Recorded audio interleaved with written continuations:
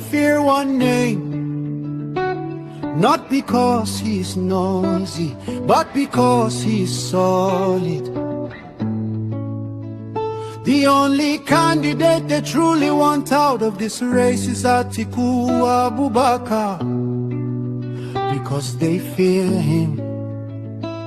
They think pressure will stop him from contesting. They are pushing a campaign that says he has been running and losing. He should not contest. 20 in the man is early. But listen well, Nigeria.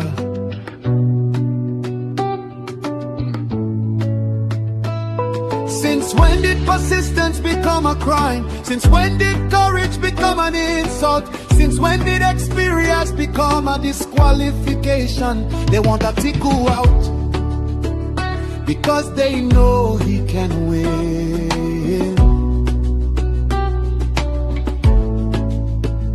Across the north, across the south, across the lines they cannot cross.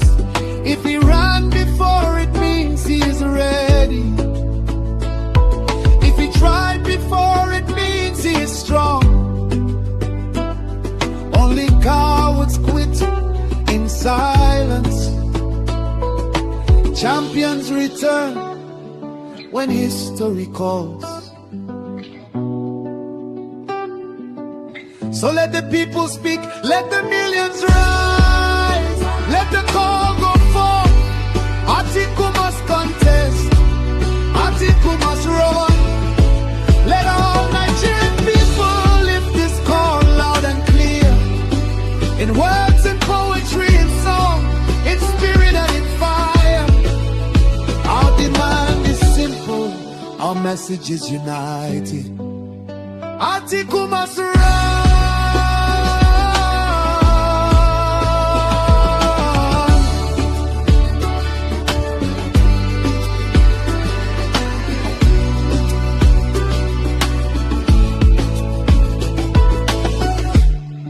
He's loved by millions across Southeast, Southwest, South, and the North.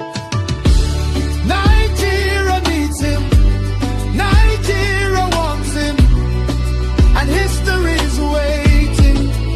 Atiku must run, Atiku must run.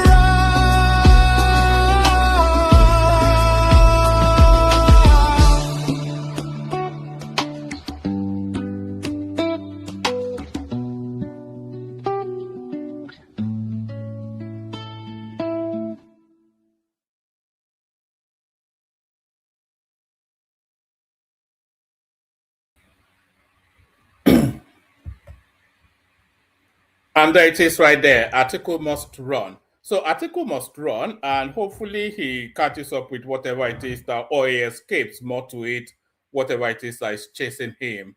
So Atiku must run.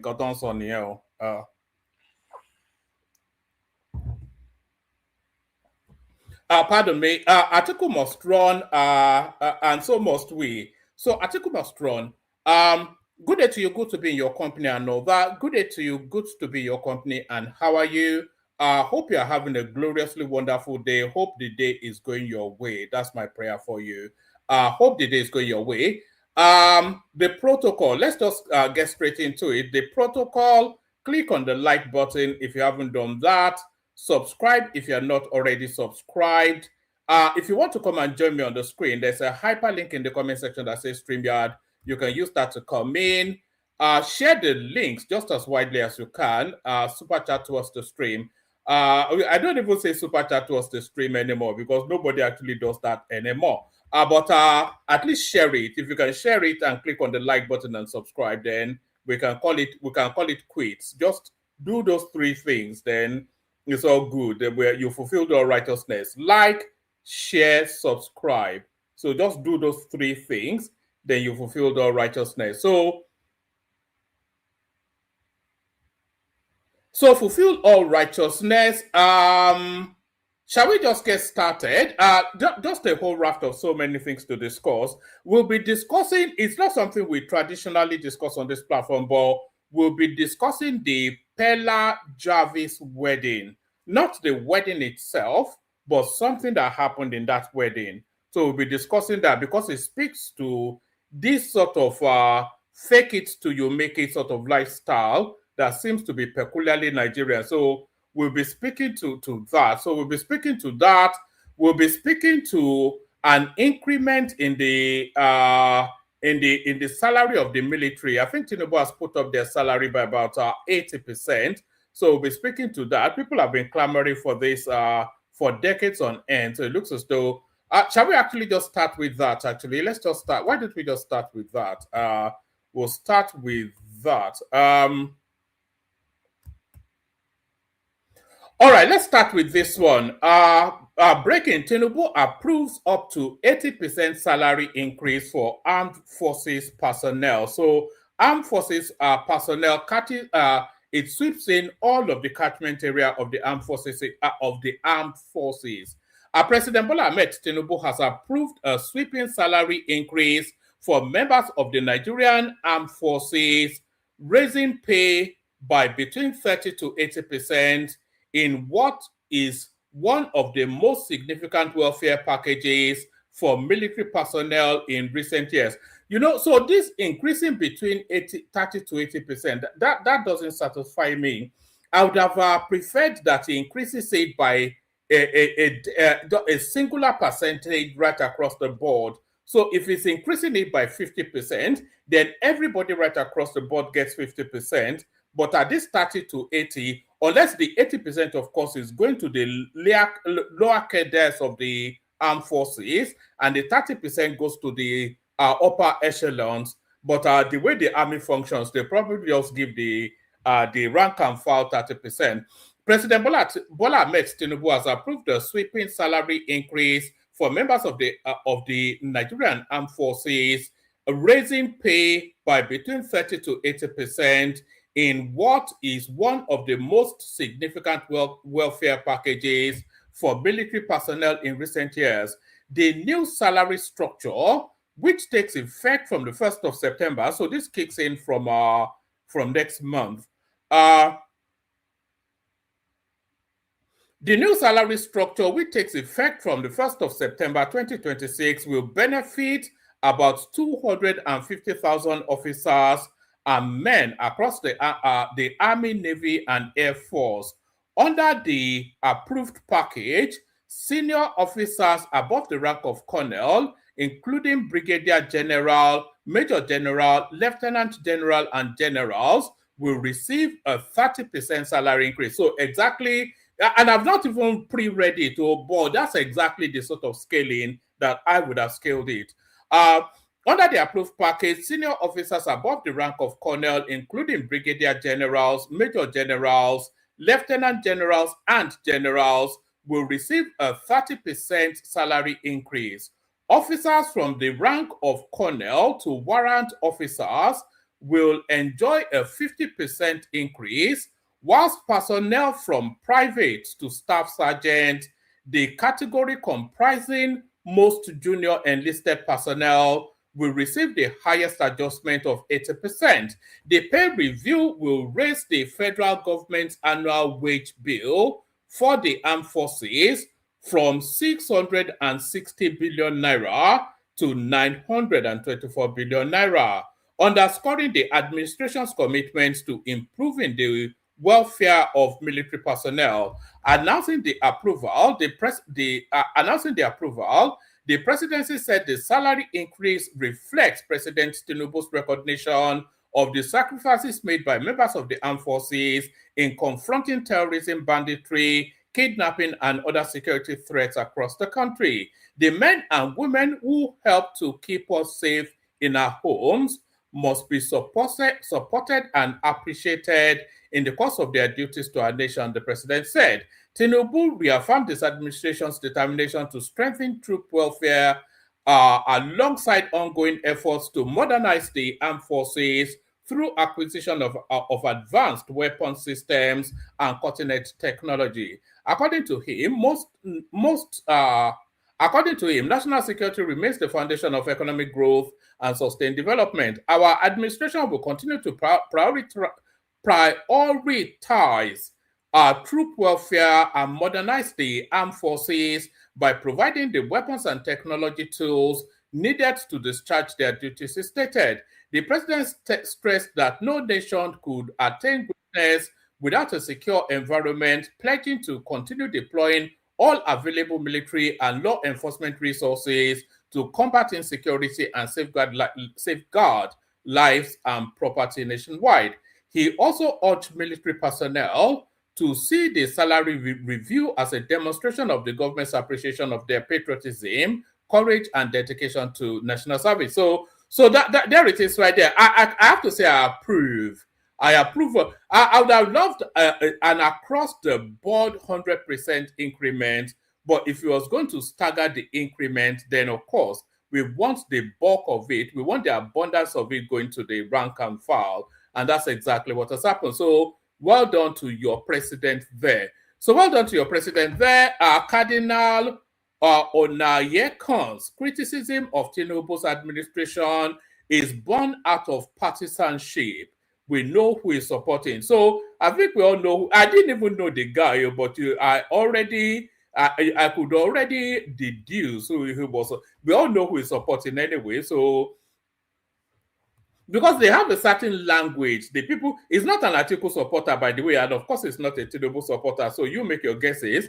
Minister of the Federal Capital Territory (FCT) Yemsin Wike has questioned the neutrality of the Archbishop Emeritus of the Catholic Diocese of Abuja, Cardinal John Onayekan, alleging that the cleric openly took sides during the 2023 general elections. Wike made the remarks during a media parley on Tuesday, August 4th.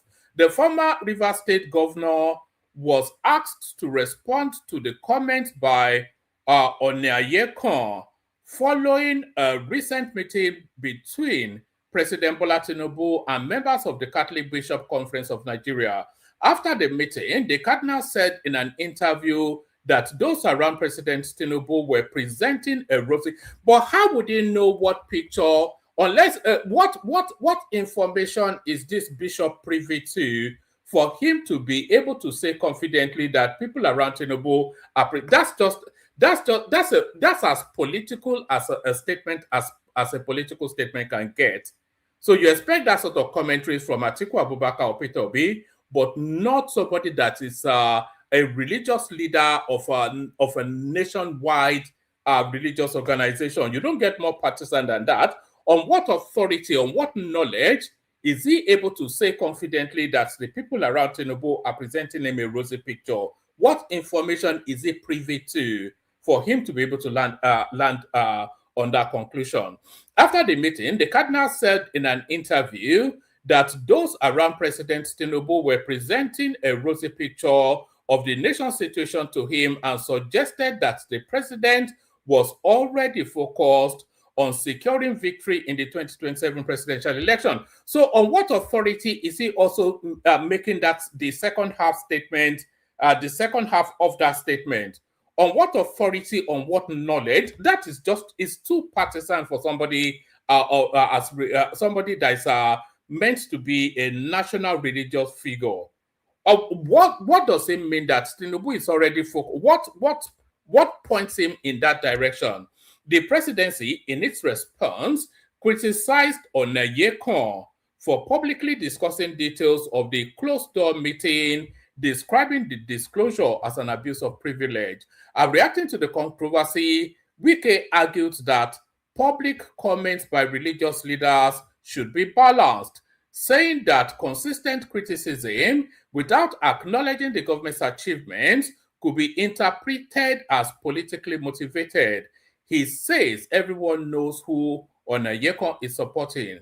If a religious leader is perceived or seen to be taking sides, which is very clear, it is very difficult for people to begin to see those comments as being helpful. I am aware of the position of Cardinal Onayekan. All of us know it is not hidden whom he supports. Everyone knows that, he said.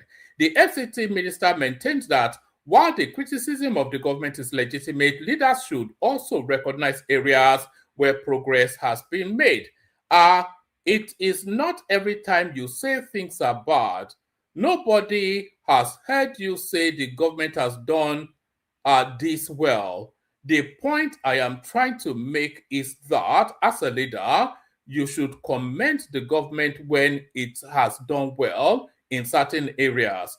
Criticize the government and say, look, you have done this well, but you should improve in these areas. According to Wiki, when a respected public figure consistently focuses on government shortcomings, it becomes difficult for the administration to view such criticism as objective. So I think we all know that the guys are obedient. So don't tell me they are not partisan. You know what happened in the 2023 elections. People took sides. Religious leaders took sides. It was very open. I would be stupid to sit here and let anyone tell me this person is impartial. No, we know ourselves in this country. We know who belongs where. Who did they support in 2023? It was very obvious. So Christians take your country back is essentially what that means. So here's the headline piece. Biafra Civil War, Igbos were compensated. Yakubu Gowon defense Obafemi Awolowo. You know this 20 pounds thing that these people always parrot on, that they rattle on about endlessly. This 20 pounds thing, that 20 pounds was a mini fortune then. And a lot of people that actually came out of that civil war, they you know, a lot of lives were destroyed now. Nobody compensated the Yorubas. Nobody compensated the Edos and the Efiks, the Fulanis, the Hausas. Nobody, it was only the Southeasterners that got compensated. So why is that? Why is that? You know, and this is the point that Gowon is making. Biafra Civil War, Igbos were compensated. Yakubu Gowon defense Obafemi Awolowo. A former military head of state, Yakubu Gowon, has stated that the Igbos were compensated for their losses after the Biafra Civil War. Gowon said that Igbos who had money in banks were compensated with interest after the Civil War. The Biafra Civil War began on July the 6th, 1967 and ended on January the 15th, 1970. During this time, Gowon was the head of state, while the late sage Obafemi Awolowo served as the Federal Finance Commissioner. However, Gowon dismissed the unfair blame placed on Awolowo by those who accused him of giving them 20 pounds, even though they had millions of pounds in the bank before the Civil War. The former head of state stated this in his memoirs, My Life of Duty and Allegiance, where he said that the policy on controlling money after the war was the last decision made by the federal government. The central bank created a panel to examine all the effects of converting the Biafran pound into another currency. But it was clear this would be a tough task because from start, the Biafran currency wasn't officially recognized as legal tender in Nigeria. Because there were so many Biafran pounds in use, the federal government realized it could not exchange all of them at the same value as the Nigerian currency without causing the economy to fail. Economic specialists suggested that the federal government should set the payment at around 20 Nigerian pounds for every adult from Biafra, no matter how much Biafra money they bring back. We agreed to the proposal and made it our official policy, especially because we could not figure out the small and large details needed to print the Biafran currency. However, everyone who left Nigeria but had proof they had money in Nigerian banks got the full amount of their money plus the interest it earned, all in Nigerian currency. It would have been a bad idea to choose a different path, Gowon said. So that last paragraph right there is the most important one. It says, and this is the president speaking also, anybody that would know, he would know. It says, everyone who left Nigeria but had proof that they had money in Nigerian banks got to, so it's not that everybody, it's not that you had money in the bank, you went to Biafra and came back and they say you don't have the money anymore. If you have a Nigerian bank account, your money is still there for you to take charge of, and the interest on that money is paid to you as well. But people who had no proof of income were given that 20 pounds. So nobody's fortune was taken if they are able to prove that fortune. Even though Juku got his property back in Victoria Island, also. So that's Gowon right there telling us that Obafemi Awolowo was too generous to the Southeasterners. Probe AIG Moshood Jimoh invite VDM to substantiate claim. This is I don't know. I don't follow VDM much, but I've seen this storyline in the ether somewhat. Anybody that knows the backstory to this one can come up and tell us about it. I don't even know. Yeah, the Nigerian Police Force has commenced an administrative investigation into the Assistant Inspector General of Police in charge of Zone 2 Command, Moshood Jimoh, over allegations made against him by social media personality Very Dark Man. The force also confirmed that it has invited VDM to appear before the Force Criminal Investigation Department in Abuja to substantiate the allegations he made publicly against the senior police officer. First PRO, in something or the other, Assistant Commissioner of Police, disclosed this in a statement on Tuesday, saying the parallel administrative and judicial processes underscores the force's commitment to investigating all credible allegations of misconduct, irrespective of the rank of the officer. According to the statement, the Inspector General in charge of the Force Criminal Investigation Department has invited AIG Jimoh for questioning as part of an internal administrative review into the allegations. So what are the allegations? What's been alleged here? Anyway, anyone that's following that story, come up and tell us all about it. All right, let me bring you this one. Actually, the permutations for the upcoming elections are already starting to come out. And this is a particularly interesting permutation I saw on Twitter. I decided to come and share with you. So this is from a guy that calls himself Senior Pastor Okozie. And this is what he said. He says, save it, because I think he feels it's going to come into play in 2027. So in Abia, he's scoring Obi first, Tinubu second. So no surprises there. And this is a repetition of 2023, by the way. Everywhere that Tinubu did not win in the last cycle of elections, he came second. And this reads somewhat like a rinse and repeat of the last cycle of elections. So in Abia State, they are scoring Obi first, Tinubu second, but they're not putting figures to it. That's the shame of it, or percentages even. So yes, in Abia State is scoring Obi first, Tinubu second, Adamawa State Atiku first. Atiku, of course, from Adamawa State, Tinubu second, Akwa Ibom. So this is where it started to vary somewhat from the last cycle. Akwa Ibom. Is Akwa Ibom an Igbo state? Is it an Igbo state? I don't even know which ones are the Igbo states anymore. Akwa Ibom, Tinubu first, Obi second. Anambra, Obi first, Tinubu second. Bauchi, Atiku first, Tinubu second. Bayelsa, Tinubu first, Obi second. Benue, Tinubu first, Obi second. Borno, Tinubu first, Obi second. So Borno, of course, the home state of Kashim Shettima, so he has to deliver that. River State, Tinubu first, Obi second. River State, this is Cross River, not River State. So that's that. Delta State, Tinubu first, Obi second.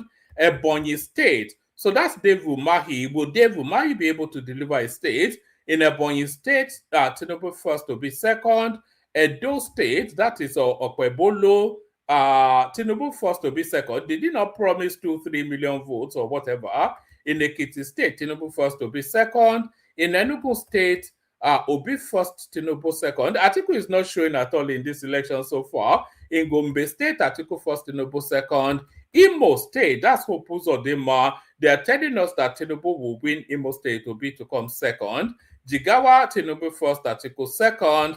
Kaduna, Tinubu first, Atiku second. So this will be quite interesting if Tinubu, because Kaduna, of course, the home state of what's it called, the little finger, the diminutive little man, the akurukated short man devil, El Rufai. So if Tinubu is able to win Kaduna State, that would be an indictment on El Rufai. So that would be a complete repudiation by his own people, a complete rejection. That's to tell you that he has no popularity. So even if Tinubu loses Kaduna State, but he has a very strong showing, then that's still a comment on El Rufai. Kano State, Tinubu first, Obi second. So I'm not quite sure. Tinubu will win Kano State, but I'm not quite sure how Obi is second in Kano. Kwakwanso, yes, of course. So Kano State, Tinubu first, Obi second. Katsina State, Atiku first, Tinubu second. So if the Buharis cannot deliver Katsina State, then I'm sorry about that. Atiku first, Tinubu second in Kebbi State. Kogi State, Tinubu first, Atiku second. Kwara, Tinubu, Atiku. Lagos, Tinubu, Obi. Nasarawa State, Tinubu, Obi. Is Nasarawa State, is it a Christian state? Somebody tell me in the comment section. Niger State, Tinubu first, Obi second. That's Governor Bago right there. Dapo Abiodun in Ogun State will deliver Ogun State, Obi second. Ondo State first, Tinubu, Obi second.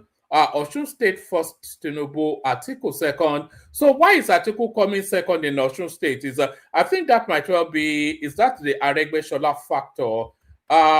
In Oyo State, Tinubu first, Atiku second. So I'm not quite sure why Atiku will be second in Oyo State, unless, of course, that's a religious vote. Because, of course, I think the majority of the people in Oyo State are Muslims, unless somebody wants to correct me on that. Plateau State, Tinubu first, Obi second. River State, Tinubu first, Obi second. Of course, Yemsin Wike would never fail. Atiku first in Sokoto State, Tinubu second. Taraba, Tinubu first, Atiku second. Yobe State, Atiku first, Tinubu second. Zamfara State, Tinubu first, Atiku second. And Abuja, Tinubu wins that, Obi comes second. So it's looking like a landslide for Tinubu. I'm not quite sure how far we are deviating from that. I think that is a good indication of what's likely to happen there. So we're coming up to the last one now. So anybody that wants to come in, please. Let me send the link again. So anybody that wants to come in, because it's a short readout today, so that the conversation can be a lot more. I think people care more for the conversation than just to hear me whittle on endlessly. So let me send the link again. Anybody that wants to come in. So this will be the last readout. So a lot of you, of course, unless you are living under a rock, then you would have been aware of the what's it called, the Jarvis Pella wedding. But could you believe that people were going there to spend fake dollars? This is the thing now. Nigerians and their ways, people were actually going to that wedding to spray this guy with fake dollars. So at least that is what he is reporting. Let's see. I think I've got a video of it somewhere actually, but let me give you the quick readout. Pella cries out after realizing dollars sprayed at wedding were fake. Is it by force? Popular Nigerian content creator and streamer Pella has set social media alight after sharing that some of the dollar notes sprayed on him during his traditional wedding ceremony were counterfeits.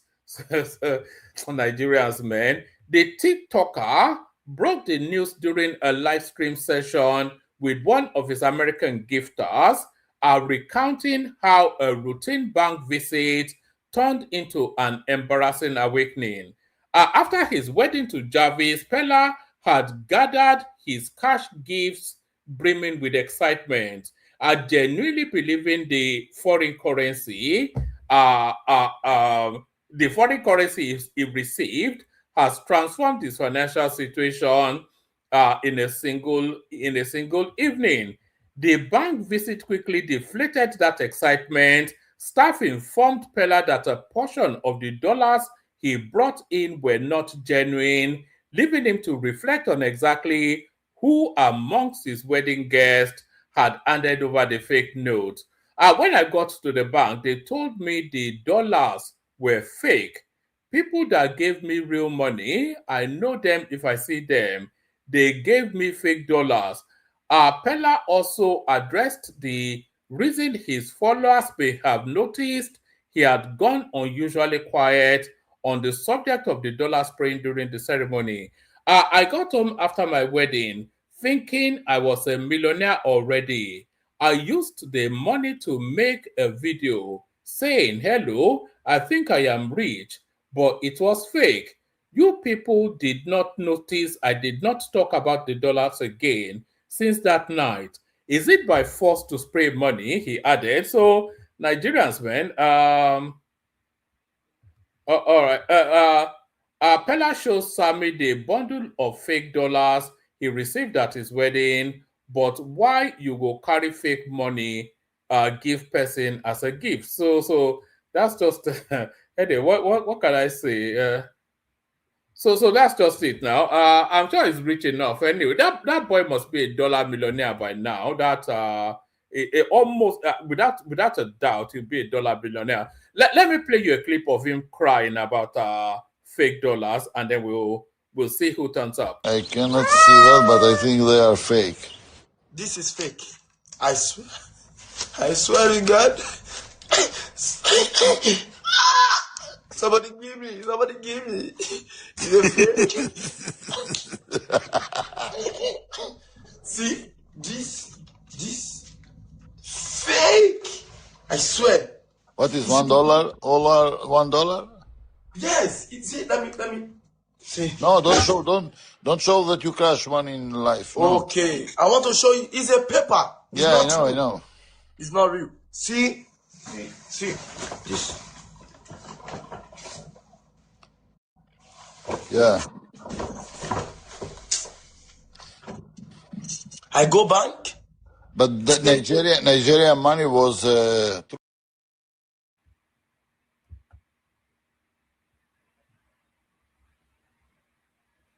So there it is right there. So they go to the guy's wedding to spray fake dollars. That's just typical, isn't it? Anyway, let me play you the Kegite music, and then we'll bring people up. Yeah, let's play the Kegite music. We'll bring people up. Only water, where they see my water. Oh yes,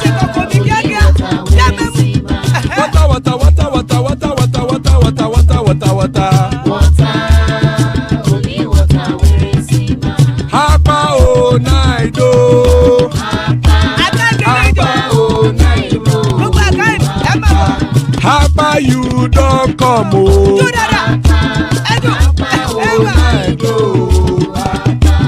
Hapa oh night oh.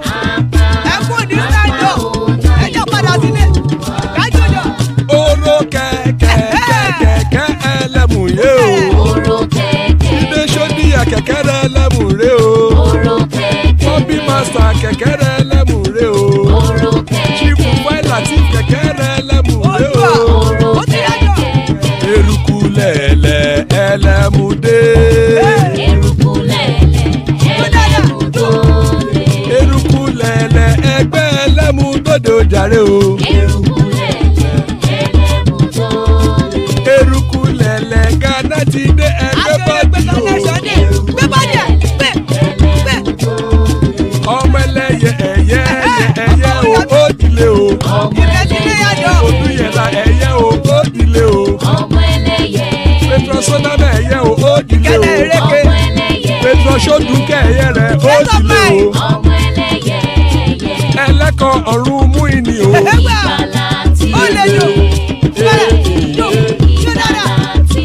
Àkùkọ ọ̀run mẹ́kọ̀. Òjìyà ojú òjìlá ó ta káàdà èmi. Ayé ìlú. Ikú kò ní ríwà gbéṣe o.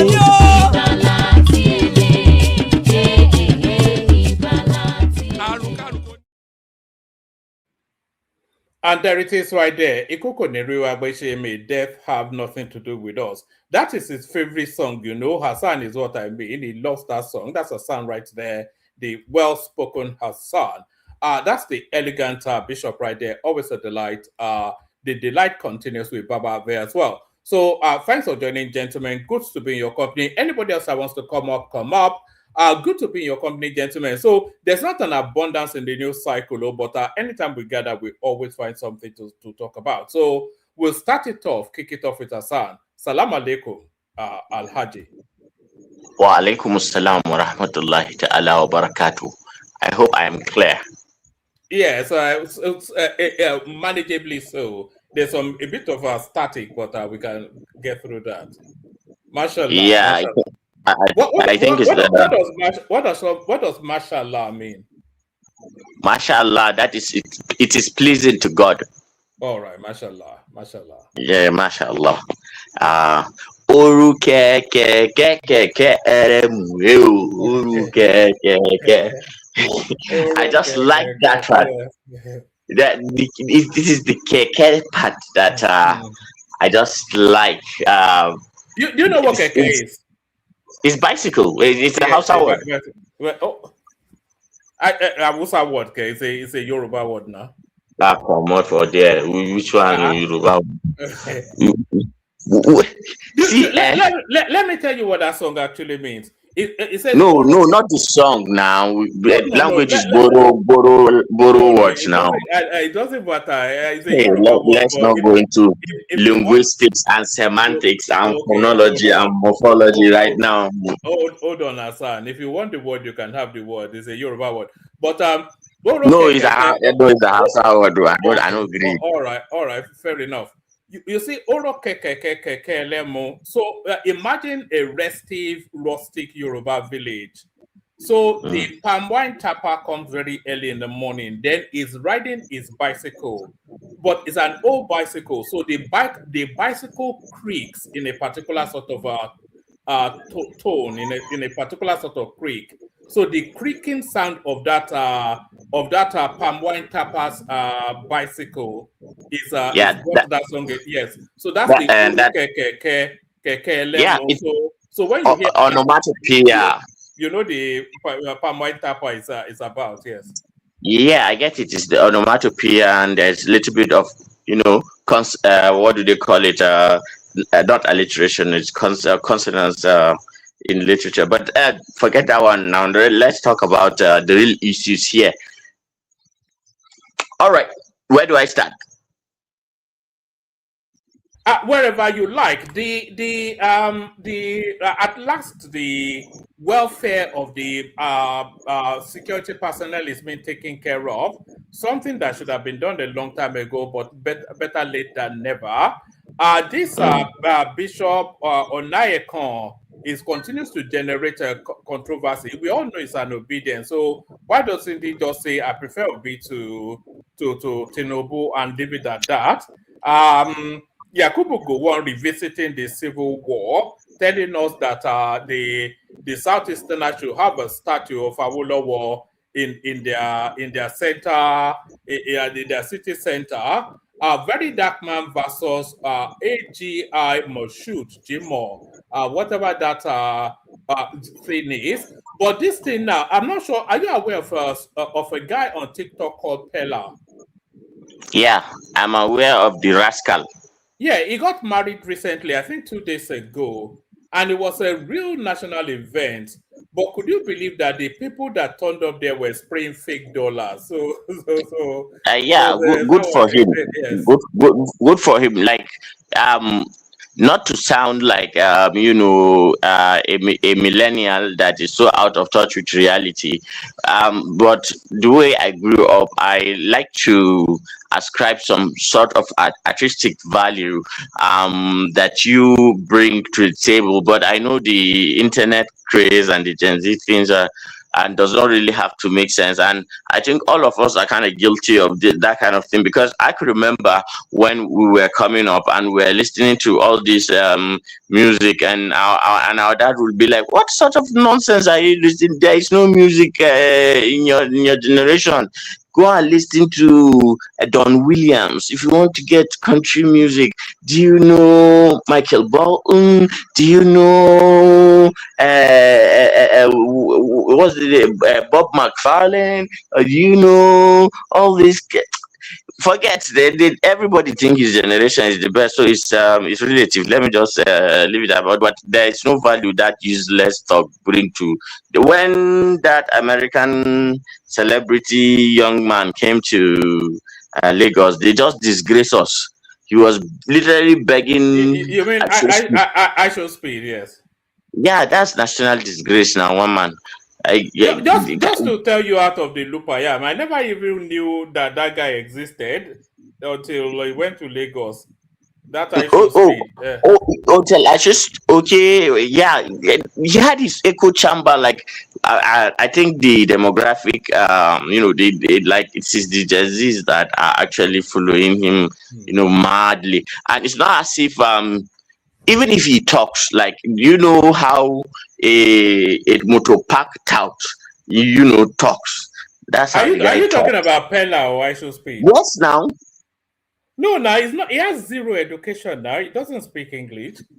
It's So not about even the English value. Okay, one man, fella didn't emphasize doing anything in the Queen's English now, but he brought real depth and value in cultural significance.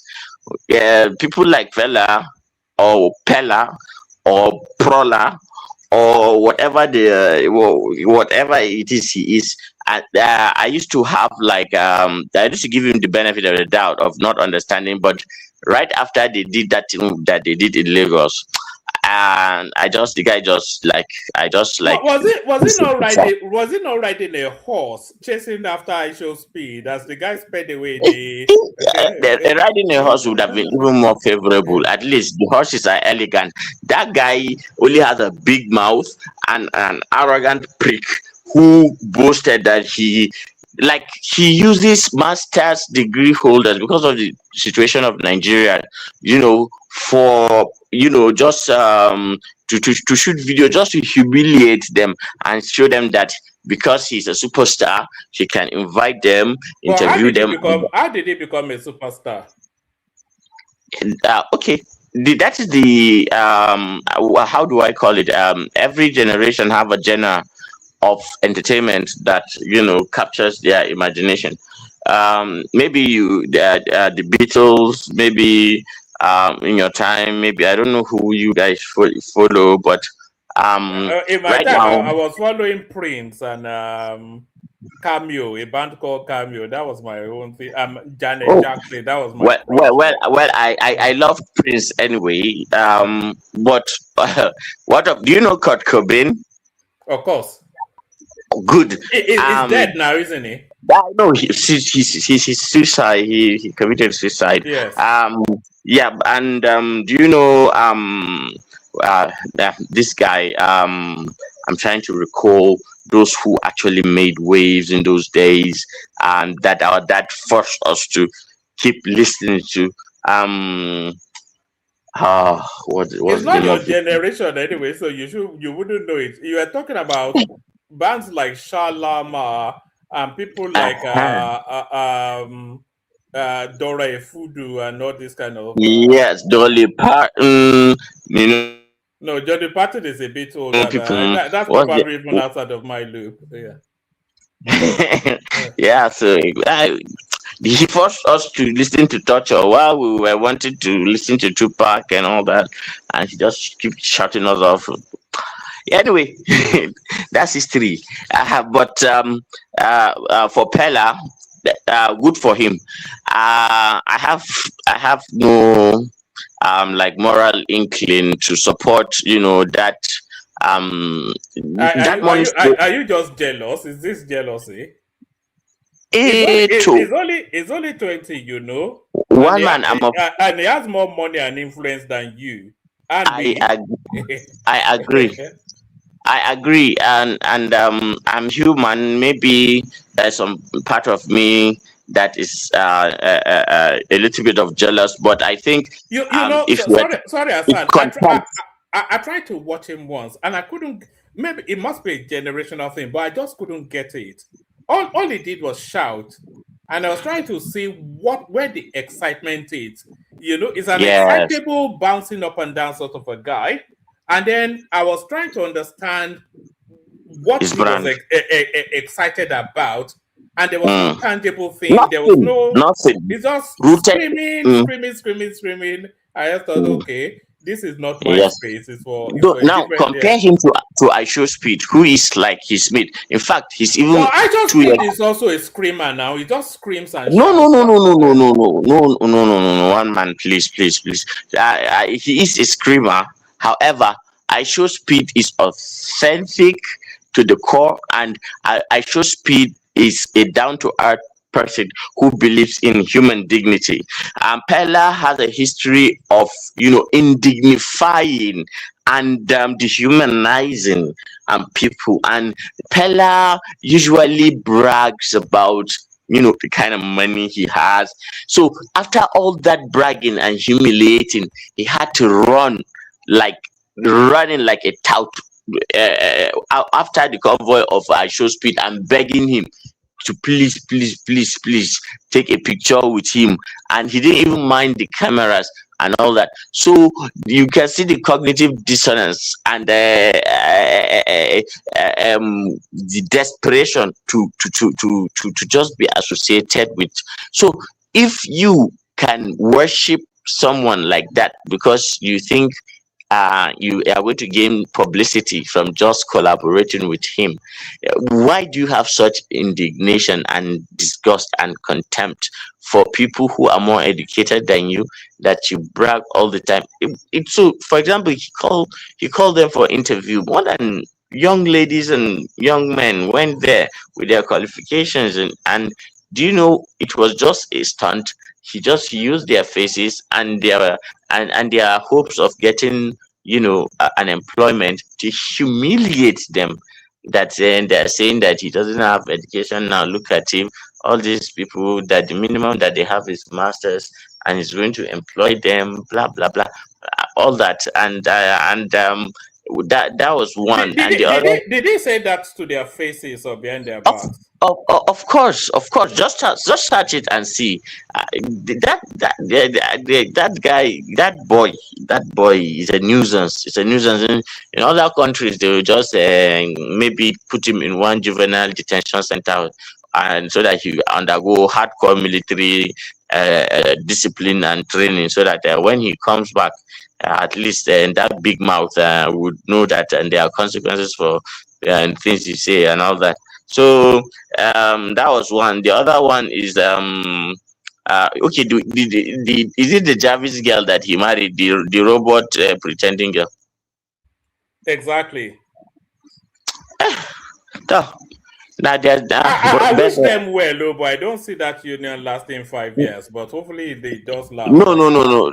And I don't think I'm not sure, and I don't want to say this as fact, but anecdotally and the way that I've observed her, and there were some interviews that she gave, and thought about her family history, and I kind of understand that she has some serious kind of trauma, and she is not on the outside. She looks beautiful. That girl is above him in social stratification.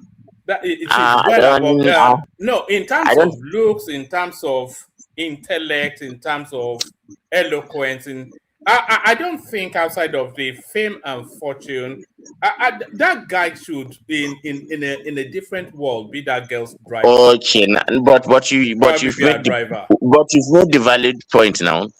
Fortune and women are just biologically and naturally in society hypergamist.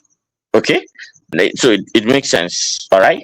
So yeah, it's not. Look at Oshomole and the one, and I don't know what kind Yeah, of what. that Cape Verde. You know, she's a beauty queen, the Oshomole's wife. She's What is actually beauty? she's Miss Cape What Verde. is Yeah. what is beautiful in that thing that looks like a half cooked No, no, Italian spaghetti, she's a beautiful tall, Cape woman, though. tall, tall, white and shapeless. Yeah, yeah, hey, we are so brainwashed. She has Bianca Ojuku vibes. That Oshomole's wife. I doubt it. I doubt it. Oh, maybe maybe it's me, because I have my own aesthetics. But let Oshomole do Oshomole things. But as for Pella, the thing that I think is risky about him is the example that he's setting, because a lot of young kids go and idolize him, and you know the consequences of that. Because uh, I don't know why there is a shortage of role models in Nigeria, and that gives room for all sorts of nonsense to dominate, the spaces in which, would have had, people who are actually doing things that will become. You know who I blame for all this? This new wave of these Pella type personalities. I blame Mm. Davido. He was the one that introduced. That's Adams Oshomole's wife, by the way. That Hassan is saying is not pretty. I don't know you, this guy, man. He's prettier than any woman in Maiduguri. But Kai, Kai, forget that thing. Not try him again. That's sacrilege, look at that blasphemy, now. Look at that. blasphemy, This one no fine rich. blasphemy, Eh? blasphemy. And I don't even like light skinned women normally, but she's pretty. Then why are you saying all this crap? One man, how about one man? You know better thing, Uh, but for the sake of argument, you are saying all these things. One man. You know they look their backside. Which you want carry that one? But anyway, let me just leave that one. I mean, I don't like all these recessive genes. Anyway, the risk with Pella. Look at that. Eh? Do you remember that Disney something, The Beauty and the Beast? That I don't think it captures more than this. This is No, but they are my deep. God. They are deep. Philosophical and socio-cultural realities that are subliminally sent through movies or cartoons or whatever it is like that. So it's telling you something. That's the nature of I think the mammal generally, as because if you look at women, they actually like the thuggish and brute looking man than the nice one. Women love bad boys. Of course, of Yeah. course, of But course. there So are two things. There are two things that has been established that women that they lust after. It is money and power, and both are often intertwined. And you see it with all of this sort of, you know. and that power must not be moral power, like a cultist, who actually takes people's life. He actually is more attractive, to a woman than say an executive level a level-headed banker who is polite and all that. He doesn't elicit any sort of There's and I don't even know that I want the conversation to go in this direction, but there's a theory mm, that women fetishize. Is that a word? yeah. Yeah, women fetishize, or the ultimate female fetish is RAPE, and that is what drives them towards bad boys? No, it is DOMINATION.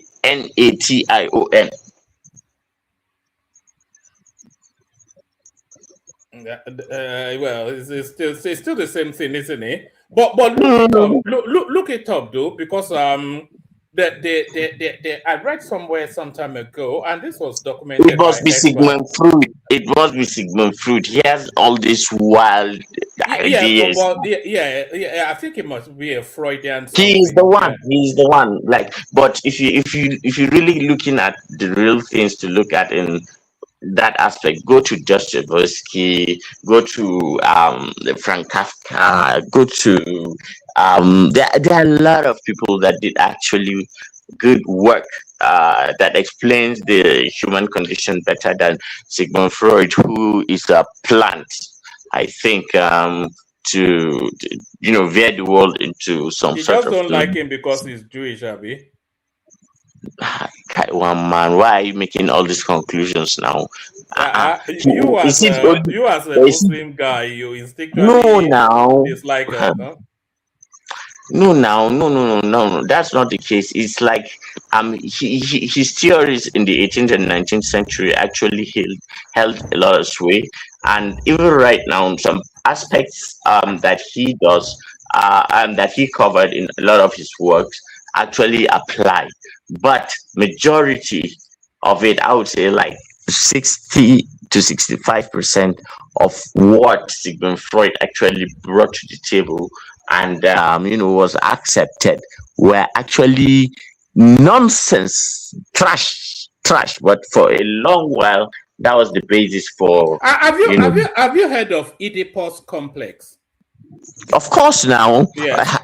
of course, So, now. so that's that fetishization of force. Yeah. Yeah, and you know how the base is that all this that the son and the mother has this undercurrent of it. Yes. No. You know, people misunderstand the Oedipus complex. So when it's not a literal lusting after your mother, a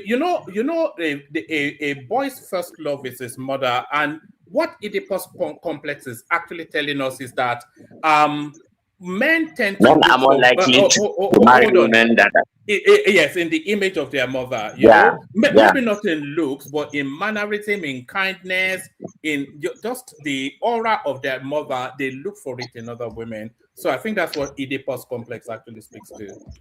That's part of it too. But let me not burden that part anyway. But I would have showed you some of his debate theories because I actually because he is part of a group of psychologists. Psychologists are grouped into two. There are those who are more nurture, kind of thing, and they believe that human behavior at the end of the day is the environment that nurtures him, and then there are other ones who believe that the human beings and his personality are actually genetic. so so But so so Azan, the Where this way? Oedipus complex actually is a psychoanalytical theory by Sigmund Freud. Actually, he yes, propagated that. It's true. I did not. We are not in denial with that now, man. Are we not on the same page? No. What we're saying, Baba, is that Oedipus, just for the purposes of the audience, Oedipus is a Greek god who killed his father and married his mother. And Yeah, then that's Greek mythology. Greek mythology. It's Greek mythology. So Oedipus is a Greek god who killed his father, married his mother. So Sigmund Freud is one of the preeminent That's 21st century. during the phallic age or phallic stage or something.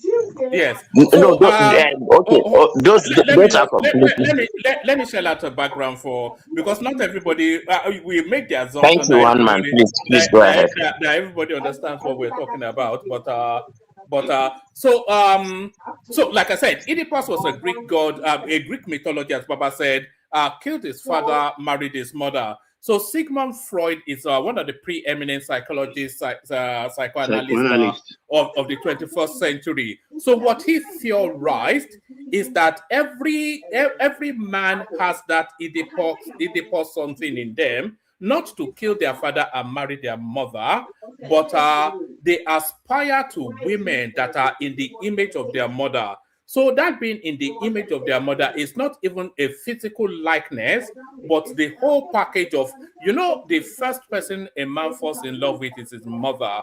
And then they look for that comfort of replication in the woman that they want to spend their life with. So that's the broad strokes. Did I cover it? Did I get it right? Yeah, you did. Yeah. Good job. Yes, you did. You did.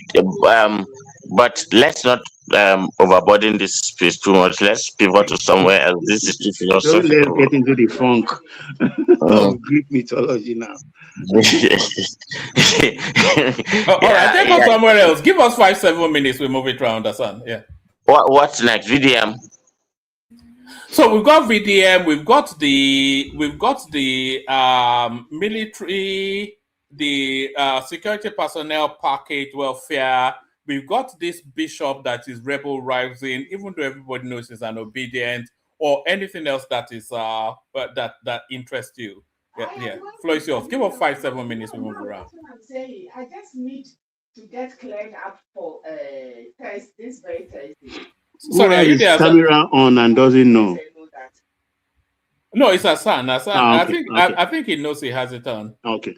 But you are muted, though, Hassan. I think he may be attending to maybe that Igbo girl that he is always with. This one is Bachama. Now, wow. This- Have you completed your complement of 4 yet, or are you still looking for number 3 and 4? One man. Look, let me tell you a secret, right? That I have noticed. Okay.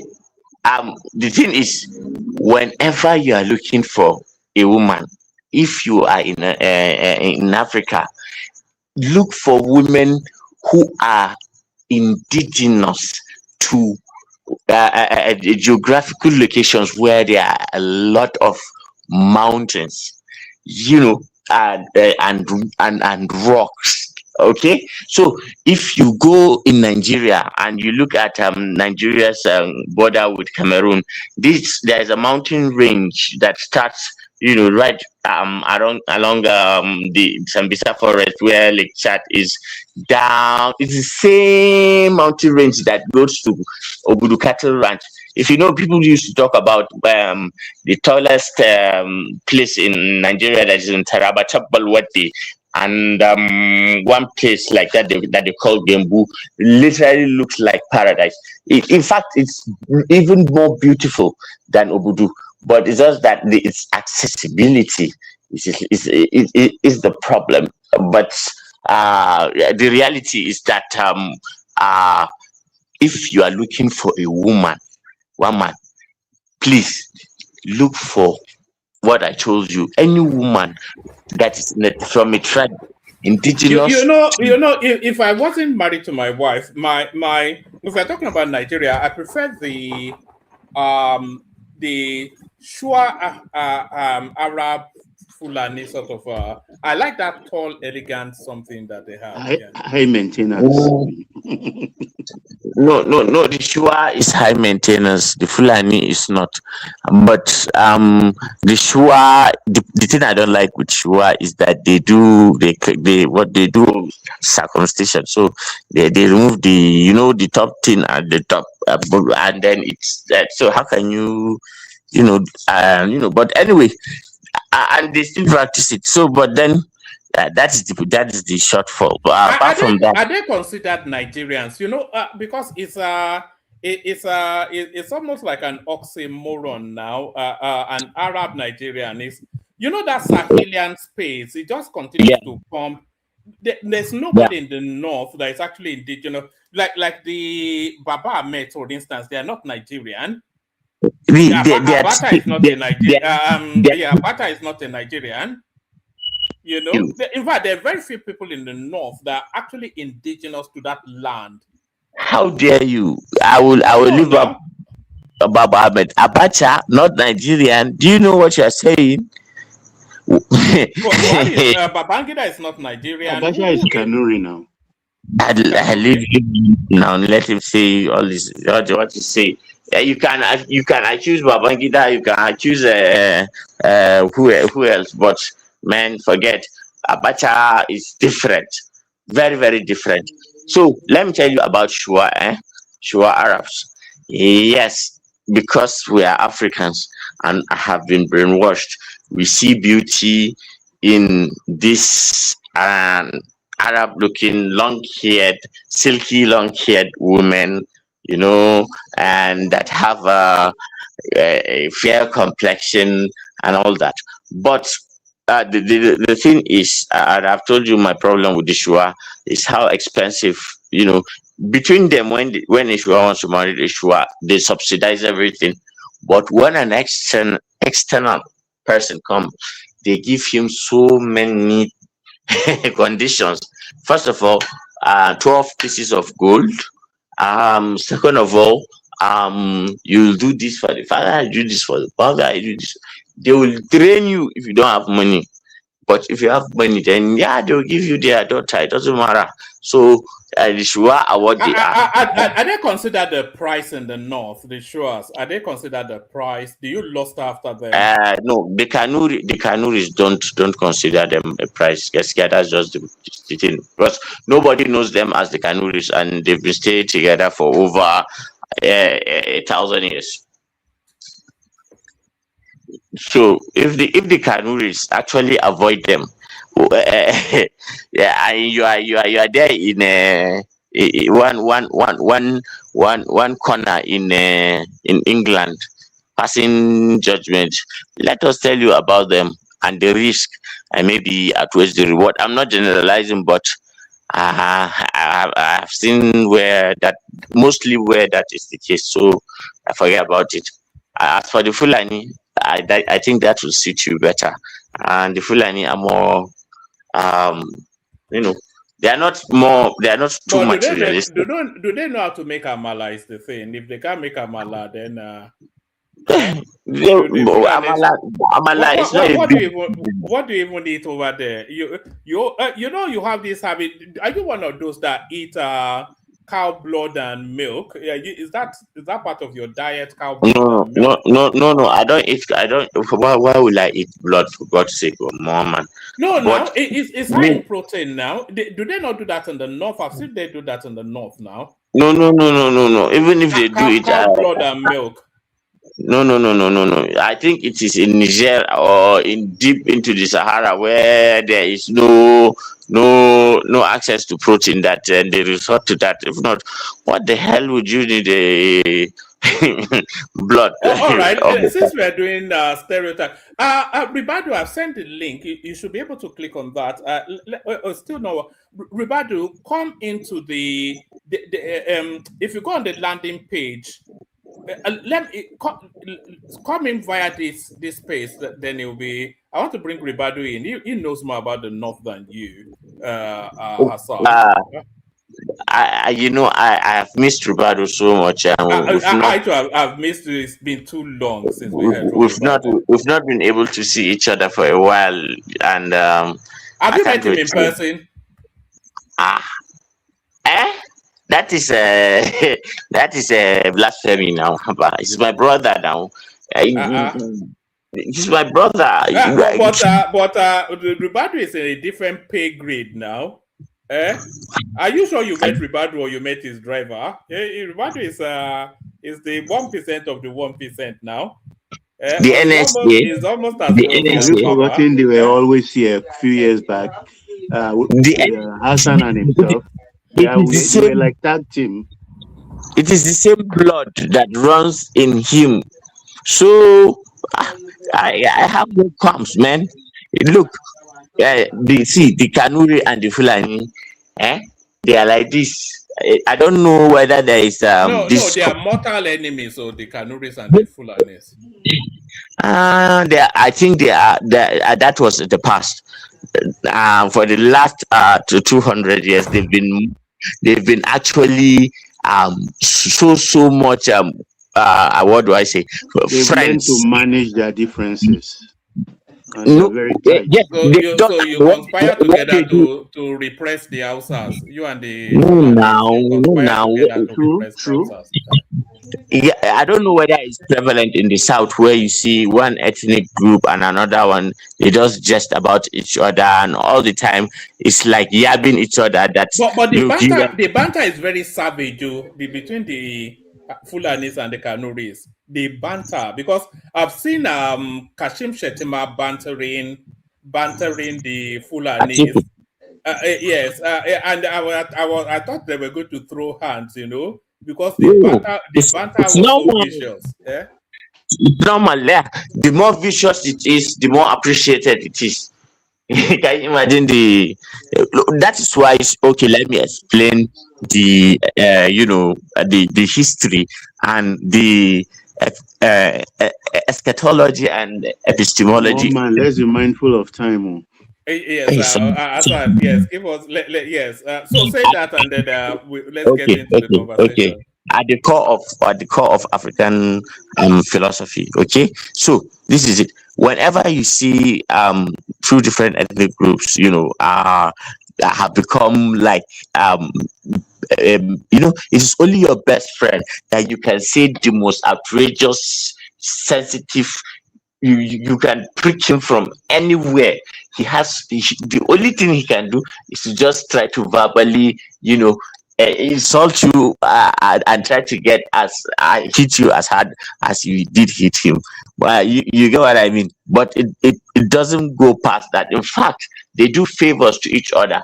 Kashim Shettima has a program when he was governor to actually educate Fulani children exclusively, and some of them are studying piloting. Some of them went to Pretoria, some in the United States, some I don't know where they are, but like right from primary school. And let me tell you something: the Fulani has one kind of brain, and that brain, I don't know whether it is because they spend a lot of time in nature or in their genetics. They are very, very, what do I say, smart. They have a high IQ. They have a retentive memory, and then they have that retentive memory plays a role in their belief in vengeance, and vengeance ensures survival. Uh, it used to be a good trait in the past, but the world has had moved on now. So, and it's now time to just try to live some of those beliefs, and then move forward. And one more thing about the Shua Arab woman, and if they ask you right now, where does the Shua Arab originate, you would likely say that they originated from the Middle East in Al Jazair, where No, I'll say and Mauritania. I've always thought they were Mauritania. no, they are not. Yeah, I'm talking generally. You see the people who say they are Arabs today and how racist they are to black people. The reality is that the original Arabs are black people.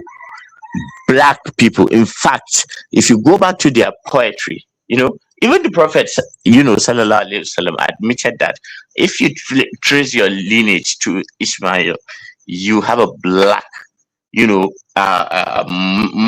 black mother, that actually burned the Ismail, family line. So they are essentially black people in reality.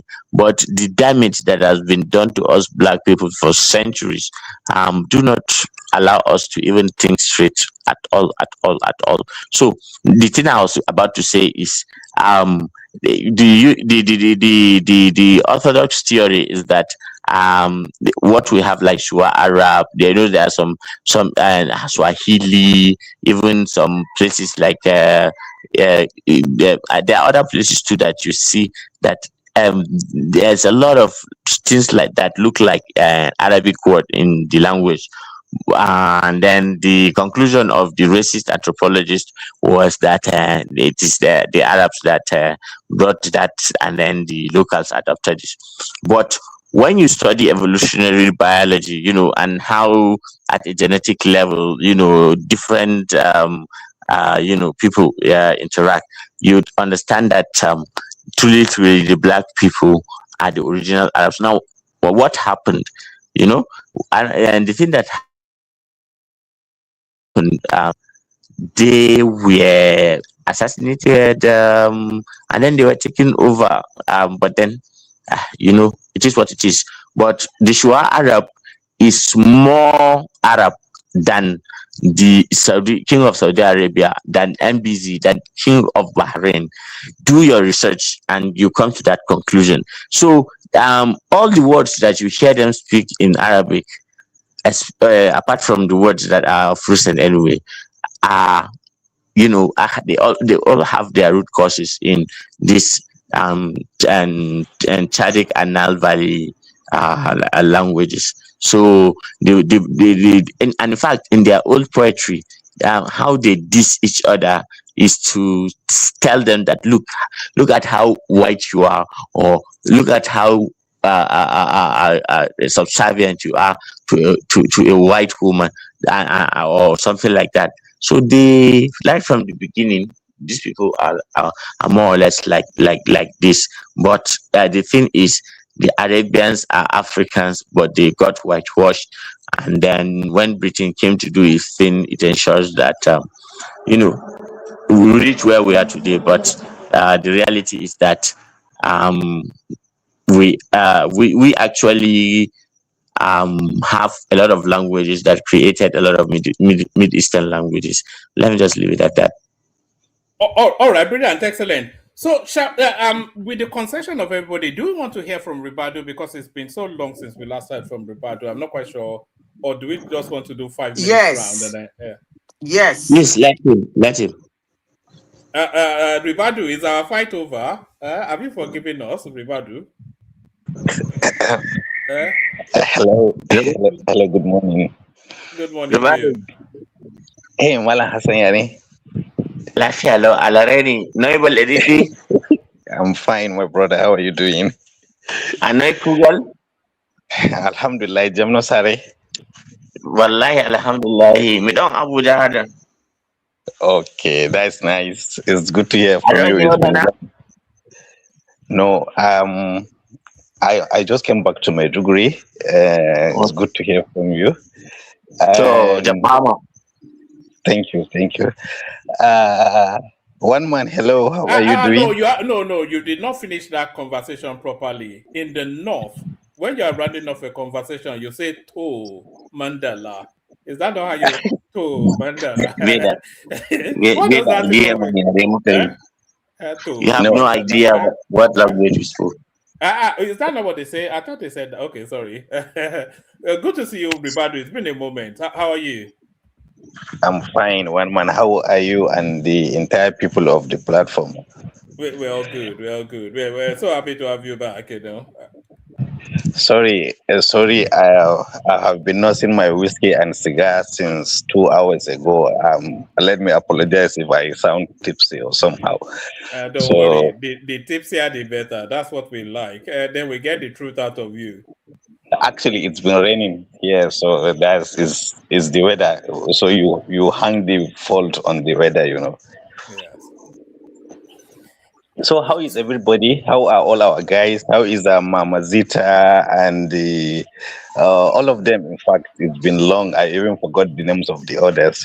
Yes, the usual Baba suspects. is here. Bishop is here. Mama Zita, I think Ola is here too. Who else? Yeah, that's the list so far. They'll be coming in trickles. So what are you looking at in the politics, Ribadu? We're struggling to get excited. There is no excitement in the politics. There's no fight. Nobody seems to be wanting to push this man out of Aso Rock. No. Well, the damage has been done already, one man. I think our last conversation, I was telling you that Tinubu somehow has managed to do a damage that no any other southern politician has ever done it before. I don't know if you can still recall that conversation. So this is the manifestation of what I have been saying all along, and it's just that he just he's definitely a student of power. You know, he understands the do and the don't, and this is I can see one man's head behind that camera blowing big, big, big like a No, balloon. no, He's now no, smiling. no. When because I agree with, and by the way, I do remember when you said that. So there's nothing going on that you've not already told us when you were last here. Is panning out somewhat in the way that you described all those months ago. But mm, what because there's going to be a recalibration in the north. There's going to be a recalibration, and then the politics of the north is going to change. So when we get towards 2031, what sort of of course power necessarily has to go back to the north, but what sort of politics are we expecting to come out of the north in 2031? okay. That is a nice one because you have kind of skipped this that what we are going, but the politics that will emerge in 2031, the crucible of that politics is being built this very moment. Okay, and as you said, all these current politicians we are having now, the Tinubu-led administration has laid them bare for all the citizenry to see the caliber of men they are made of. You know, everybody see how great they are, how immoral they are, how low quality in terms of leadership they are. So I think the calibration is not only going to happen in the north, it's also going to happen, I think it will eclipse the entire country. This is my view. And almost 80 to 90% of the current power movers will be retired in one way or the other because their incompetency, their self-centeredness has been open for everybody to see. So I think you will see the emergence of new bloods, new youthful class of leadership, and I think you will see more of an informed class emerging to take the leadership, and these are divide and rule that they have inherited from the colonial eras will fade eventually because the youth are more informed, are more willing to coexist, to have a tolerance for religion and culture and ethnicity and all that divide.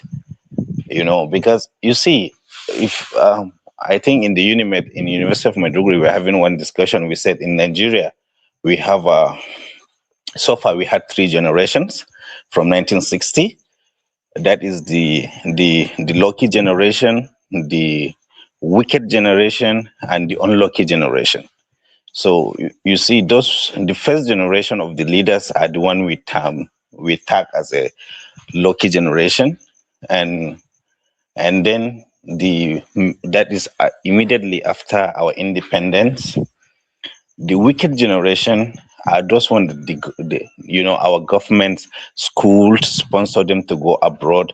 The country picked them. They were children of nobody, and then the country schooled them, give them opportunities, make them who they are, and they end up stealing the money, promoting corruption, and they become who they are today. And then we are the unlucky generation. You understand? Because the lucky generation couldn't give us what the country gave them. So eventually you will see the fading out, the phasing out of this lucky generation, and we, the unlucky generation, we have to find a way to save or salvage this country because this Tinubu administration is very unfortunate that they make it worse from where Baba Buhari left it. And I think the man, if peradventure he happened to win this election, he has run out of steam, in all aspects, physically, mentally, morally. He have lost all that steam to govern the country. You can see the scandals everywhere, left and right. It's just pathetic. Look at the National Assembly leadership. look at a Senate president talking in public that a fellow senator is massaging a lady's leg. All this is very unsenatorial. So this is, I think, what we'll see. We'll see the emergence of a new breed of leaders. I think this is my view. All right, before I take you back to that space, do you have the anticipation that Tinubu will lose the 2027 election, or do you imagine that either by hook, by fair means or foul, is going to continue 2027? Okay, I don't know. You see, one thing is that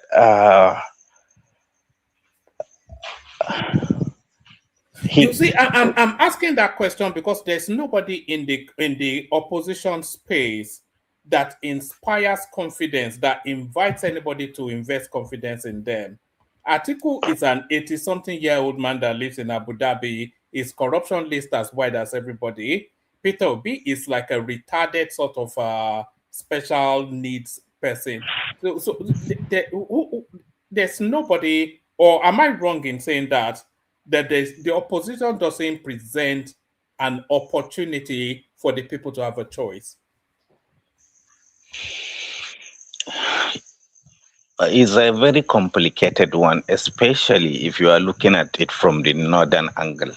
Okay, and if you are to be fair, if you are to scrutinize it on a very serious, very objective way, you'll find out even within the Yoruba bloc, he's not popular, Tinubu himself. Okay, and look at the best example. I think you should narrow down to see what the Catholic cardinal says. What transfer.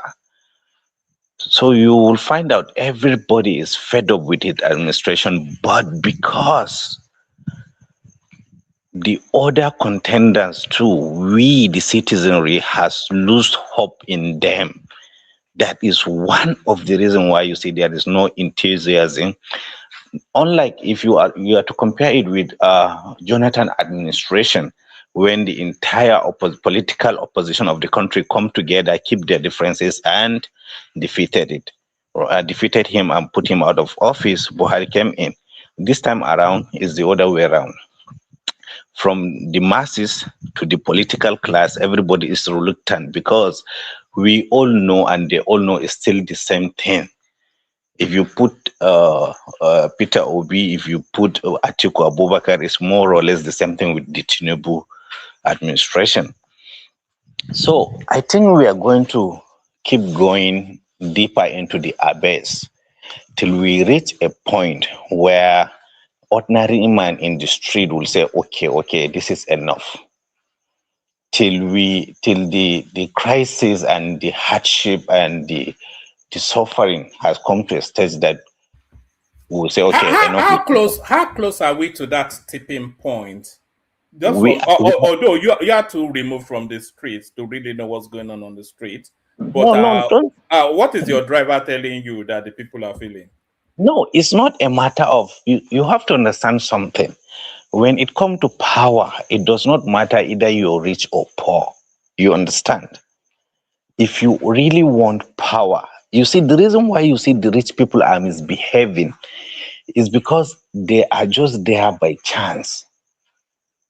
But if you are really have, if you're power hungry within your genetics, you understand what it means. Money will not make you act foolishly or say something that is unbecoming of a gentleman. So forget about money or wealth, or it's not a subject, it's not an issue. So let me not digress much. We are not yet there.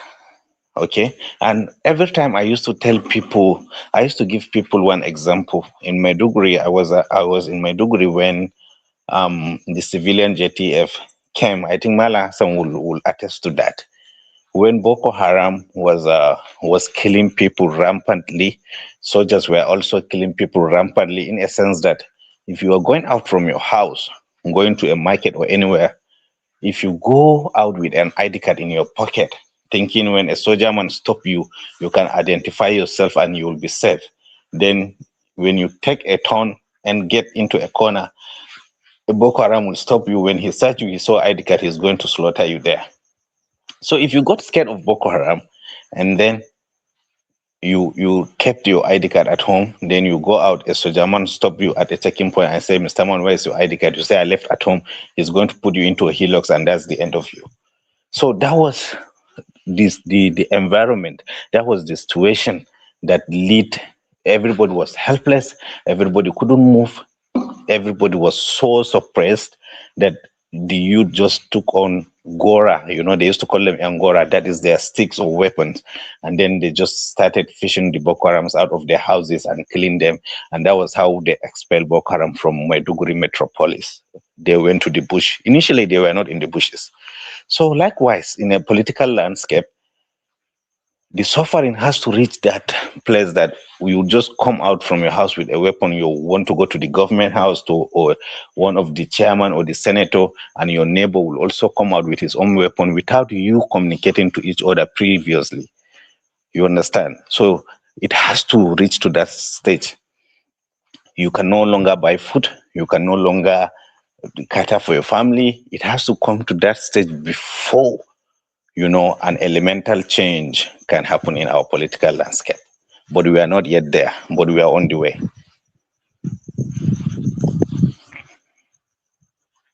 Hello, are you there, guys? No, we're here. We're all listening. Yeah. The Nigerian situation, and I'm not even saying this for Tinubu or not for Tinubu, but the Nigerian situation is a very complex one. I wonder somewhat what the worth of that country is, because every administration that we have had, pretty much from independence till date, they come in and they steal eye-popping amounts of money. Look at the things that they've seized from Abubakar Malami. I don't even think that's up to 20% of what is stole. Look at the Abacha loot. Look at the Babangida loot. Look at the Obasanjo loot, the Jonathan loot, etc., etc. You know, so all of these things, is it not the culmination of maladministration from independence till date? Is it not that check that is being cashed now? Or that over subsidized life and the endless stealing that has been the Nigerian experience? Okay. I don't know how many we are in this platform right now, but I think we are almost up to 10. So I would love to hear the other people's opinion on what I'm about to say. Let me try and make sense, or let me try and compress to summarize what I'm about to say, because that is exactly what led to where we are. Okay. You see, have you read, I don't know if any of you has read the Kissinger report in the 1970s about Nigeria. Okay. If you read Kissinger's report about Nigeria, and also if you have watched the interview of what's this former president of America, this guy that took off the dollar, the gold standard on the dollar. What's this guy? Richard Nixon, right? No, it's not Richard. Gerald Ford. No, it's not Gerald Ford. This short guy now that was in the Navy intelligence before becoming the president. The guy after Lyndon Johnson, what's his name? Shit. Anyway, it was one of the presidents. If I remember his name, I will call. You know, what they said is this. They know what black race is. They know the Western world knew us inside out. Okay. And since when they discover there is oil in Nigeria. So sorry, Rubadu, it was Richard Nixon, by the way. I just checked, but carry on. Okay. Yeah, it was Nixon, that the one with the Watergate, right? Yeah, it was Richard Nixon. Thank you very much. Okay. So these guys, what they do is, Nigeria truly lost her independence on 1966 coup. You understand? Because 1966 coup was never an Igbo coup. It was a coup orchestrated by the West, funded by the West, planned by the West, carried out by our own young officers that are naive who were trained in the West. Okay? And since that time, there is no single president or head of state that ever ruled Nigeria without their blessing. You understand? So it's just a simple mathematics. Go in here, follow our lead, do what we want. We will leave you to rule in power and steal whatever you want to steal. So that has become the culture of our leaders. They knew the Western world is stealing heavily from us. So if you know a thief is stealing from your house, you might as well just forget about planning or saving money or just start living your life, because another person too is stealing your wealth. So why should you economize or try to build something? So that is what has been happening. I'm just saying it in a very preliminary or very elementary manner, you understand, to save time. But this is what has been happening. You understand? If you go through what happened to Buhari when he launched the NNP, one of the refineries, if you go through what happened to Shehu Shagari, they toppled his government, it's all that.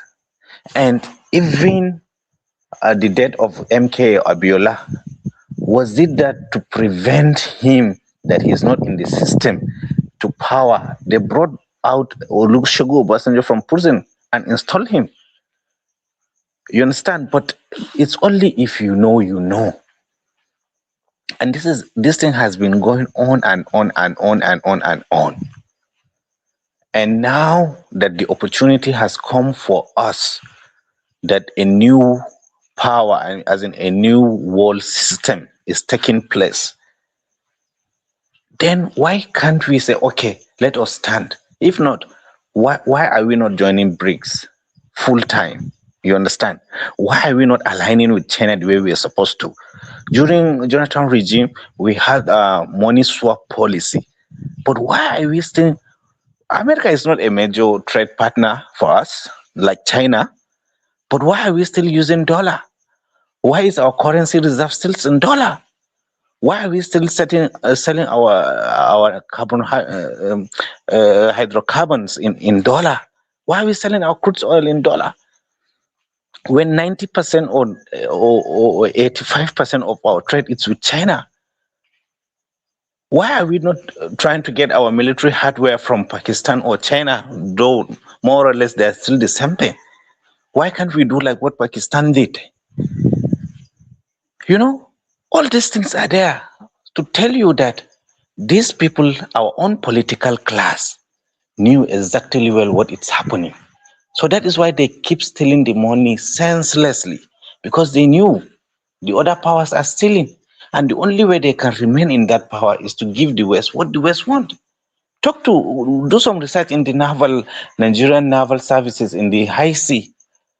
If they tell you the amount of cargo trailers that are coming and taking our oil freely and going without anything, you will not believe yourself. So this is it. The island that Abacha fought for, Boni, and when Obasanjo came in, he gave it to the Cameroon. But it's still not Cameroon. It's more like a gift. He paid them for coming into the power with that island. In the name United Nations and all that stuff, they collected it, but still it is privately owned by the Western petroleum companies. Even the Cameroonian administration are not benefiting anything from that island. And they are just taking the carbohydrate and the crude oil from that island. So this is just what has been happening. It's not a mere say. This is something I researched. I discussed with knowledgeable people I knew. You understand? So all these things are there. So believe me, we will keep going down drain till we establish a new ruling order. till new political class has come in. Why? Okay, let me tell you something. Why is it? Why do you think coups are not taking place in Nigeria? Do you think we lack military men? Do you think we lack soldiers that are ambitious? No, because the leadership. The moment you put brigadier general on your shoulders, you will fall in line. They all knew. Look at. Do you know how wealthy those generals are now in this country? If you go to Abuja, you see the estate they are building. Everybody knew. They are just cutting their cake and go. Nigeria is for sale. And if you say you're patriotic, you're going to come out and shout left and right, you're going to die. And nobody is going to save you. That is why we're keeping quiet.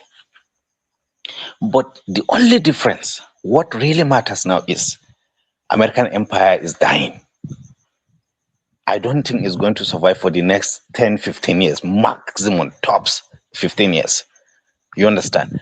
Now we have the chance to align ourselves with the global South countries to at least gain some sanity. But unfortunately, our people has already become... substitute one slave master for another. No. That is one man. Please see. It is not substituting once from one master to the other. It is not like that. The policy is of America is absolute security. Zero-sum game. But the policy of the global South, being led by China, is a collective security. Okay, anyway, so this is, I'm sorry. I okay, thought this you is, said you wanted to ask us questions so that we can answer. What I'm saying, I have rounded up now. No, he's inviting your opinion on what he's saying. Yeah, no, I think that would drag us into a lot of things. Everybody should just take their own turn. That's my advice. All right. So I rest my case, gentlemen and ladies. All right. Thank you, Ribadu. Stay with us, Ribadu. But I think what you've just said is not alien to some of the conversations we've had here. I'm not quite sure if it's a matter of coincidence, but I think Hassan also alarms very much in the direction that you alarm, and I think even Soli are to Niger as well. So there's a lot of people that align with that particular. It's a bit of a psychedelic theory anyway. But, exactly. Hey, Prince, did you want to say something? I think Bishop was. Yeah, go on, and then we go to Bishop. Yeah, a couple of seconds. So, to Ribado's point about, did he say that America was behind the coup in Nigeria? That was not an Igbo coup. I beg to differ. Trying to run away from that Igbo coup, the tag for that Igbo coup. It was an Igbo coup. And by the way, if it was America behind it, name one coup that happened around that right after the colonial era when the African leaders took power. Name one country that was not influenced, supported logistically, intelligence by the West when they coup the country from Kwame Nkrumah to Patrice Lumumba. Tell me which country. So Nigeria would not be unique in that case. But I still remain though that even though the Western country may have been involved in the coup, it was still an Igbo coup. Thanks. I somewhat disagree with you there, and I have my reasons.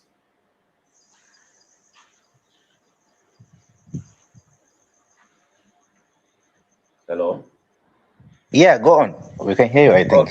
Who's that? That's one thing I've noticed about the Igbos is that they love to criticize everybody except their own people. They are ready for their people to take advantage of them as long as it's their own people that is taking advantage of them.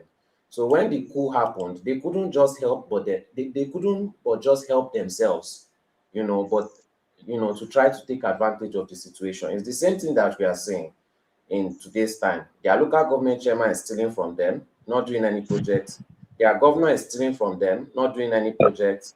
But the moment something happens in Lagos, all the criticism goes there. You can never really hear an Igbo man talk about what their politician is doing bad. But if you ask them what a politician in another state or region is doing, they will have a whole folder. They will have all the knowledge. They will know every single thing about what is going on. So the coup happened, and according to their nature again, they saw it as another opportunity to take advantage of the situation, because they always believe that they are superior and everybody is below them. So it may not have started as an Igbo coup, but they certainly wanted to take advantage of it and turn it into that. If you look at even their current chanting and everything, an Igbo man does something, they keep quiet. Another person does another person does something, they make noise, they insult the person, they call them bigots. An Igbo person does the exact same thing, probably even worse. They always have excuses for it. Even if it is affecting them negatively, they will always have an excuse for it. So it's just a repeat of that same cultural thing, trying to take advantage of every single situation every time. That's why it was not planned to be an Igbo coup, but as usual, they took advantage of it and turned it into an Igbo coup. The wider point, just to what you were saying, Prince, that and you as well, Solly, the wider point that I think Ribadu is making, that the fact that it's an Igbo coup is incidental. It just happened to have been carried out by Igbo personnel within the army at that time, because the Western powers found them the most malleable, not the Igbos, but those particular set of officers. They found them the most malleable. But what he is suggesting is that that coup was Western puppeteered, and that coup singularly, it marked the beginning of the slow destruction of that country. Is that the wider point you're making now, Ribadu? Exactly, to the point. I'm not referring to the Igbos in generally. Those Igbo officers were just tools. Had it been it was Yorubas or Hausa or Fulani, it can be anybody. They were just tools and naively carried the program and implemented it. So surprisingly, how come the West did not protect them from the Northerners when they came and retaliated? How come they... because they are dispensable. That was a very brilliant question. But anyway, one man is like, all this, you see, round and round you want to go. Sorry, what was the question? I didn't hear it. CIA is being made a scapegoat in everything that happened. CIA are more, they went into South America more than they came into Nigeria. In fact, America's incursion into African politics is just of recent. It's not being old at all. I don't know why they make the scapegoat CIA all the time. The first coup post-independence was in Togo, Olympio. And most of these things, even the Nigerian 1966 coup, it has nothing to do with the CIA. Nothing. A lot of people said it was a copycat coup, because a lot of those, especially Francophone countries, were doing coups, and then they just decided to do it as well. A lot of people felt it was. And they wanted to do it again, 2023, 2024. They wanted to do that copycat again. Okay, gentlemen, Madam Zita, gentlemen, I beg your pardon to give me just 2 minutes because I'm about to go. Oh God, what is it I want to say? That speak freely. Don't restrain yourself. Just say it as you think it. Yeah. No, I wanted to make a. Okay, that's the point I want to make. Okay, you see, the reason why I said is a coup, is a Western-backed and backed coup, is what caused that, or what ignited the plan to topple that first republic is when, if you can Google it, or some of you I know are intimate with it, when Tafawa Balewa, the first prime minister of this country, went to United Nations, he made a case against what happened in Congo. And he made it abundantly clear to them that Africa will not let it go. We need to investigate what happened. And he also naively make it known that Africa, Nigeria particularly, is a giant of Africa with our population. We are ready to take the role of leadership of African continent, and whatever happened in Africa, we will not stand by and look at it.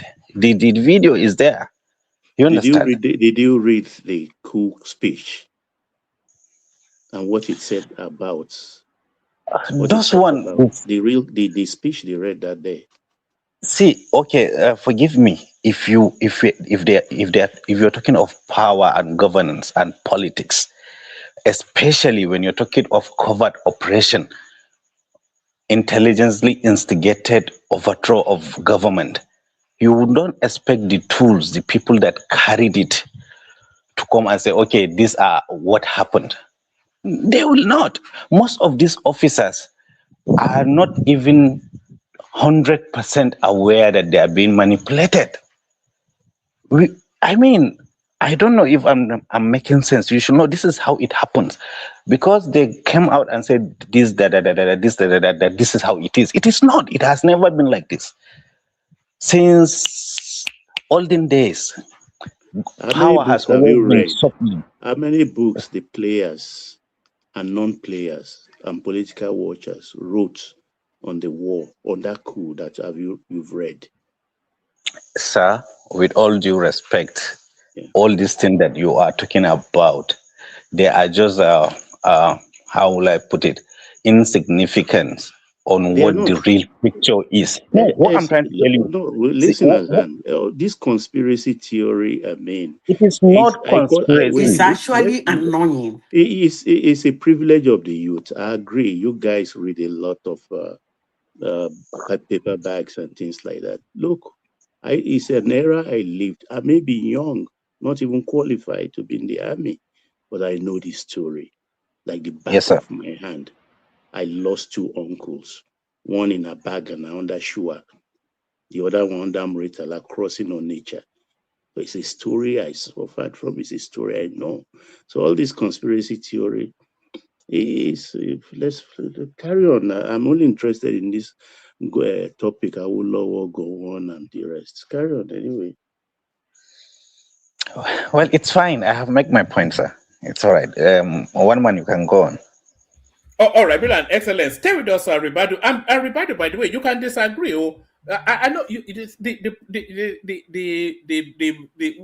this is the thing I like about Ribadu, but it was almost often too polite. Don't be polite with us anymore. We've been together for too long. If you disagree with No, Baba, disagree with no, Baba.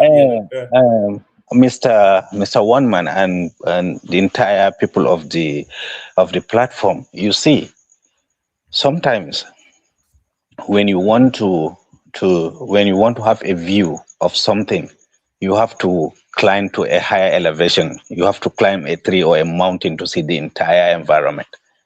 You see, one thing I sincerely believe in this country is this: we have to somehow find the maturity to accept that Nigeria is the only country we have, and no any other person or tribe is better than the other. And we have to somehow find it to live together despite our differences in religion and tongue. You understand?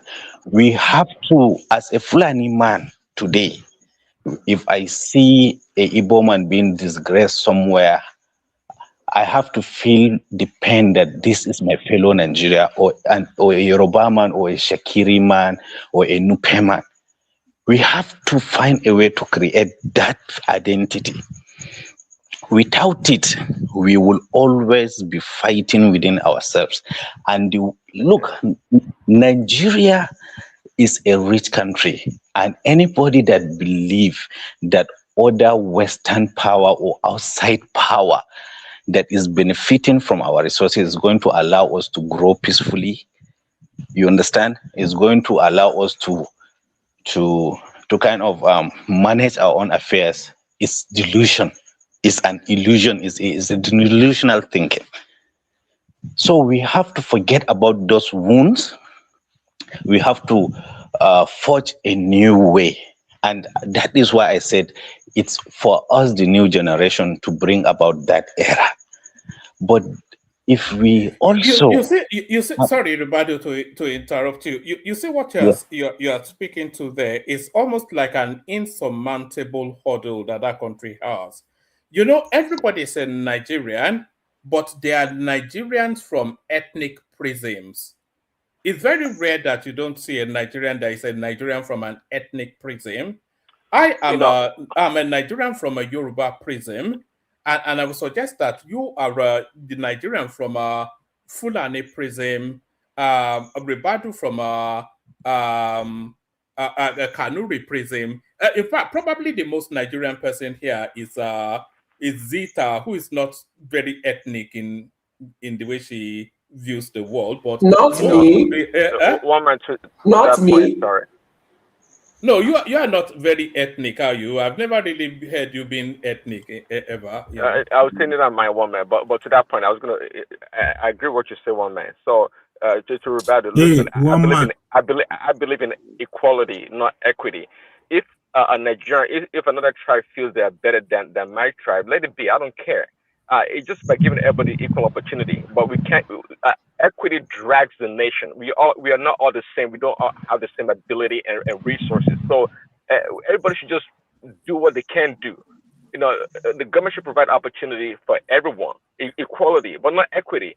So we can't all be the same. We just cannot be. It's a big problem. We should just move and grow according to our ability and skills, and that's it.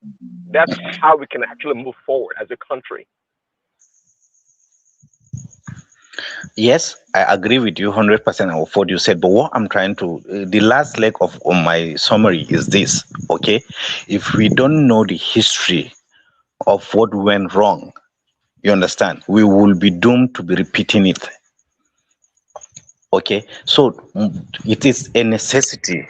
It's a very, very huge necessity for us to know the history of our political power, of our political class, and the geopolitics that it's playing between we and the rest of the world. You understand? And we have to find a way to manage it and then triumph and get out of this mess that our fathers has created for us. So this is what I wanted to say. All right, brilliant, excellent. Stay with us, Ribado. The room is so populated. A lot of people still to speak. So stay with us. Just as yes. Can I say something before you people continue? Of course. Sorry to just jab in like that, but anytime I see Africans or Black people or Nigerians saying that we are being manipulated to do things, or we are being controlled, ignores my heart, because I cannot reason why somebody should be so proud to say how weak or how stupid he or she is.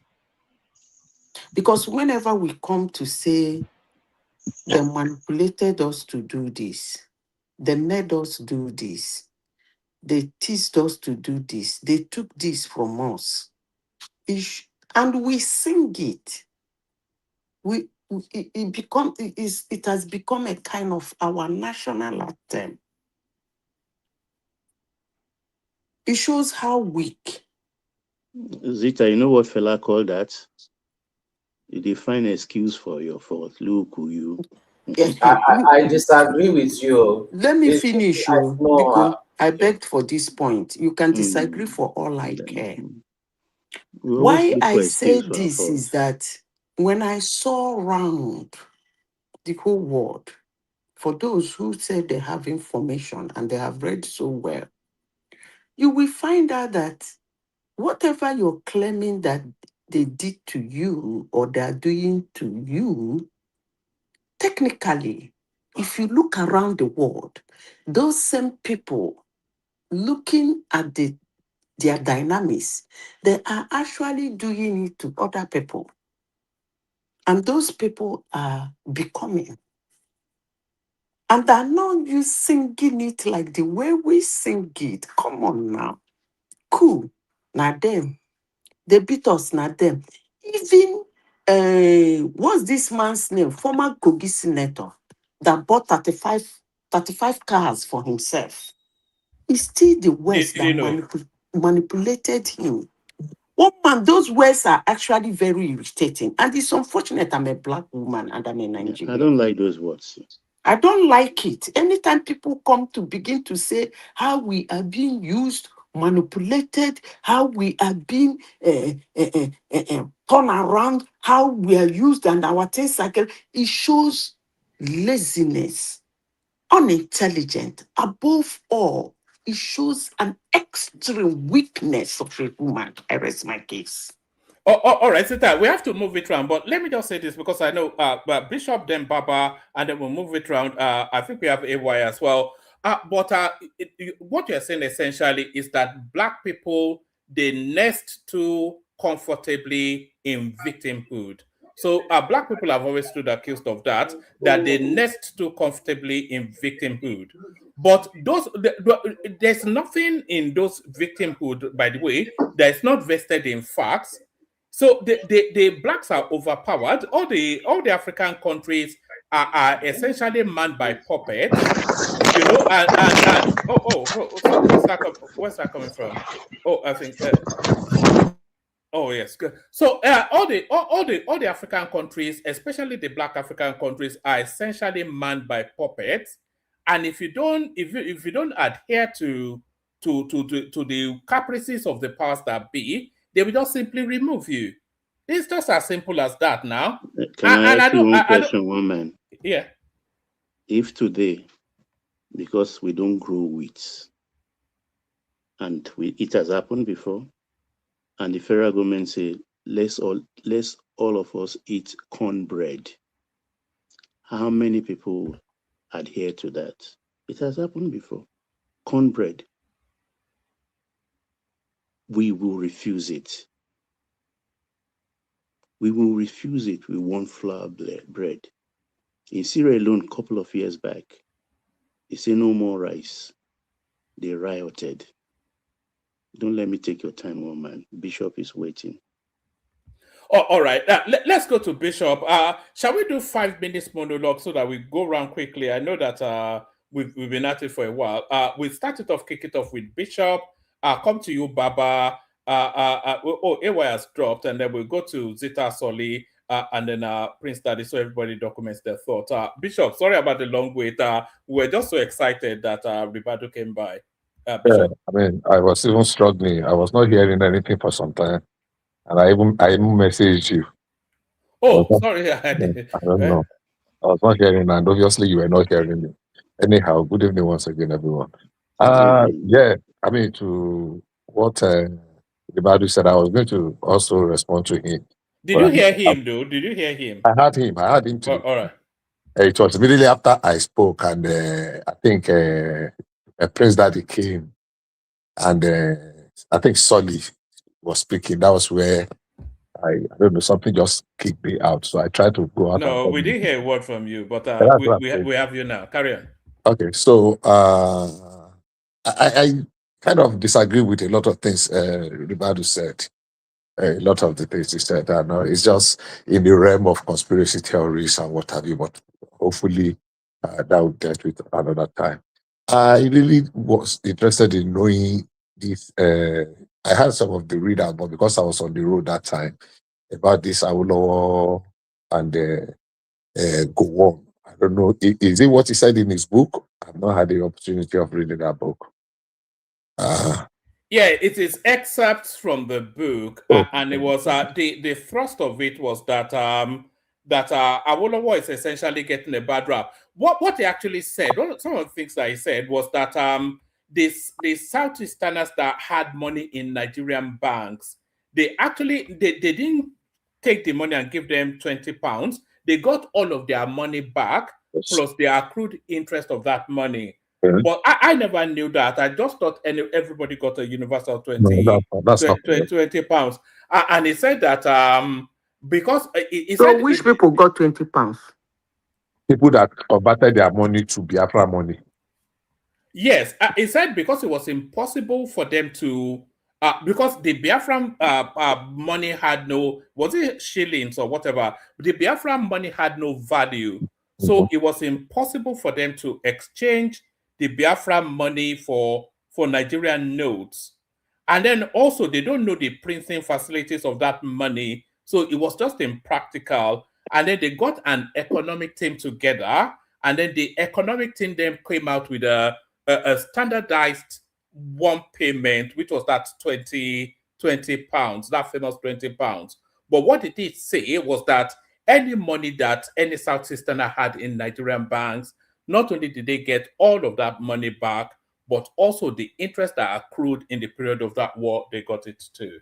That's the truth. That's the position. Unfortunately, it is the lie, the misinformation that has been, so pushed, and that's what many people talk about today. Even those that are not there, that's the story that they were being told. That they collect. I mean, it is the money that uh, they give them 20 pounds as against, irrespective of how much you have, not in Nigerian money. The money that they gave them 24 was what Ojukwu collected their money and gave them Biafran, whether it's Biafran dollar, Biafran whatever for. So the compensation was just like, just Biafran pound. Biafran pound. So the compensation was just like, it was just like a free money. But everybody that had a dime in Nigerian bank, all their monies were paid back to them. Even though all the Nigerians bank that were the Eastern region that time, even including the central bank in Benin, central bank or branch office in Benin, were completely looted. Any others, by the way. Well, unfortunately, the unfortunate thing we have is this: that we have too many distorted histories. People tell history from their own point of view, irrespective of what is the truth. And everything has been muddled up now because some people have believed the lies all their life, and it is that lie they are holding on to and they are passing to their children. And irrespective of how much you want to try to convince them, it is the lie they will still be holding on to. I just wanted to know, because I have not seen a copy of the Gowon book. Yes, I mean, when they were doing the analysis, when he launched the book, I listened to some leaders that came out to do some analysis. There was one particular one I had to go and listen to again. I want to remember who that was. And it kind of, because when people tell stories and the part that we don't like, we're not, I mean, we're not, that we're not interested in, we try to destroy it. And that was what the gentleman was trying to do that day. Cast all manner of aspersion on Gowon, call him all manner of names because he said certain things that did not go that way. And that's why Buhari said he was not going to write a book, because no matter how you write in Nigeria, we are too clever and we want things to always be our way. So that is how it is, and may God help us. Which are the other things? That was what this topic was. What actually interesting. I thought it's going to be robust, a robust conversation around it, but it's the same thing we have logged over and over and over again. So let me have the remaining of the readouts, please.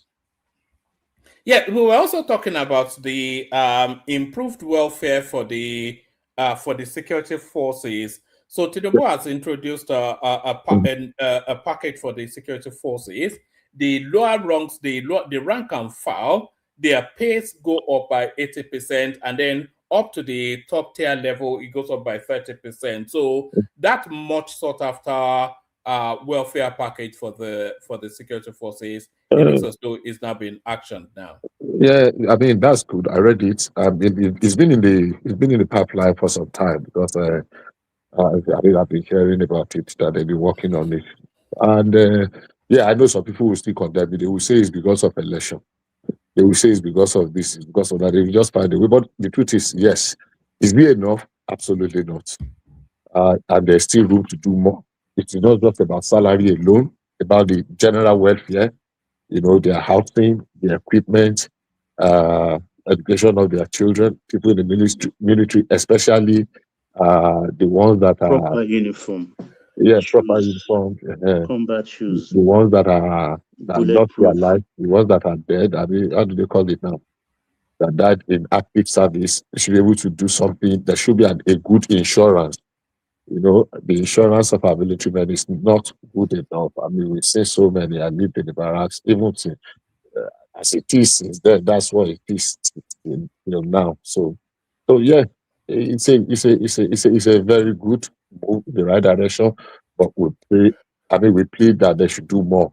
Look into the other areas, the education, the training, the housing, whatever, the accommodation, just welfare generally, and let them not limit it to the military alone. Let them remember all other sectors. So I know that if the economy improves, it's going to impact on everybody.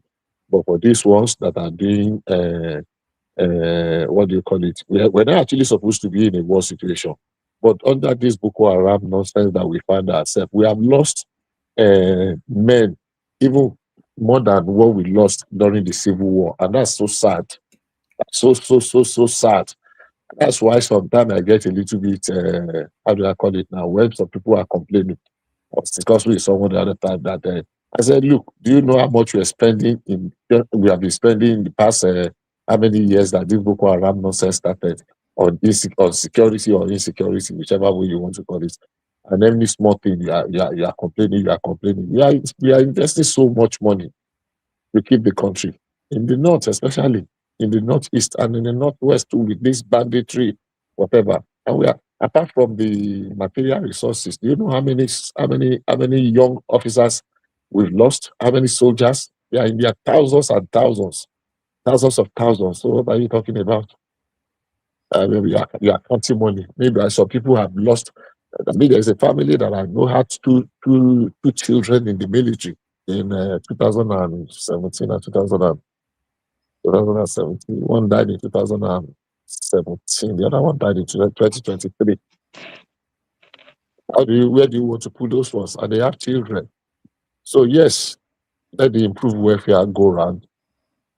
We thank them for what they have done, but I'm sure they can and they should be able to do better. It could be welfare. And above all, it is time we end this nonsense Boko Haram, terrorism, and insecurity. I think the thing is if we don't overtake self, we should have gotten out of it. I had you people discussing about what's this guy's name, Fella. Unfortunately, it's not an area I can contribute. I just sometimes I really don't know him. I have stumbled on some of his talking and stumbled on some of his, and it's like what somebody said that in Nigeria we have elevated. How did they call it? Somebody said online. I read it a few days ago that we have promoted mediocrity to stardom. The one they are talking now, all of those things, because I don't see anything, nothing that the young boy is saying, nothing. Maybe because I've not really listened to him. Well, I've stumbled on some of the. He does not possess any skill, any particular skill, or any. I don't know. People that like him, sha, and that they give him fake dollar. I mean, that's sad. That's sad, and that's criminal. I don't know if they are able to identify those that did that. There's still more fake dollars from where they brought that from. It's so shocking. And he carried the dollar, he carry and go back. Thank God, say na bank he carry and go safe. You know to say when you won't come America, you won't carry you won't carry out of market make it go spread. The fact that he carried so much dollar to the bank fake, and they were able to tell him this dollar is fake, go back. Number one, they are not even supposed to release the money to him. Number two, he's not supposed to come online to come and still be talking that nonsense he's talking. What's number one in the bank? If they no arrest him at all, they're supposed to appropriate those money. They're supposed to give it back to him. That money is not supposed to go back in circulation. And that's an indictment. Yeah, exactly. It's supposed to be perforated. And it's supposed to be perforated. If they don't even arrest him, they're supposed to perforate that money. Ordinarily, for that volume of money, they're supposed to arrest him. You need to tell us those that gave you this money. Now, they did not even perforate him. They did not arrest him. They did not perforate the money. They now still handed them back to him. And he foolishly now coming to still put it on the social media. I don't know this. I don't know whether it is naivety or outright stupidity. I don't know, because he might not know the implication of the stupid thing he's done. What about the bank if it's truly? Yeah. That's what I'm saying. The bank, but he himself, the bank that allowed him to go out of that banking hall with those fake currency, they have questions to answer. maybe I'm thinking too wide. So unfortunately, that is where we are. And do you know how many people that want to be like Pella, that are trying to make him their role model? And Pella is just a happenstance. It's just like one in a 100 million. There's not going to be another Pella. That nonsense no go sell again tomorrow. You don't read. I don't know. I think big in the stream is the highest streamer in Africa. I was wondering what is the content. It's not like he's doing comedy. It's not like he's doing skits. It's not like he's imparting knowledge in any form, shape, or what do you call it? But anyhow, Sha, good luck to him. But next time when they give him fake money, make him know how to handle am. Anybody who can advise am, make him advise am more. Because the fact that you still now carry down money that you have $13,000 fake, and you are now showing it up. Education, no be scam. Give me one more, two more, something, one man. Yeah, just make my contribution. The Catholic issue. I watched Rotimi Amechi today. Yeah, it's a shame. I don't know why he came for that interview. Rotimi Amechi, he just came to rant, and there was no I'm a Catholic. We are 35 million. 35 million. And It is my church. something is trending now. Something is trending. That some people have said that the cabinet or whatever, the council of bishop have issued that all Catholics should not vote for. Look,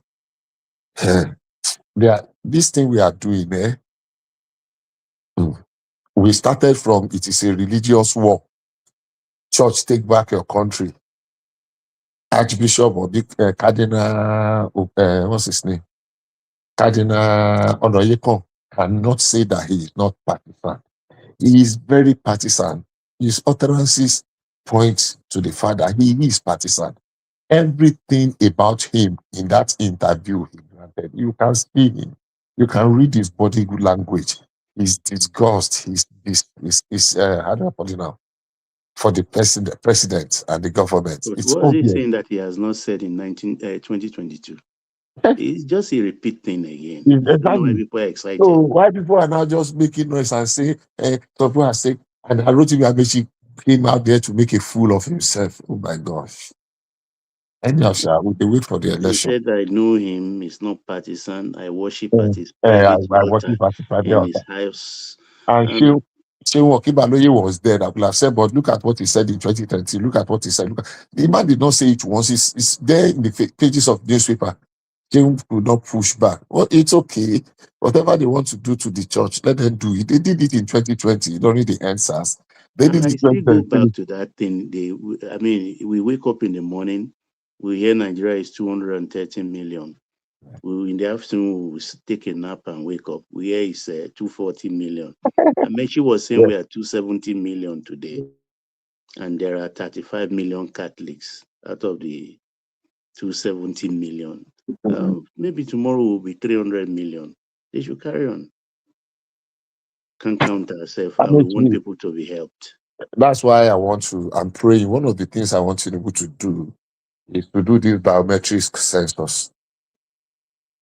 And that's what's delaying it.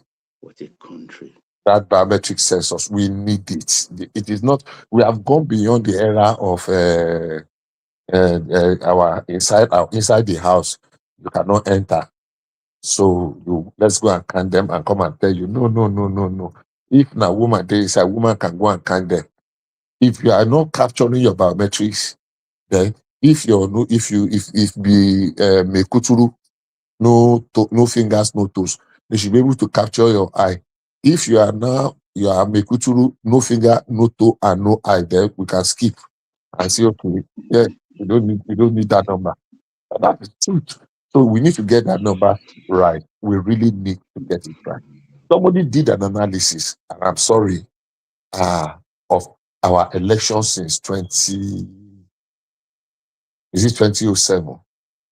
How the numbers were. You remember Obasanjo, the vote that Obasanjo got 24 million votes in 1999 or 2003. And 2007, the vote, immediately they began to do all this technology, vote started reducing drastically. And I mean, you can verify this from the northwest, northeast to the south. Do you know the area that has remained constant?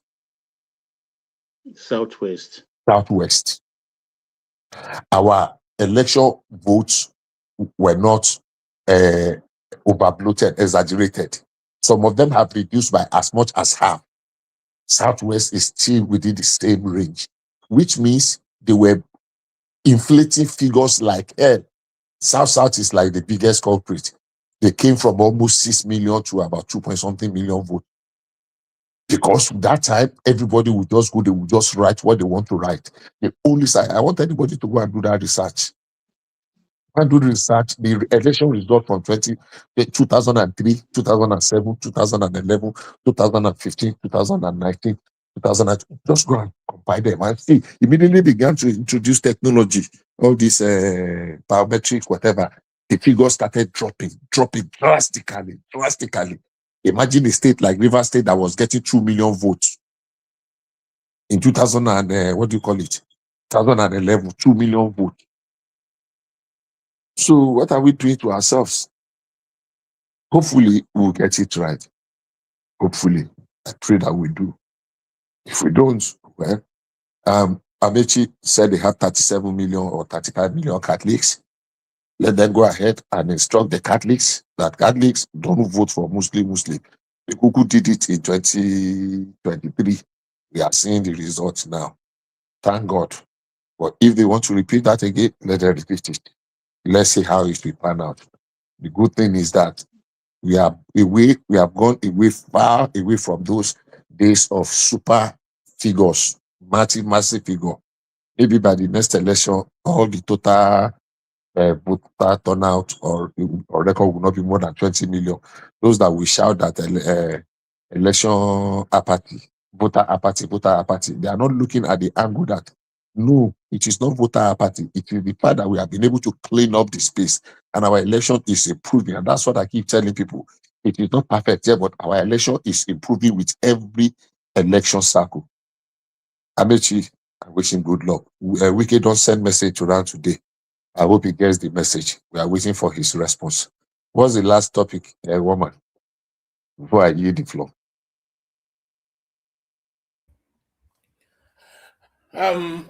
Is there anything else you want to speak to? I'm not sure that we have that many more topics. You've spoken about 2027 is really becoming very interesting. 2027 is becoming very interesting. The one that pains me, that I listened to some people over the weekend and even till today, is we are beginning to continue to start this nonsense conversation about certificate, primary school, secondary school, Chicago or no Chicago. I don't know, why are we like this? I thought we have rested those, what do you call it? We've rested those. And one more thing, Ribadu's opinion about the performance of Tinubu as compared to Buhari. Well, not only you like Buhari, but we should be able to say it. I don't think there is any basis for any comparison. Let's be very sincere with ourselves. And the one you are calling scandal everywhere, right and center. Yeah, there is a scandal. Yeah, he's been arrested. He's been nipped in the bud. He's been taken care of. There were so many scandals that did not even see the light of the day under Buhari until after. Who knew that Emefiele did that much damage? Of course, we know Emefiele. So, who knew that Malami did that much damage? Who knew that Hadisirika did that much? And those are the only few that we have seen because they are not digging deep. They are not digging far. They are talking of scandal. They have not even paid any money to that young man. It was detected. Yes, it's been nipped in the bud. Yes, there was an attempted crime. You are now saying they are not comparing it. I mean, I think it's really, well, it is right to say so. But everything is said in that good enough. Nobody responded. But everything is said in that is conversation as regards Tinubu's administration. I think it's been completely very unfair. But that's okay.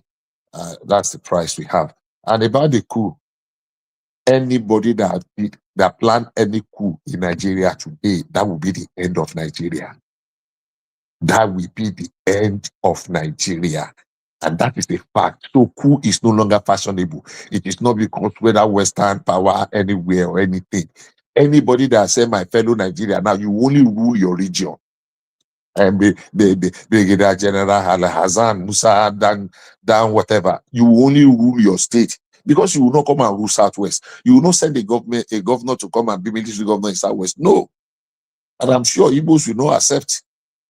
I'm sure the South will not accept. So any Major General, whatever, it is the end of Nigeria as it is. And honestly speaking, I don't want to say some of us cannot wait for that day to come. We are eagerly waiting.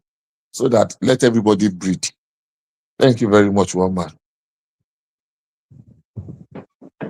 All right, thank you, Bishop. And sorry about the long wait about that. Thank you, Bishop. No, So no, that was Bishop. Of course, we've gone from Bishop to Baba, and of course, Baba. Sorry about the long wait as well. We had to make room to hear from Ribadu. I think with you delighted in as well. But Baba, I suspect is the civil war. It's nearly 60 years now, and it still remains a front page topic. Yes, because there are people who want to rewrite history. And there are people like us and other older people who will not allow them. Will not allow them. There are books written by people who were witnesses to history. Take, for instance, even Yakubu Gowon did not compliment Awolowo properly because Awo actually is a hero. He's a hero. Let's look chronologically. In Biafra was declared as a state in July of 1967. You understand? May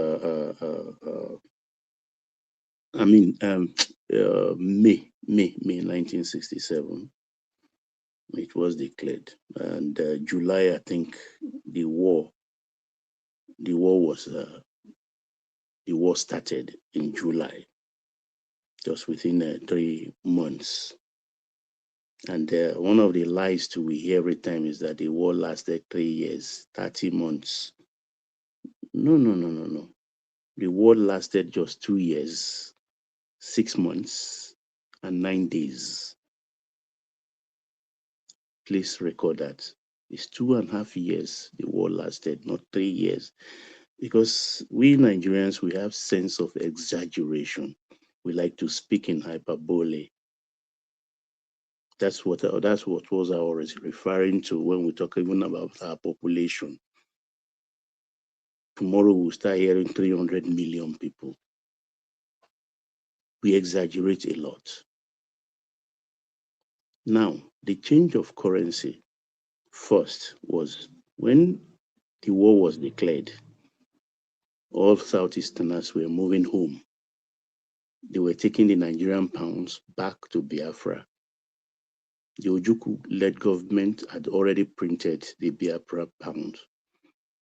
So they were exchanging willingly their Nigerian pounds for Biafran pounds.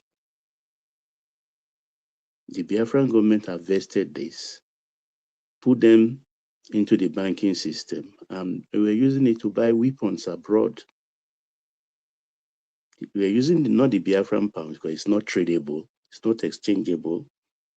They were using the Nigerian pounds they collected from their people, which they exchanged for Biafran pounds, which is a dot money, and they were using Nigerian pounds to buy weapons abroad. So January 68, Awolowo now said the only way to counter them is to change Nigeria's currency. So we changed our currency. And that money, as much as 30 million pounds, was with somebody, even in America, trying to buy weapons. And it was not exchangeable because that no more Nigerian currency was a master stroke. Awo did that. I can understand the hatred they have for Awolowo, because these were just young military boys. Gowon was just 33 years old as head of state, 33 years old, a bachelor. So they don't know much outside of military. But Awolowo was driving the policy. Awolowo was the one driving the policies. Now, when the war ended, January 15, 1970, there was 3 R's, what we call the 3 R's: reconstruction, rehabilitation, reconciliation. Out of all of these 3, the euphoric of that time, everybody was giddy that the suffering has ended. The Igbo suffers losses, the federal side suffered losses. We don't know the figures. We don't know the figures. We can all just pluck something from the air and start mentioning it.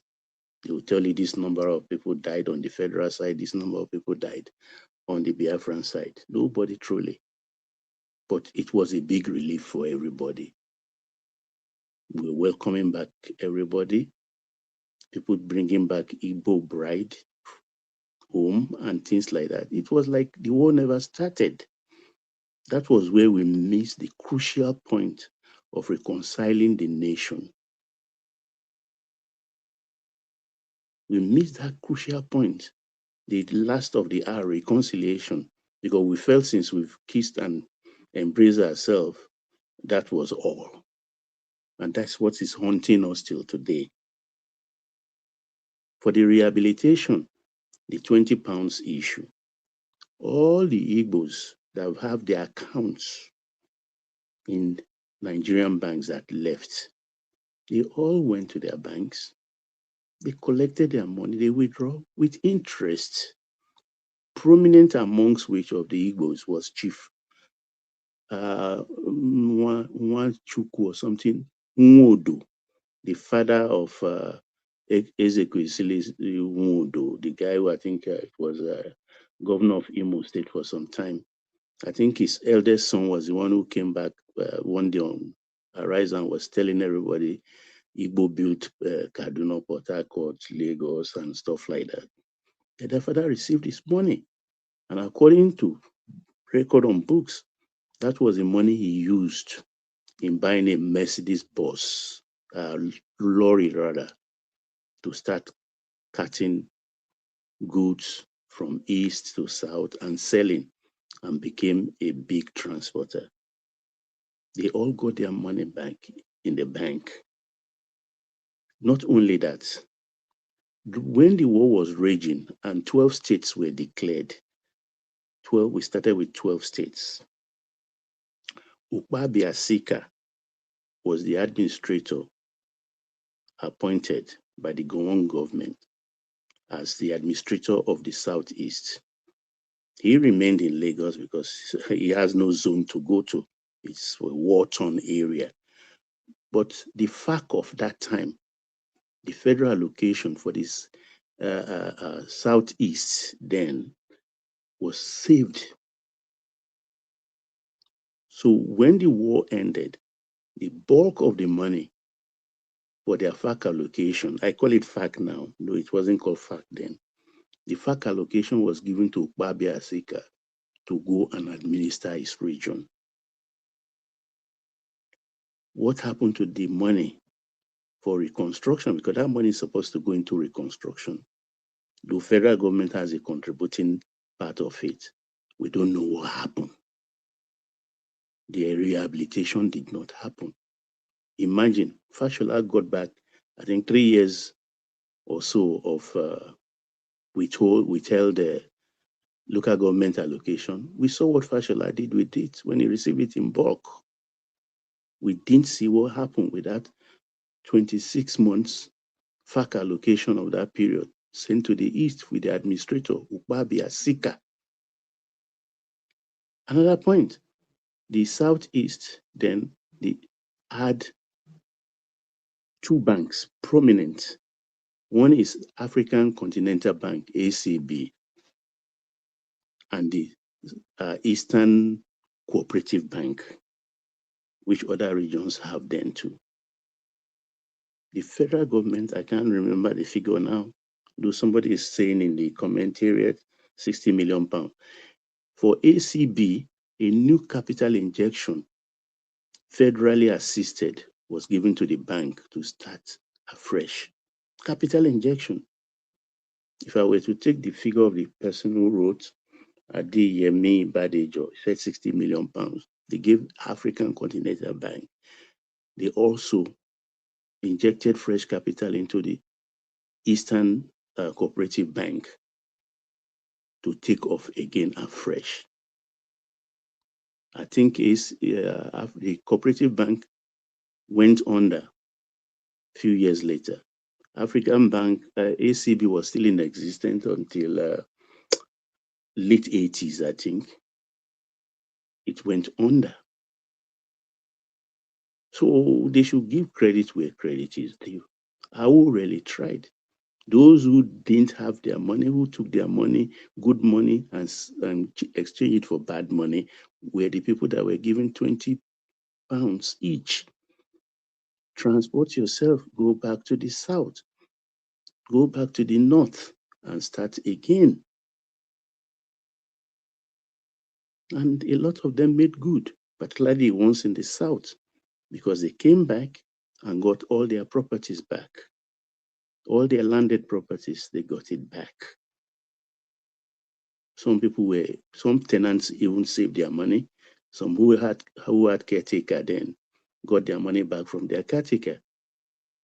So it was like a savings for them. Prominent amongst which is our former vice president, chief, the architect, Shagari's vice president. I mean, he was a neighbor of Chief Shibumi Balogun, a banker and a scion of Ijebu family. He came back, saw his house painted and new, and he was wondering who painted who painted my house. And Chief came to him and said, "Oh, you are back. Okay, I painted it, I refurbished it, and put in a tenant for it. Come inside." He took him inside his home and wrote a check for him for the money the tenant paid. Give him a check, full check.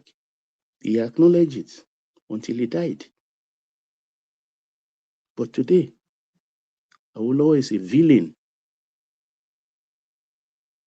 Awolowo is a villain, being lampooned by children that were born 20 years ago, 30 years ago. Not what this is a true history. They can't deny that. And we wonder what the elders are telling them. What the elders are telling them, I do not know. But it's exactly what happened. It's only in few places, like in Jos, in Port Harcourt, where they took their property and refused to give it back to them. But in other places, they got their properties back. So I yield, one man. Oh, all right, brilliant, excellent. Thank you, Baba. So we go on from Baba to does anybody have a question for Baba, by the way, either in the comment section or on the panel? I don't think we've delved as deeply as we should have in the course of the history of this platform into that civil war, you know. I wish Adande Koko was here, actually, because he would have been able to you know, add to what you said. But you know, there's so much hidden. You know, for all that civil war is central to the Nigerian story, there's so little that is known about it. If you ask anybody, they will say it's a pogrom against the Southeast. They will talk about the 20-pound note, and then that is where the story ends. So there's so many personal stories, so many historic facts that are just lost in the and it's because it's such a sensitive topic as well, and then you don't want to tackle it so that you don't get just stood accused, you know. But we will be bringing it up once every so often, anytime it comes up in the news cycle. But Baba, stay with us. Let's go around and then we open it up. Up next is Zita is there. We go to Zita. Yeah, if Zita is not ready, we go to Solly. Zita. What man? It's like we like anyway, Go but on. that Nigerian civil war and what this guy wrote, because of Have you what read he it, by said. the way? No, because of what is being said here, I will go and read it. Hmm. I am not a fan of So, all so, those so rhetoric. sorry, Zita. There's only 3 books for the Nigerian Civil War that will matter. What Gowon has to say, what Ojukwu has to say, and what Awo has to say. Anything else in between is just And propaganda. 80% of that of the time, these people you called a bunch of liars. They have not told us what happened. Anyway, let me continue with what I'm saying before their supporters who sees them as their God begin to attack me. I will say what I want to say anyway. You see, I always say that people who write history usually push their own narrative instead of the fact. But I just said now that I'm going to read that book. Why? Because there was a question and asked growing up as a child, and I was met with a heavy yes from 3 of my uncles. My dad was there. My dad was just looking at me. I asked them a simple question. Are you telling me that you fought a war, and after the war, you went to the bank to collect the money you worked for before you enter into a war? And they said, no matter the amount you have, you've worked for, that they're going to give you 20 whatever. They said yes. It didn't make sense to me. So now I got the hint that it was the people who changed their money to pounds, to Biafra, whatever. The next question I will ask is, when you change that your money to the Biafra money, in which bank did you deposit it? Because number one, the Nigerian money is not recognized. So it will be actually ridiculous for any bank that calls himself Bank of The Biafra Nigeria. money, you mean? Yes, the Biafra money, sorry. That call himself Bank of Nigeria to accept that money and get it deposited. So if you are saying that people who deposited Biafra money into Nigerian bank ended up getting 20 whatever, my question will be, why would you allow such money to be deposited in Nigerian bank? Number one question.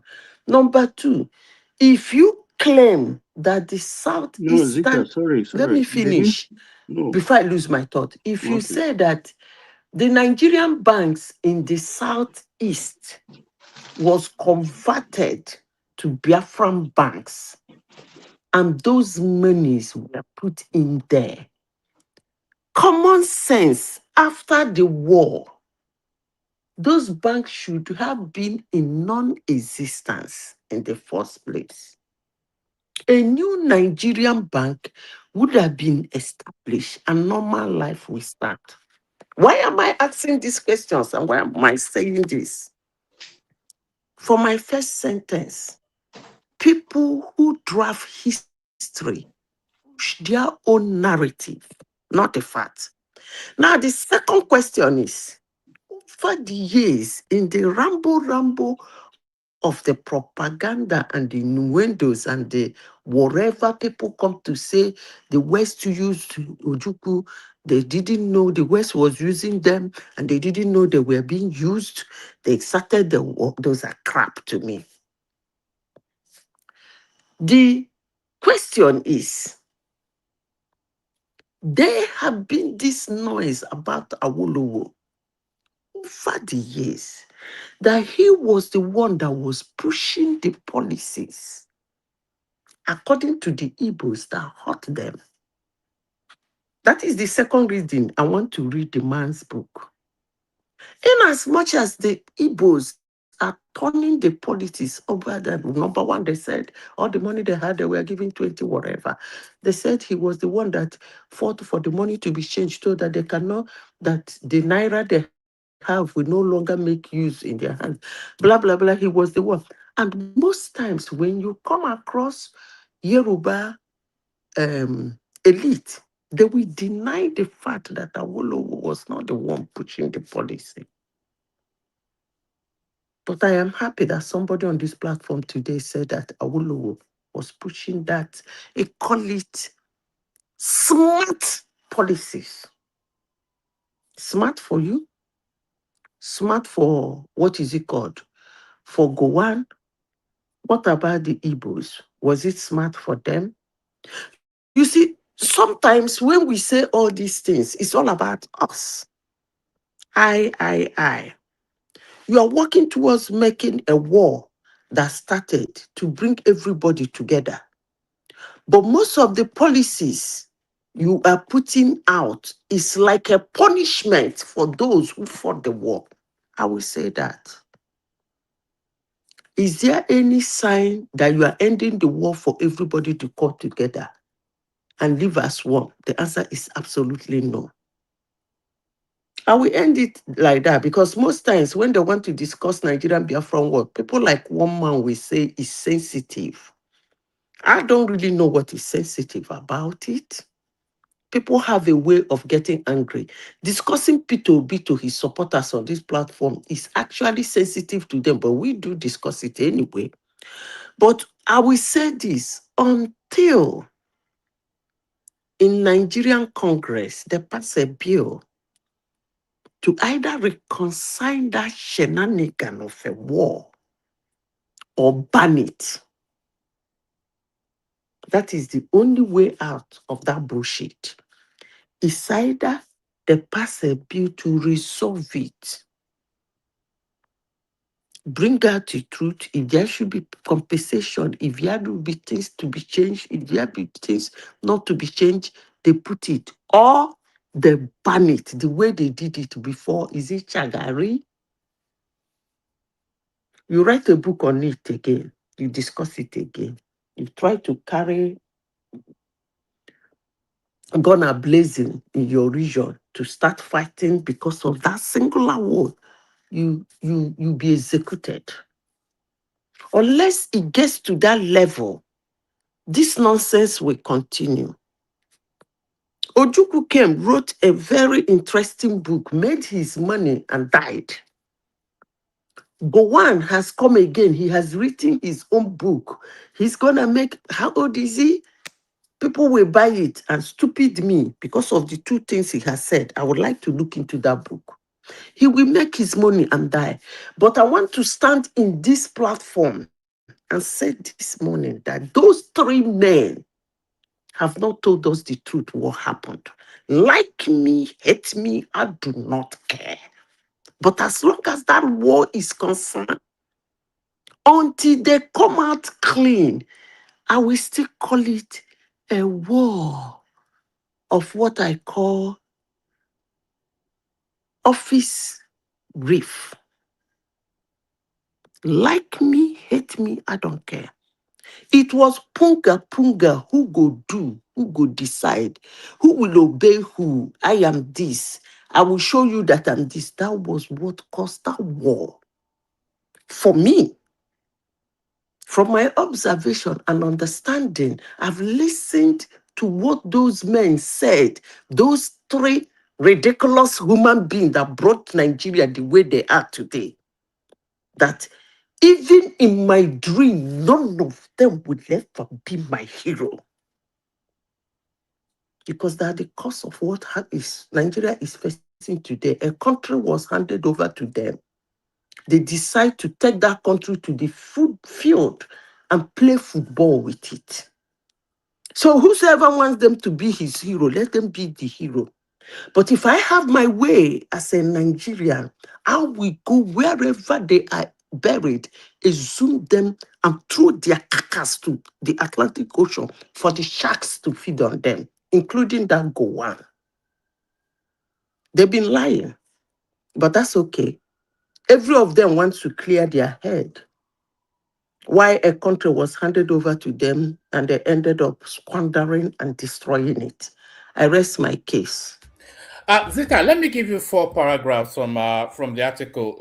It says the central bank. This is excerpts from Gowon's book. It says the central bank created a panel to examine all the effects of converting the Biafran pound into another currency, but it was clear this would be a tough task because from the start the Biafran currency wasn't officially recognized as legal tender in Nigeria. Because there were so many Biafran pounds in use, the federal government realized it could not exchange all of them at the same value as the Nigerian currency without causing the economy to fall. Economic specialists suggested that the federal government should set the payment at around 20 Nigerian pounds for every adult from Biafra, no matter how much Biafra money they bring back. We agreed to the proposal and made it our official policy, especially because we couldn't figure out the small and large details needed to print the Biafran currency. So that's just it says however, They put everyone who it in left this. Nigeria. They put it in Nigerian bank. That's what you are saying. No, that's not what that says now. No, Biafran pounds entered Nigerian bank. So where was it? They couldn't. How would they record it? They willingly handed their federal pounds, the Nigerian pounds, to Ojukwu, and he gave them his own. Okay. Wait. You said at the end of the war. Can you wait? Was Nnamdi Kanu not selling Biafran passport and they were buying? Nnamdi Kanu was selling passports and they were buying. I'm not talking about Nnamdi Kanu now because that is the last idiot I want to discuss. Excuse me. As long as I'm concerned, in as much as, let me say this and I won't say it again. As much as I'm concerned, as long as Nigerian government had decided to keep Nnamdi Kanu alive, to me, he's a dead idiot. So I'm not talking about Nnamdi Kanu now. I want to ask a simple question. The money was not deposited in the bank, right? Is that what people are saying? How did they even? They can't cross back.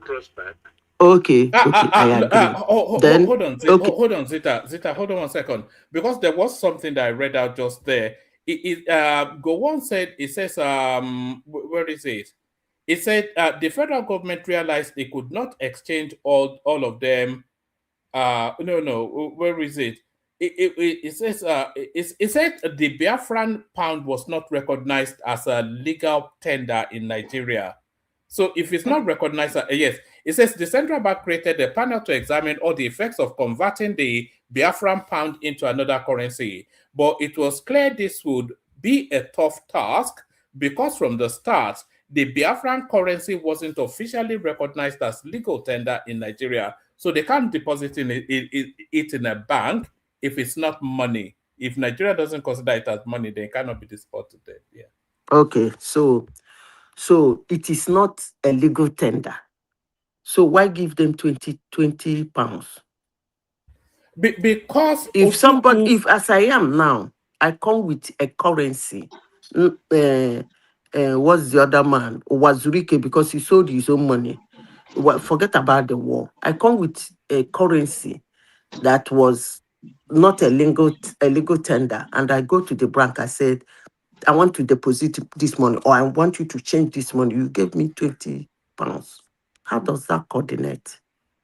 Because in the first place, they're not supposed. Let me finish. If the story is right and correct, legally, morally, they are not supposed to listen to them. It's not a discussion in the first place. One man, can I come in? Yeah, just give me 1 second. I'll say this and then I'll drop, and then Simba is here. Sorry, has not spoken, Simba. Zita, the Ojukwu forced them to hand over Nigerian currency, which was legal tender, and he gave them Biafran pound, which was not. So after the war, I think as a form of compensation, because the Biafran currency is nothing, it's just a piece of paper. So, but it had value in the fact that these people had value before they were forced to surrender that value for the piece of paper. So that 20 pounds was essentially to compensate the value that they lost for having to exchange their legal tender for the piece of paper that Ojukwu gave them. No. But Baba, let me drop out the story is becoming funny. Simba will bring it home. Thank you, everyone. See you tomorrow. Simba, let us Solly speak anytime he wakes up. I think we have lost him to sleep, but thank you, everyone. See you tomorrow. Back to you. I'm not sleeping. All right. So after Zita, then Solly. Yeah, sorry, carry on. Baba, you wanted to say something. Yeah, it was. Let me say this before you continue. Let me say this. You see, there is one particular story in the Bible that interests me. They say a mistake, is it Balaam made, later become a way of life. This kind of shenanigan is still causing problem in the United States. Why? Because United States paid reparation to some people. Today, the slaves are asking for reparation. Somebody took money from the bank, went and changed it to whatever shenanigan rubbish he wants to change it to, fought a war. After so many months or so many years, he came back with that same money, or where that one is no longer money, came back with some group of papers, and then you paid him 20 pounds. You are actually the problem, because you are making a case where there is no case. That's why I usually say I am for justice. I don't care who it is for or against. And you left them with that pain, because by paying them $20, 20 pounds, it means you recognize that money. Period. You recognize that money and refuse to pay them, you change them. And that has been the pain for over the years.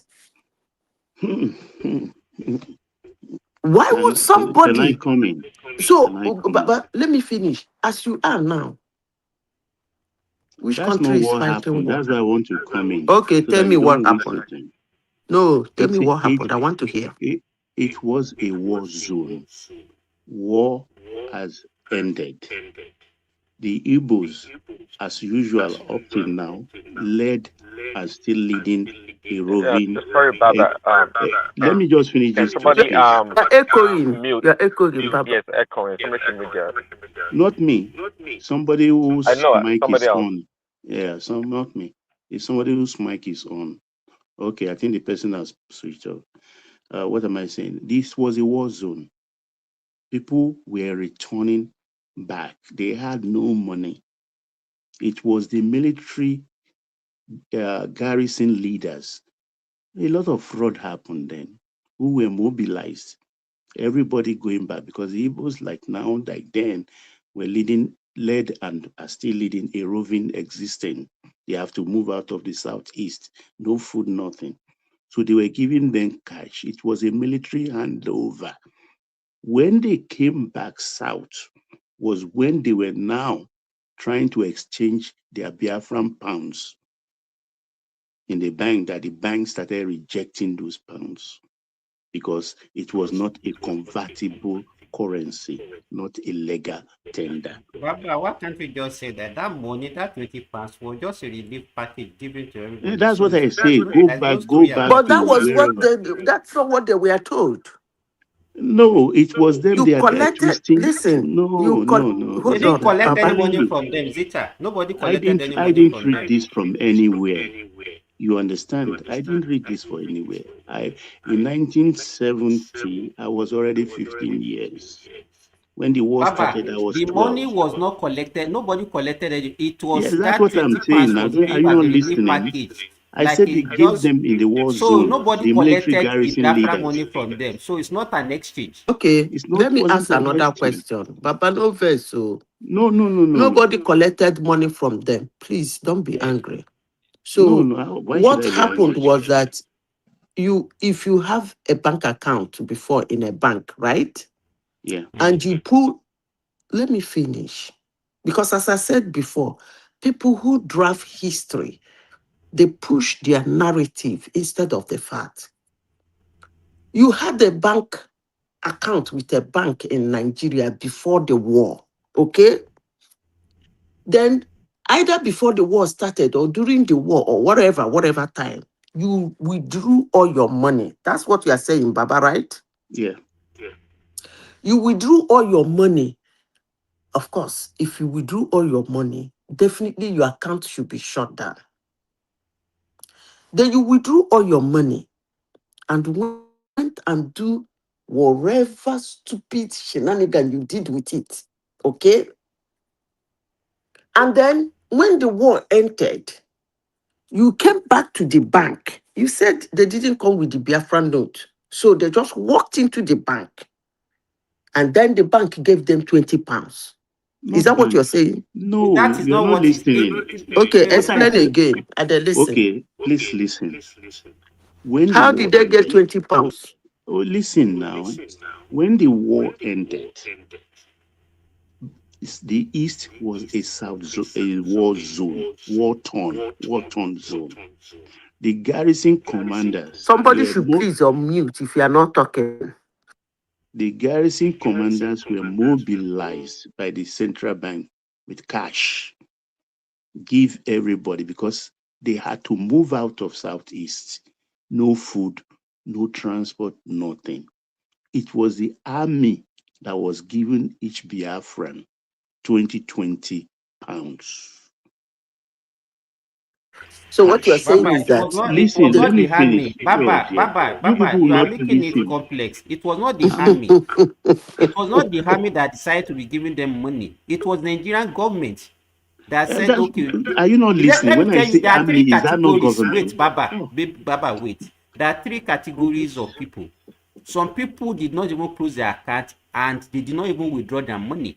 They had their money in Nigerian banks, and those ones immediately they came back. They went to the bank and they gave them their money back with interest. I said that here. Did you? So You were the not here ones, then. some of them collected their money, gave it to Ojuku, and the reason why they even changed the currency, Nigerian currency, because you remember that during the war, I've the said all central of banks this here. in the eastern region, wait, Baba, the central bank in the eastern region were looted. They withdrew all the money to go out. So in order not for them to be able to use that money to procure war equipment or whatever, that was the reason why they changed the currency during the war. So the ones that change their money to Biafra money, because they don't have anything and not for them to suffer, the Nigerian government decided to give everybody like a relief package, 20 pounds. That is it. It's not because they come with whatever paper or Biafra money. That's why they are giving them that dot. No, it was a deliberate effort by the government to say, okay, these So, people doesn't have money, Timba, and was give that them a 20 form of pounds. reparation? Exactly.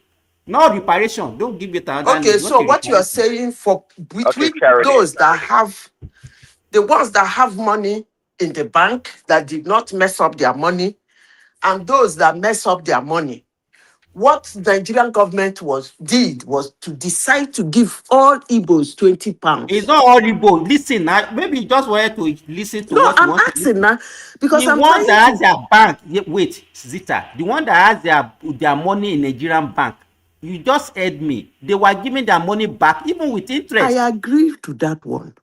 And so which one are you not saying that they decide to give everybody is the 20 ones pounds? that we are giving? Is it the general Igbos? So if you withdraw all your money from a bank and use it to do something, that means you are off the bank. So the question I'm asking now, you said those who left their money in the bank still run their bank business normally with their interest and everything. Now the question I'm asking, who then was giving 20 pounds? You said it's those that changed their money to remove their money from the bank and change it to whatever nonsense. Now, if you shut your bank account and take out your money, what other business do the bank or Nigerian government It's have not with Nigerian you bank to that give gave you them the 20 money. pounds? It's not Nigerian bank that gave them the money. It's the government that decided to just give like So a relief how did the package. government identify who to give 20 pounds? That's the question I'm asking. How did they identify who to give 20 pounds? Because you Are said you those ready who to have a listen? normal bank account were running their normal business. So how did Whether they you have a bank identify who account, to wait, Zita. come The on ones now? that have their money, that have a bank account, they give them their money back. The one that doesn't have, again, and the one that they cannot even trace their money, they are the one that they gave the 20 pounds to. How were they Hey, able listen, to look, you are identify not somebody putting who has shut his You account finger. and cannot be withdraw asking his that money? question. What method did they use to identify them? So what No, is no, the no, Can relevance because of that?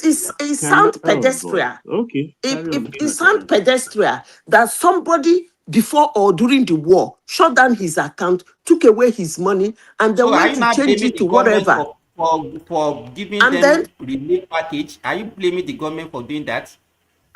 then that was why I asked you a question. Is the relief package to all Igbos? You said no. It is That to the people look. who have their Can you bank listen account to running me? continue running their business. Then I ask you a simple question. How then did they identify those to be given the 20 pounds? So Can how is I it say difficult? something? Can you listen to Okay, me? Baba. The war ended. One. I will be itemizing it. Maybe you listen carefully. It was a war-torn zone. No food, nothing. They had to go back from whence they came. It was because of the war they came back home. Money was mobilized. Everybody, without anybody status, were given 20 pounds each. The army was used as a distributing channel. Everybody cash 20 pounds.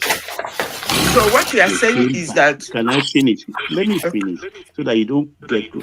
They came back with their Biafran pounds in their back pockets, and they were walking into banks. They thought they could change their money for them, like you change your dollar to naira. And they tell them, no, this is no more.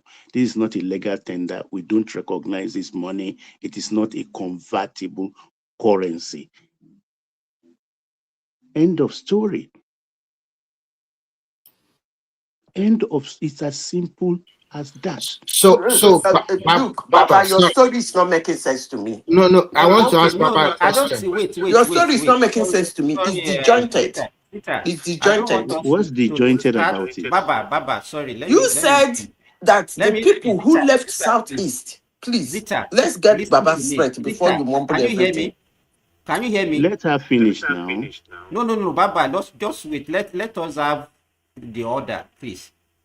Then Zita, please, if I'm talking, please recognize my voice, please. Don't just discard my countenance. You have started this again today. Don't start No, with but me. if I'm saying Please, hold on, but you should listen to me. please, don't start with me again.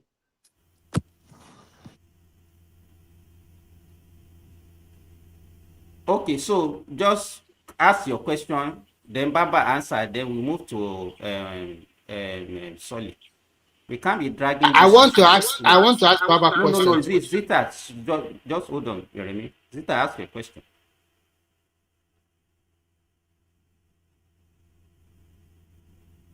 Okay, Remy, go ahead. So, Baba, my Simba, question. this thing is my turn. Baba was I said you should interjecting me. speak. You Let me didn't talk. finish, So what do you want me to please. say? Please, you don't come in here to tell me to shut up to listen to you. You can't be doing that. I beg of you. Otherwise, one day I will fall out with you in this platform. You can't always come in here to tell me to shut up and listen to you. I'm not going to take that. You've been doing it for So several if times. I'm the I will not moderator, tolerate wait. it again. You cannot, The time is mine. I allow It's Baba to yours, but interject me. I am the moderator. And I You said, I understand? don't care And then what you you should give are. me that You cannot respect come in here also. to tell me to shut up when You it bet. is my time. If And it's I your get time, somebody to interject wait. me, You should, and I want the person to answer my question. You just walking and say, Zita, listen to me. You're not listening to me. When I'm talking, like I should shut up. Where did you get that goss I from? can give you whatever interpretation you want to give it. You are not the only one on this Where did platform. you get Everybody that is goss listening to from? me. That you will shut me up when it's my time. I'm not shutting you up. I'm This is the just last time I trying will to say it. So don't maintain try it next time. orderliness. I'm just trying to maintain orderliness. So you should try and listen to me. So that is what I'm just trying to do. I'm not shutting you up. So you can make your submission and then we move to another person. But as it, I continue now. You know, we are not saying what they like. They would like to shut you up now. That is their normal way then. Wanted to tell Baba that up till now, I've not been able to lay my hands on how they gave the 20 pounds. He said the people kept back with their back money in their back pocket. That they went to bank. The bank said they're not going to accept the money. So where did they go to? And they were being given 20 pounds. And again, the 20 pounds, is it only for those who came back from the southeast or for even those who are in the southeast? Because the story The is 20 that plan was the given. Listen Oh, to money my. was not Can allowed I? in the bank. Whatever they took to the bank, 20 pounds was given to them. Can I? Okay. Can you listen, please? I don't have strength for this. It was a war-torn zone. War-torn. Anywhere war is fought, Baba is a war-torn zone. So stop making that emphasis. Yeah, So I'm tell laying me that. how they were given Wait, 20 pounds and who was giving it to them and what type of people and criteria they use in giving the 20 I pounds. not That's get all I your want to strength know. to. The thing is, in a war-torn zone, economy has collapsed. Social cohesion has collapsed. Everything is always in disarray in a war-torn zone. These are people who led, and they are still leading a roving existence. Most of them only came home when their leader asked them to come. They had to go back, no, because there was no food, nothing. They mobilized and gave each and every one 20 pounds from the southeast. It was in southeast they gave them that money, and they started living back to their previous stations because they had their Biafra money in their rucksack, in their back pocket. And when they came to town, was like how me and you will walk into a bank with dollar to change. They went into their bank. I have this foreign currency. I want Nigerian pounds because Nigeria only changed to Naira in 1973 and this was 1970. And the bank said, no, we don't know what money is this. We don't know this money. That was all. It became a toilet roll for all of them. You just repeated yourself again. So what did you understand about that? I put them I in asked a sequence. simple question that you didn't answer. You Which is repeated that? what you said before. I said, war finish. Is it the ones? Was it a general, all adults in Igbo land take 20 pounds? I said everybody. I said everybody. I repeat, everybody. Whether you had money before in the account or you don't have money. There was no bank. You didn't hear me. No social cohesion, no commercial life, nothing. It was a war-torn zone. Nothing. No food. So you gave all Igbos £20. Each person. Any adult Igbo you see, you give them £20. They were lining up. As they collect food, they give them each. Some may have collected more than that and go back to the line like we saw. There was free money. These are the things. No, Baba, please, sorry, sir. Let me interject a little bit. Sorry, because there's something that Madam Zita is asking there. I don't think it's everybody. Let me read this one too. He said, during the war, the Secessionist Republic of Biafra had printed its own currency, the Biafra pound, which Nigeria declared illegal tender at that war end. Underline. The federal government ordered all citizens in the former Eastern region to immediately surrender and deposit their Biafra currency and any remaining colonial notes into commercial bank accounts. The implementation of a flat rate, which is that £20. Once the money was deposited, a federal government panel assessed the accounts. The government urged that because bank in the rebel occupied Eastern operate outside federal oversight during the war, it was impossible to verify exact balance or true deposit. Instead of converting the deposited wealth based on its actual value, the government applied a blank rule. Every account holder received exactly £20. Later known as 40 when we changed money in 1973. You understand? That is how it happened. Then let me show you the distribution. Distribution through reopen. How did I distribute it? It said distribution through reopen bank branches. The money was not handed out in the streets or distributed by a humanitarian relief agency. Instead, individual account holder had to physically go to reopen commercial bank in the Eastern region to claim their fund. That is how the implementation works. Because I know my uncle told me that the only thing that is the difference from what the lies circulating around the world. He read something now. Where did he read from? Where did he read that? Niger man. No, I search on it and read it out. Well, that is not the only lie to it is that they claim. The only lie to it is that they claim that is every money. That's why I said I'm going to read that man's book. They claim that Igbos are claiming that it's every money, which to me then, when I was told, it didn't sound right to me.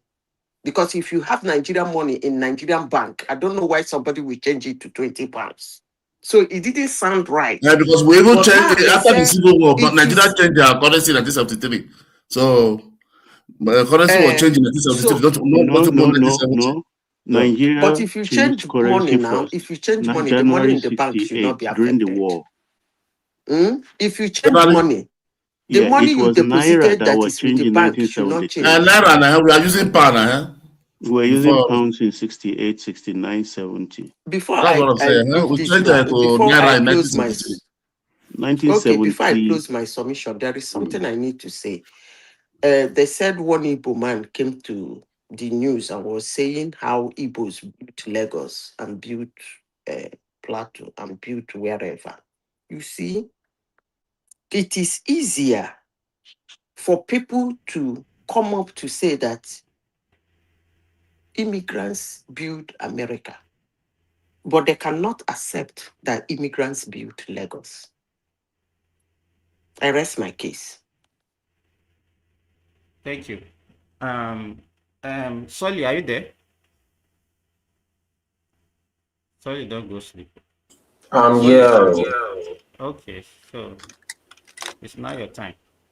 Okay, my own question is that 20 pounds that they gave them, somebody's this things. You still want to take us back to this? I beg, why can't you just let lie this use 20 pounds issue? That is the topic now. It's about the money that Awolowo gave them. But sorry, that 20 pound was not it was a very huge money then, very big money. Yes, You so know, so it's my equivalent to question almost is 800,000 naira today.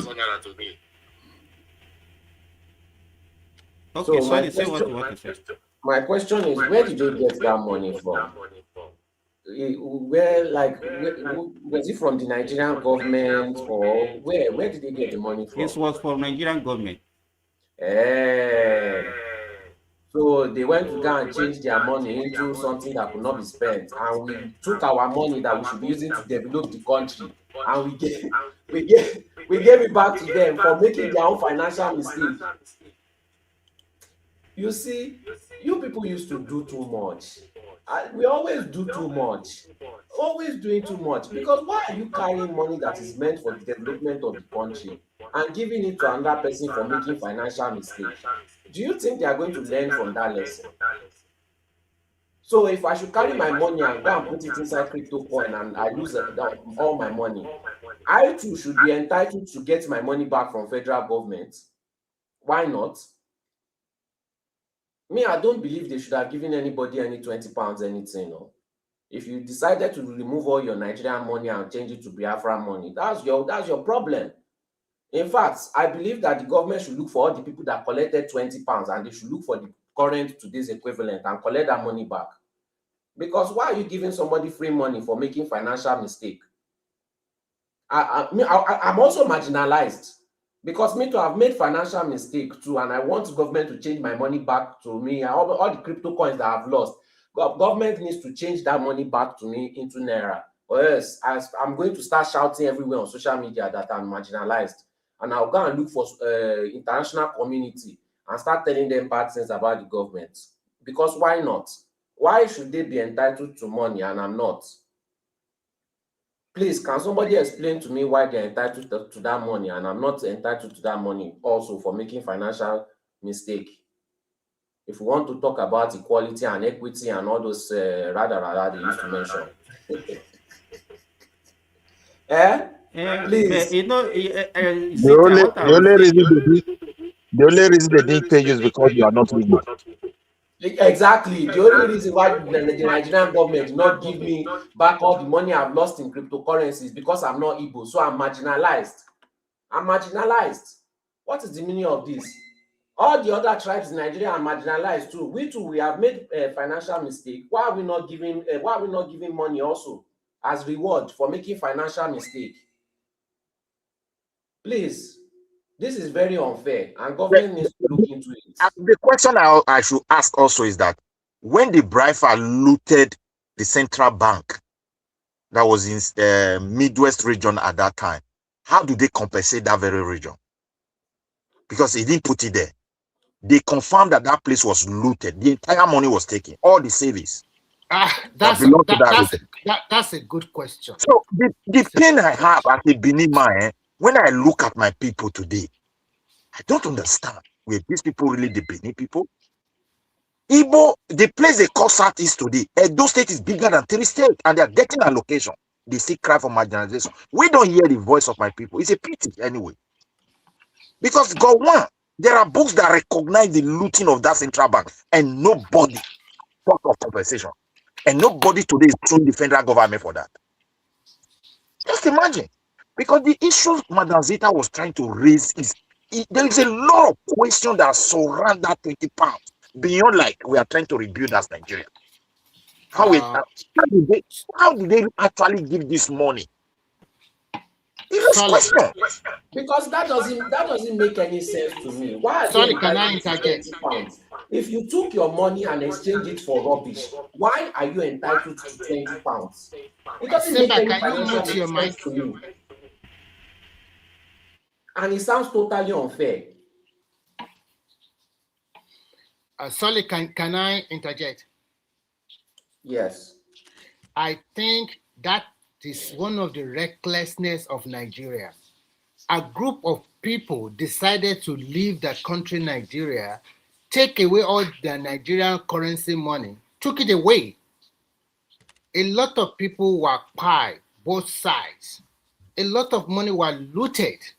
And when you now say, we now come to the end of the war, you now brought them back and gave them money. That is injustice to the rest of Nigeria. Pure injustice. Total injustice. Who does that? No, Mr. Remy, it was only those in the eastern region. Or those was in Lagos came back. That's exactly what I'm. Well, that is those exactly was in the north go back and collect it. Their money was still there. That's exactly what I'm trying to say. Are there not a lot of people that lose their weight in the south, the southern part of Nigeria, or Benin and the rest? How much do they give them? They even look the Midwest Is Bank. that not that you can see now that that compensation is just too much, unnecessarily. I don't think they should give them anything. Money meant for development of the state. Giving to private individuals for making financial mistakes. That is one of the financial mistakes. That is one of the mistakes the Nigerian government. Yeah, they are not supposed to give them anything. If the story people are telling is the truth, they are not supposed to give them anything. Yes, they are not supposed to give them a dime. You went out of the country. If to say you have succeeded, will you come back and get the money? That is the question we must ask ourselves. If that time you have already succeeded, go to the south and form your own country. Are you going to come back? Those money you looted in Edo and the rest to also prosecute that war. The Nigerian government, did they give all those Benin guys or people, did they give them nothing? They didn't give them nothing. That is one of the biggest mistakes Nigerian government did that time. Fine, you want to come back, you are getting nothing. Why did they give them money? For what reason? Remy, let me ask you. How did they get out of Remy, it's because the story is a lie. The story is a lie. Can you answer Everything me? they say about that Biafra is a lie. They have How not did told they anybody. get out of the war-torn zone back to No, their but bases? Midwest was looted now 5 million, but Ojuku ran away with all the money now. That is what you need to go build every coast now. That is why in every coast there's a public holiday. Ojuku Day there. Ojuku Day. They declare public holiday tomorrow. Ojuku Day in every coast because he brought a lot of money to there. Just like what this man did in Calabar. What's the name of this alone? Former rebel leader. Same thing. So Ojuku, they're supposed to hold Ojuku. Ojuku is the one that collect their real money and take it away to change. Because when they get there, we change it and start living life with all those money. And they give them fake Biafra money. The more I even read about that Ojuku, he just seems like a very dubious person. I heard that he could have stopped the war 3 years before and saved millions of lives, but instead he shot the person that was going to stop it and did exactly what that person was going to do 3 years ago. If I do that, that is why you see nobody bear that. Can you imagine? Calling it Sabo Tua. But that means he sacrificed 3 million of his own people. But their problem, hey, God Almighty, I don't understand, man. I don't understand. Holly, where did you get that number, 3 million? That's what they have been hearing up and down now. You see, you guys have to be very careful the way you call numbers about that war. Because that war, as I said before, is a total lie. It's a total lie.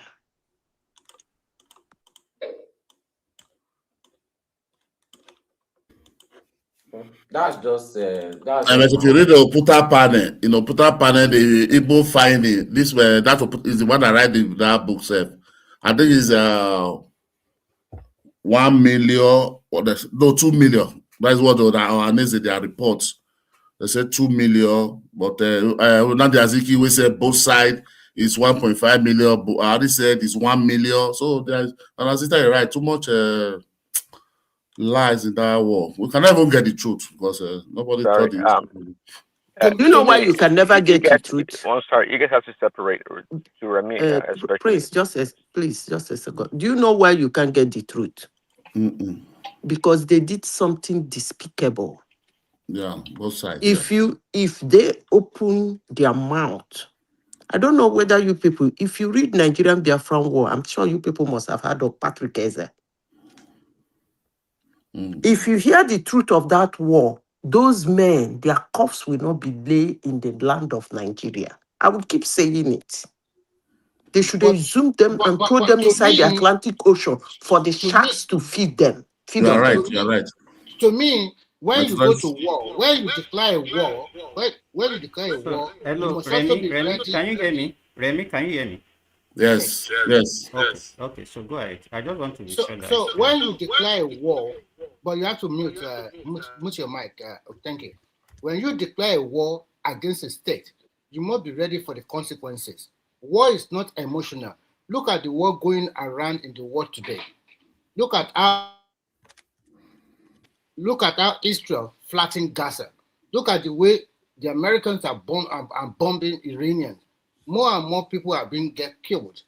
So when the Biafran declare war, and they know what they are doing, if they have succeeded in forming their own country, are they going to come back to Nigeria and say, okay, we still have money in your bank account? I think the kudos we must give is to the Nigerian people. Remy, hold on. You have to separate. Listen, you have to separate the Igbo people from their leaders. Okay, it was their leaders that looted the money. So what do you want the people to do? Okay. To start to death? There is nothing. Okay, there is no way I'm going to separate the leaders from the people, because when you come to the table, listen. When you come to the negotiating table, you are not inviting millions of people to sit on the table.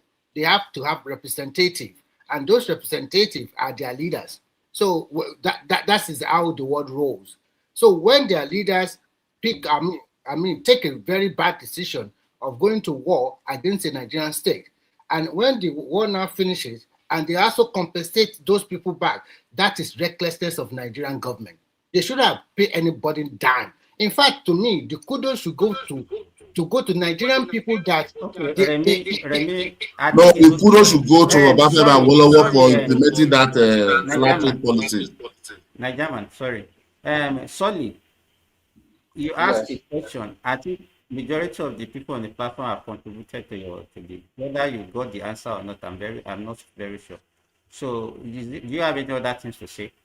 No, that was just my major concern. Like, why did they get the money and we didn't? Like it doesn't even make any sense to me. And we are, in my opinion, we have done so much for the Southeast, like things that we did not even give ourselves, But anyway, you start saying you are a bigot, even though they do bigoted things all the time. About the war is over, and become reconciliation, reconstruction, so the war is over. So that is what. But even what you are talking about, Nigeria, the construction, is people like you that can be talking about the construction? Do you ever hear anybody talking about the construction? It was as if immediately after the war, nothing was done. They were just abandoned. No, this was done, and they were integrated back, go back to the north, collect their property. It's you. From how many people have you heard that one? You are still talking about. In 2017, Buhari paid them 88 billion, paid the Southeast 88 billion. Why? Spoiling them unnecessarily. He paid them, all the old soldiers, he paid them 56 billion naira, and he paid 30 billion for all the limelight, all the bombs that were thrown there, that they should remove it to company. Even they are the one that brought it to company. 88 billion were paid cash by Buhari, $139 million. So, and that is the major reason that they were kept on holding Nigerian government in their jugular, because they know that once we put up those noises and those propaganda, the Nigerian government will still continue to pay them money. So I think the rest of the region in Nigeria, they are stupid, to be frank, because you went to war against the Nigerian state, and then you took your money away, Nigerian money, you took it away, and you took it to your own place, and you changed it to whatever part you want to take. There's also one guy on Twitter I think the federal government could have confiscated all Ojukwu assets in Ivory Coast, return that money back and give back to these people. Mm-hmm. When the money already moved of the oil boom now, money was there. Country now. They have nothing to do with the money already moved to another country, and those countries already changed it to their own local currency. How can you do that? The problem we have in Nigeria, I will tell you, Same thing federal government did to Niger Delta that create Boko Haram. Nigerian government or Nigeria is always like this. Oh, let bygone be bygone. No, that is not how to treat people. If people did terrible things, you must let them realize their mistake.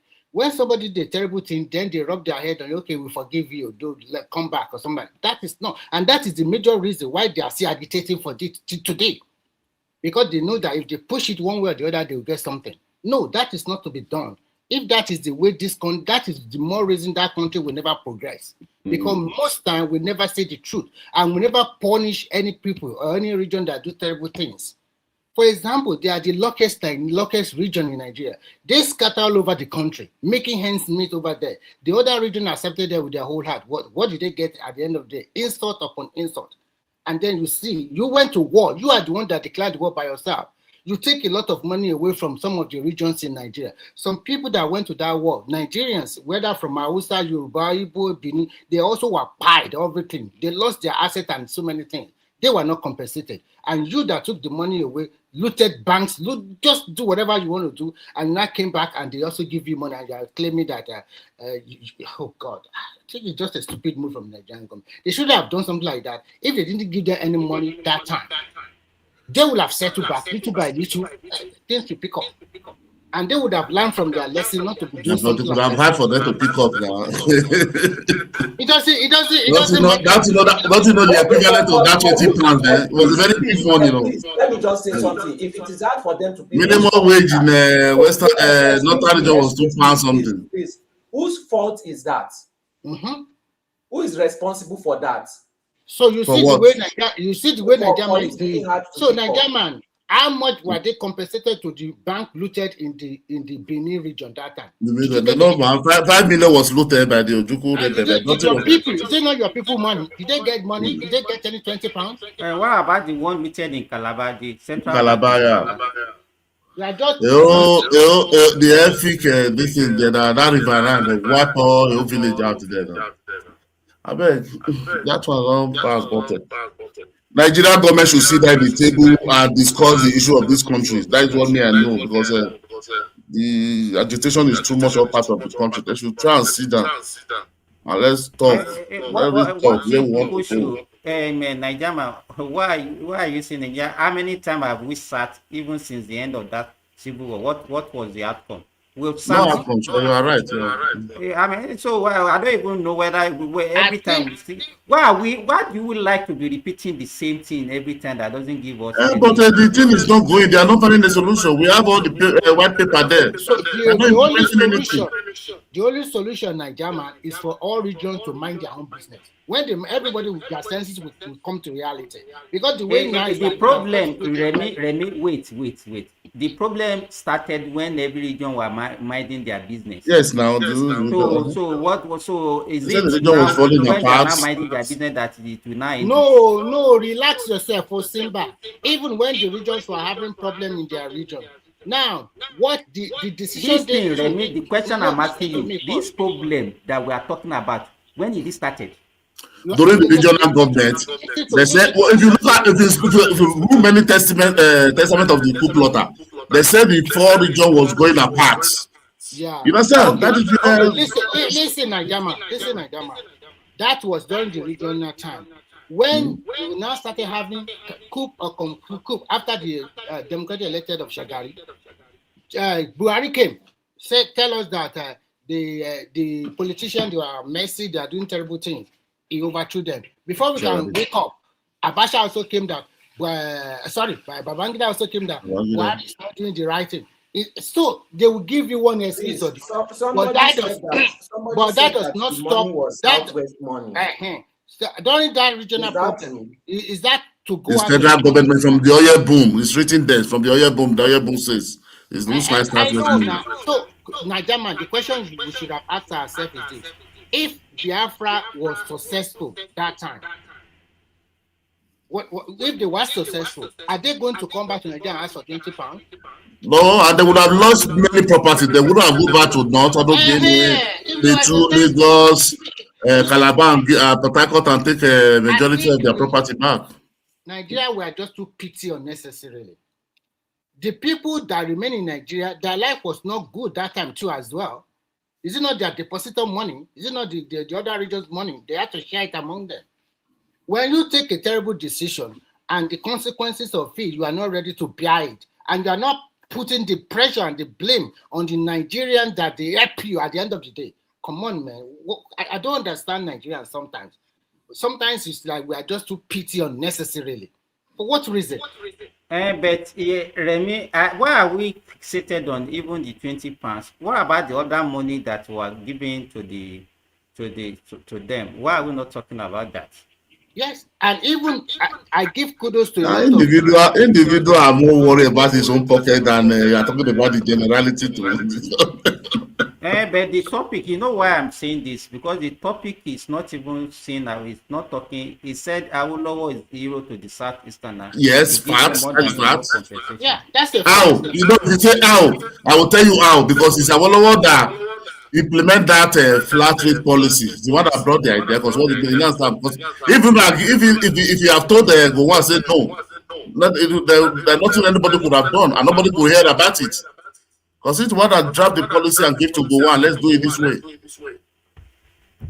Understand? For them. Because if you look at the equivalent of that 20 pound today, it's almost 700, almost 800,000 naira. And that 20 pound will get you 660 liters of fuel. Even me today, they give me 60 liters of fuel to start my life before I come to abroad. Don't you know what I will do in 1 year? That 20 pound will get you 50 kg, 8 bag of 50 kg bag of rice. That 20 pound will pay your half ticket from Lagos to London. So they should not be looking at it it's 20 pounds or just buy one bottle of beer. No, it was very big money. Okay, thank you. I think Remy, you are the next. You've been talking, so I don't even know whether you have any other things to say. Since yeah, I have other things, but refresh me the topics. The major topic is what you have been discussing earlier. Okay. So if you have any other thing that interests you in the polity, you can discuss it.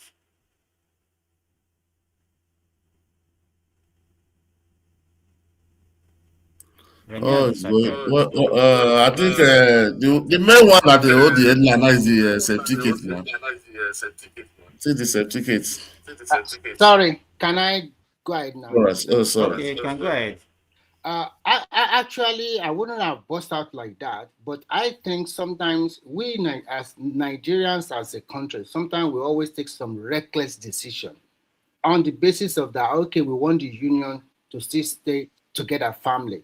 But it clearly shows that we cannot stay together family. We have to look at how can we live together harmoniously among ourselves. If we cannot do that, a set of people decide to go to war. And after the war, you are now pampering them more. The people that fought the war on your side, you do not pamper them. The people that lost a lot of money, you didn't compensate them. Because the money they stolen from all the vault, especially in the South area, they were depositors' money. They didn't compensate all those people.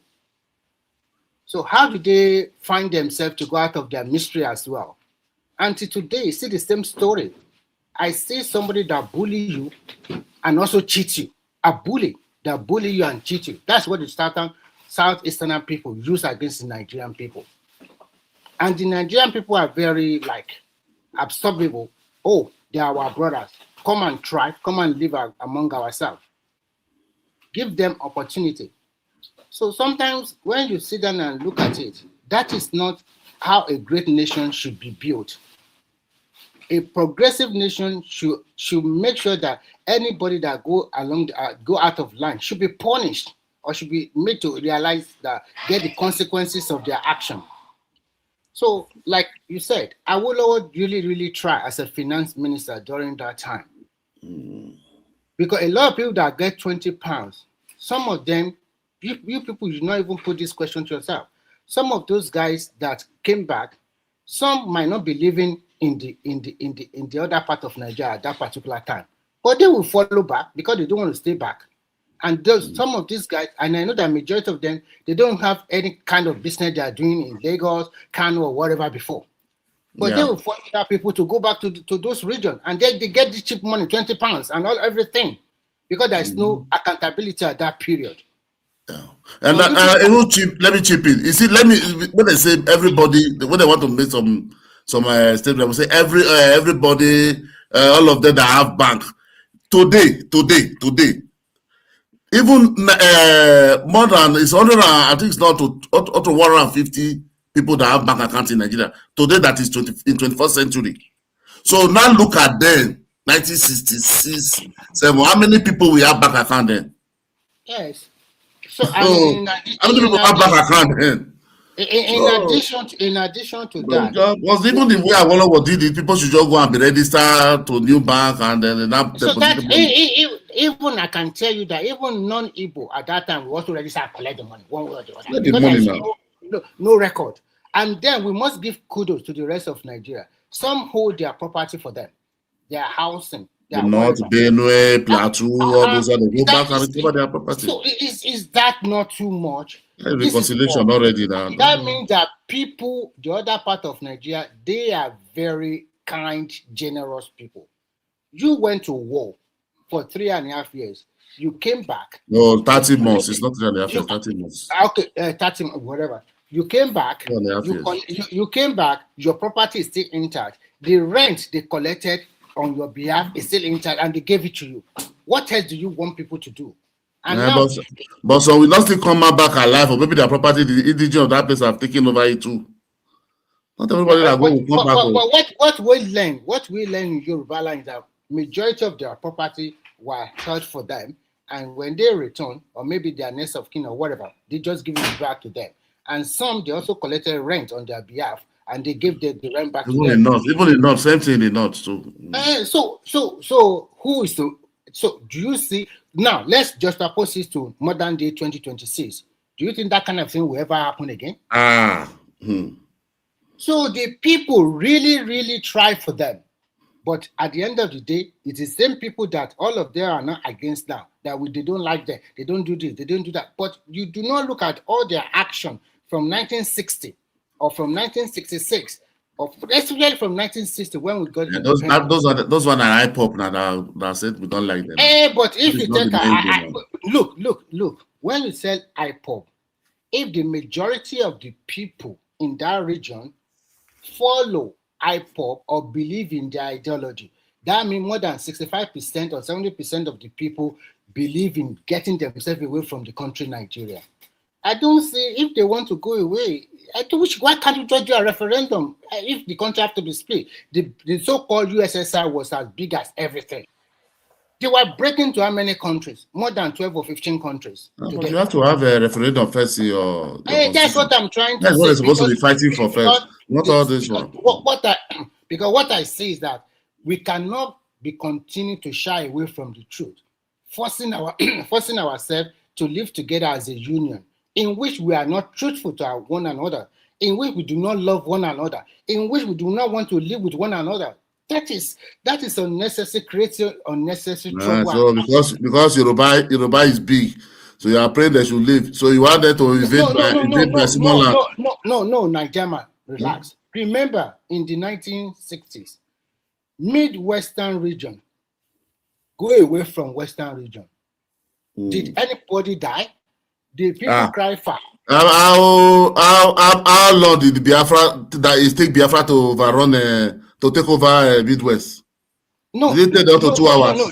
Listen, what I'm trying to say, look, you live in Europe as well. Do you think the total land area of Edo and Delta is not bigger than the total area of the 3 Scandinavian countries? I'm talking about Finland, Sweden, and Norway. It's not bigger than that. The total land area. So when you can form your own country and then stay like that. But we formed our own country before. That's what I'm saying now. It was invaded now. You are invaded. Were you compensated? No, and so you are telling me to go and form my own country again. No, what I'm trying to say is this. What I'm trying to say is that if as a country, the people in that country is all about not distrust, that I don't trust the other region beside me. I don't believe in them. We don't really like ourselves. Don't you think we are just deceiving ourselves as a country?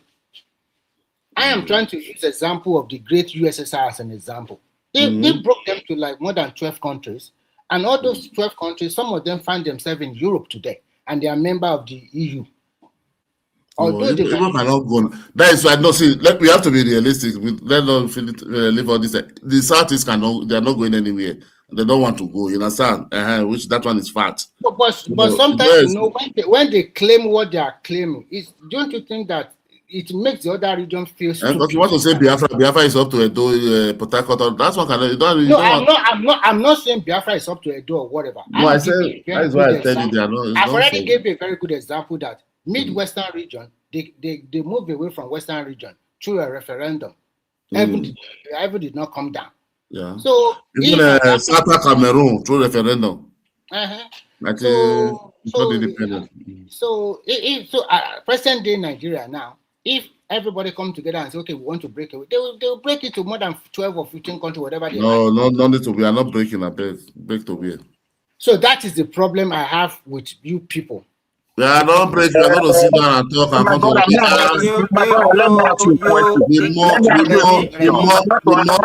Can I ask a question? May I ask you, please? What of those guys that believe in their narration? I mean, the Igbo children that are growing up, that are loaded with hatred, that everybody has wronged them, that believe all these things that you said they are not going. So the effect on them, how will the government overcome it? That's what I mean saying that our government, they don't no consequence for bad behavior. You understand? So normally after 1970, anybody that referred to Igbo man as a Biafra, that person is committing a treason, because that name Biafra is a rebel, and it was the former head of state Gowon, and you know that there's a degree it makes that nobody should refer to them as a Biafra. That means when you say Biafra, you are calling them they're already a rebel. That is what, but they by themselves, they brought the name back. That is why no consequence for it in the government to anybody. Don't accuse anybody. Normally, if you call it Bobani Biafra, it can sue you, and you'll be punished for it. You understand? But they brought the name back to themselves. You understand? So the one that are saying those one are not the leader. They don't have anything. Do you have their elites? No. Do you have their governor? Do you have their traditional ruler? Nobody is there. Do you see they are still in the parliament? Those who are raising any motion since 1999 that they want referendum in the constitution. When you see that thing, before you now know, yes, there is a way. There is no way. Igbo man that love to expand, to hold business all over the world, that need population for his business, you want to bring it to that small place. All of them, we are doing the same thing. So who will not say for you? Who will not say for who? Igbo man need space to expand his business. So that's what I just saying it. All in America sitting down. Oh, okay, now be careful here. That's how we say Biafra is scam. Nigeria, you said they need space to expand their business. If they need space to expand it, they should also respect the local culture and tradition of wherever they give them opportunity to do their business. Because if they are not doing that, let me wait. See one thing. That is why if you read the Ohanese founding in Oputa Pane, that is the book. This is a Oputa Pane. That is Charlie father. He's the one that wrote that book. He said 2 million Igbo people are mentally retarded. Look at that thing. If they are passed, that thing have disease, they'll be passing to generation. Look at some people. Look at the way some people talk. Look at the way some do. You will know that there is the SARS they do one summit in I think the last 3 months. You understand? There's the professor that was speaking there. He said it. He said that trauma was passed to him, still with him today. You understand? This is a professor saying the truth. So what do you think about all this one? They didn't see the war. We are still coming back to the same thing. Because some region, because of the war or whatever they are traumatized, does not mean that the rest of Nigeria should continue to pity them to death. No, what you would have said, federal government should pay.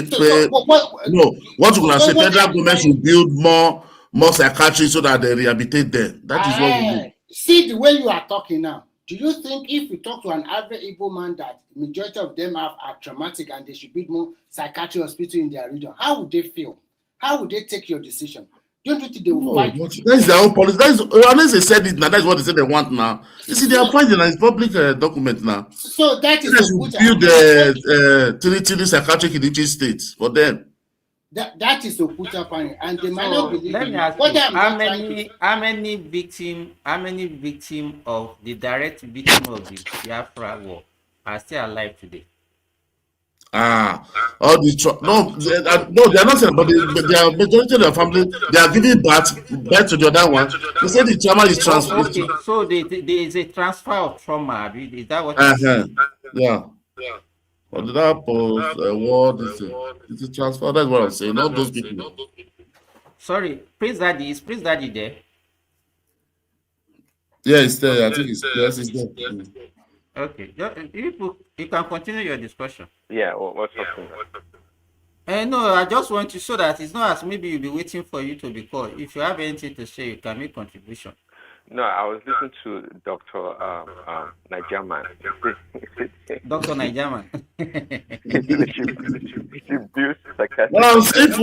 I'm reading what they are finding, not my own word. See, Remy is being too hard. Okay, Remy, you're pretending like before the war, all the Igbo people were millionaires and billionaires. Most of them were common people. Again, I revert back to what I said earlier. Is their leader that made those decisions for them. Many of them were just common people like the rest of Nigerians. Okay, the federal government was just trying to help them out. That's what they were trying to do. So you're trying to put this onus on them to that this and that because the leader made that decision, they should all suffer. I don't believe in that. The words and we try to reconcile. I 100% disagree with you. Because if the people that fought for Nigeria were not compensated, were those not ordinary people also? Were those not ordinary? This you cannot give me any concrete reason. As our massacre is not as our massacre, who compensated it tomorrow? Or they are not human beings, or are they just marginalized because they are not Igbo, or what? What is it? No. The question is, Prince Daddy, the people that die on the Nigerian side, were they compensated? No, just even look the horrible ones. Massacre. That's a good question. See, I don't disagree with Tony's point. If I'm not saying they should only compensate the Igbo people, but we know that. The people on the but let me ask you, Prince Daddy, if there is a war, you understand, it's not as if it's a war. It's not as if maybe somebody just went and invaded or whatever. What is there anything like compensation after war? The loser suffer it. I'm just asking. You fought a war and you are waiting for compensation after war. Well, because okay, so you have to look at each situation uniquely, right? After the war, I think the mantra was tell us what is unique, right? No, just wait. Now that statement is rubbish. Tell us what is unique about this war. What is the uniqueness in this one? Well, because after the war, I think it was. It's not after. We are talking about the war. We are talking about the war, Prince Daddy. What is you said you have to treat each situation in their unique way. Okay, so what is unique about this? Well, given examples to other parts of the world also that they have civil war. But what I'm saying though, not like after the war Nigeria divided. No, after the war we all came back together. We wanted to form a stronger union, so to speak. It wasn't like they're trying to divide and get rid of the Southeasterners. It came back together, so they have to find a way, the central government, to make amends. That's what we're trying to do, not because they. But it's not part of the amendment that you can see. They gave them money for them to restart their life. They gave them compensation money to reconstruct their hospitals, their roads, their healthcare services, and all those that things. Is all. That's what I'm saying. That is all good. But when people like Remy talk, like, oh no. But war, when you now see, wait now. Why are you not speaking to the fact that all these things were not even mentioned, and people did not even show appreciation for this. Okay, Yes, Prince Daddy, that's the I problem. have a See, question. No, I no, have a okay, sorry, question. let sorry. me I have say, a I want question to hold on for a you, hear Prince second. Prince Daddy. Daddy's. Hold on a No, second. please, See, just Wait, add to sorry, the wait, sorry, question. wait, sorry, wait, sorry, wait. Now, sorry, please, sorry. Yeah, see, please, Prince Daddy, Daddy, go continue. ahead. sometimes when I hear Baba talking on this platform, for example, when it, of course, I knew about apartheid South Africa, right? But to the degree in which Nigeria as a country participated in helping the South African people, I didn't read that in no damn social studies class. Yeah, I didn't read that history at school. Yeah, maybe you guys did. I did not have the clue to the degree in which Nigeria helped South Africa. But the reason I brought that up to state that, look, younger generation, there's always a gap in history, and the information of history is not readily transferred to the next generation. So there's always a gap. So the Southeasterners or Igbo people complaining today, they are the young ones. They don't know history, and I don't blame them, because me myself and many other people that are Nigerians don't know the history either. Prince Daddy, just Prince Daddy, hold on. We that we are talking about it, we are not there. We also, so how did we source for the information? Don't you think that people just Am I choose? not young to? Yes, you understand. So how do we know and they decide not to know?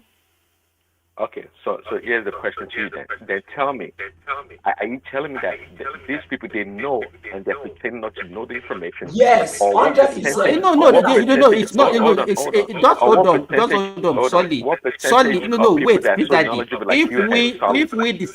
If we decided to go and search and we know, and they just decided to, what is this thing is so clear now, you should know. Why are you asking this No, kind of question? no, Mr. Simba, let be objective here. You know, Okay. the propaganda that was sold to them that they are killing Igbo in the west and in the north. No, that was the propaganda that they are killing Igbo. No, what I'm Do you saying, think? let me tell Wait, you. do you think if Oduku came back and told you and the Igbo leader, there's no information at hand like this? Then do you understand? I told them that there is a coup in the north. All the old daughter leader We are is not there. talking about the people then, no. We are talking about now. But Nigeria, they we are see talking your about now. propaganda now. Don't you listen to this Bishop No, Reverend wait Emeka? now. So why didn't you decide to follow the propaganda? You yourself. Because my mother didn't told me, or my father didn't told me the way it would be emotional to But me. we heard the same story. Everybody heard the same story. But Yeah, but why did you they didn't decided put to say to emotion to seek it. for the truth? They put emotion to those people that okay, look at somebody like Yuledoche. Do you see You that want video to that was tell circulating? me now, Nigerian, that this thing that we are saying, they are not aware of it. Oh, their mother, their parents. Even they themselves, we are not. I was They not are born not aware of it now. It's a I story was that born was told after to the them Civil now. War. I was not there. I didn't know. Yes. You understand? No, but So if you know, how come you Oh, now say that they should Simba, not know? okay, Simba, what about if they are aware or weren't aware, but they were aware of wrong information? What about that? yeah, that's what I'm trying to say. Yes, I Please, think it's just a all this matter of rubbish choice. excuses, Prince Daddy, Mr. just don't Simba, pretend. It's Mr. a matter Simba, of choice. They just choose to believe what they want to believe. Simba, Everybody just try to, yes, that is just it. Forget about Mr. all this Simba, pretense. please let me No, just say if my they were piece. told them the right information. Look, okay, look at the okay, Mr. Smart, see, look at the some Igbo some Igbo now that understand it. Let's They're able to hear think for Solid, themselves. please. They will Solid, see the Can truth. I just say Can I something? come Let me in? just say something, No, just please. for midwest. You talk after Solid. Please, let me just say something. These people think we don't know the true story of Biafra, and they are not giving us, in their own mind, they think we don't know what happened, and they are not giving us any chance of excuse. You are sitting down here, 2026, with AI technology, all the information at your hand. Every single one of them has a handphone in their hand. When they wake up, that's the first thing they touch, and you are sitting down here giving excuse for them when they will not give you the same chance to have an excuse. What is all these things? What is all this? What is it, jazz? Is it jazz? These excuses don't make any sense. You are grasping at straws to make excuses for people that will never give you an excuse. They will but majority of Nigeria has smartphone in Nigeria, but they don't know what is going on in the politics. So is that my fault? Is that my fault? Why should I be punished every single time for somebody making mistake? Do you think that person is going to stop making that mistake? That is why they come online and insult everybody, because you keep on making excuses for them. They fought war, they killed your people, you paid them. How does that make any sense? That means I can come into your family house, I can slaughter everybody, and you will pay me. Are you going to do that if I do that to you? Please just tell me yes, so that I'll know where your head is at. Tell me yes. It's not personal between me and you now. No, let's make it personal, because you are telling me. No. Wait now. You are telling me I should accept it. So I want to know if you will accept it. Are you going to accept it? No. So why are you now trying to convince me to accept it? But you have to understand. Look at what President said. You have to understand. Everybody with no learned and you cannot cook food and give me poison and then start convincing me to eat the poison when you don't want to eat that poison. Okay, put it like this. Okay, wait now, sorry, wait. Even the Southeast, look at all this young, but they don't listen. They don't listen to Heather. They believe who have words have the say. Excuse me. So who's going to educate them? Excuse me. How is that my fault? Why should I suffer because somebody does not want to listen?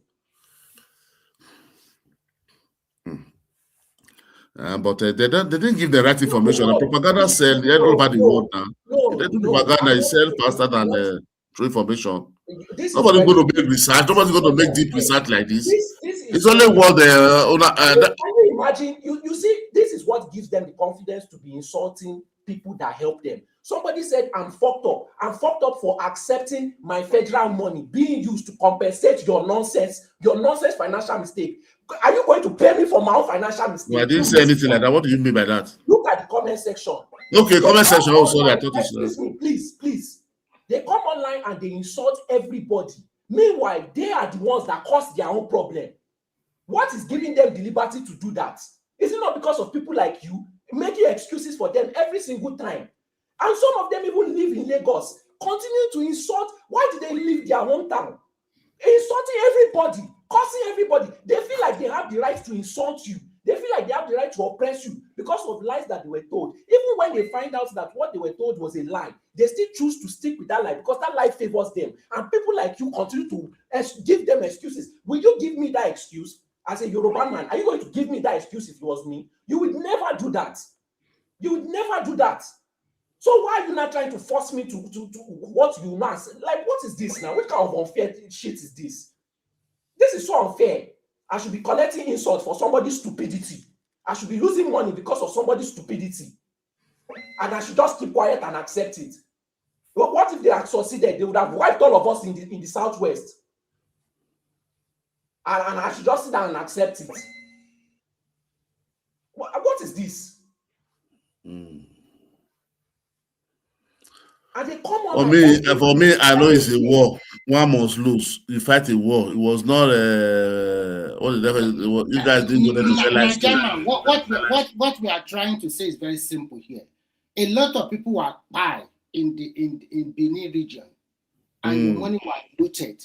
Now let's put you against them. After the end of the war, they were compensated in money, in food, and the rest. What about all those people buy in Benin Delta, Edo Delta? No compensation. Why you people now listen carefully. Now, just opposed to that 2022, 2020 something. Now, why you people agitated now that you want to form your own country? You are not agitated because your great grandfather also tell you a story how they lost their money, how their how your uncle were how they rape our women, how they do. You people do not come out and hold Nigeria at the jugular. But they are the only one holding, and then they continue.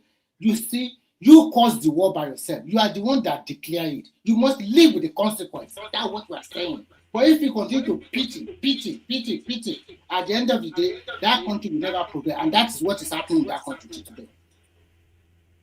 That's what we are saying. Because we are not telling ourselves the truth. You are holding everybody accountable except for them. Like what kind of messed up stuff is that? Are they special children?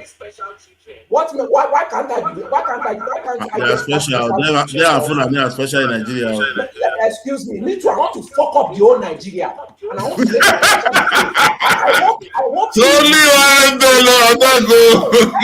no, now, Shebi, they are the ones that used to talk about equity. Let us have equity. Me too. I want my own turn to fuck up Nigeria, and I want to make my financial mistake, and you must compensate me, and I must insult you for the next, only God now knows how many years, while I live in your land, and I take advantage of all the amenities in your land. You must give me that right to insult you too. Please, when am I going to get my own turn to do this? Because it seems like this is what we are being compensated for. Just like bandits. Bandits come, they slaughter people, you compensate them. Me too, I want to start my own banditry. Shebi, that's what you are encouraging for Nigeria. Let us start our own. It's the federal government now. Look at Niger data. Niger data started there. Stop it, Nigerian. It's not if you the way you are reasoning. No. We are not talking about the war again now. We are just talking about how Nigeria encourage all those. That's what I'm trying to point out. I'm not talking about the war. Those who doesn't fight war, they fight for rights, yes. No, we fight for war all over the world. Once you lose war, you suffer for it. There's a consequence for it. A loser. I did not see any consequence.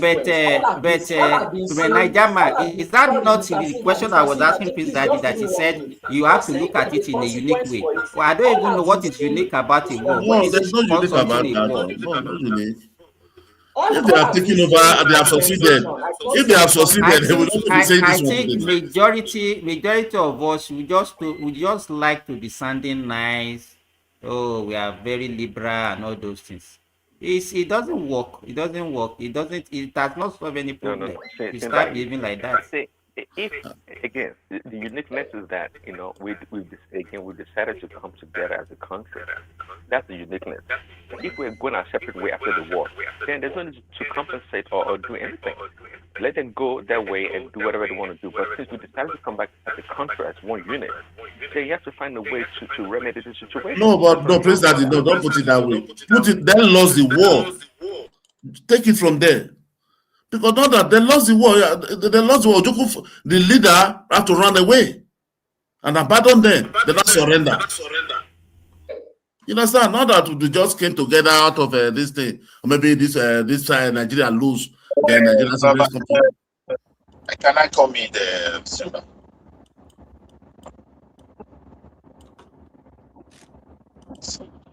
Simba, they hear me? Hello? Yeah, we hear you. Go ahead, Midwest. Go ahead. The thing is this, my brother.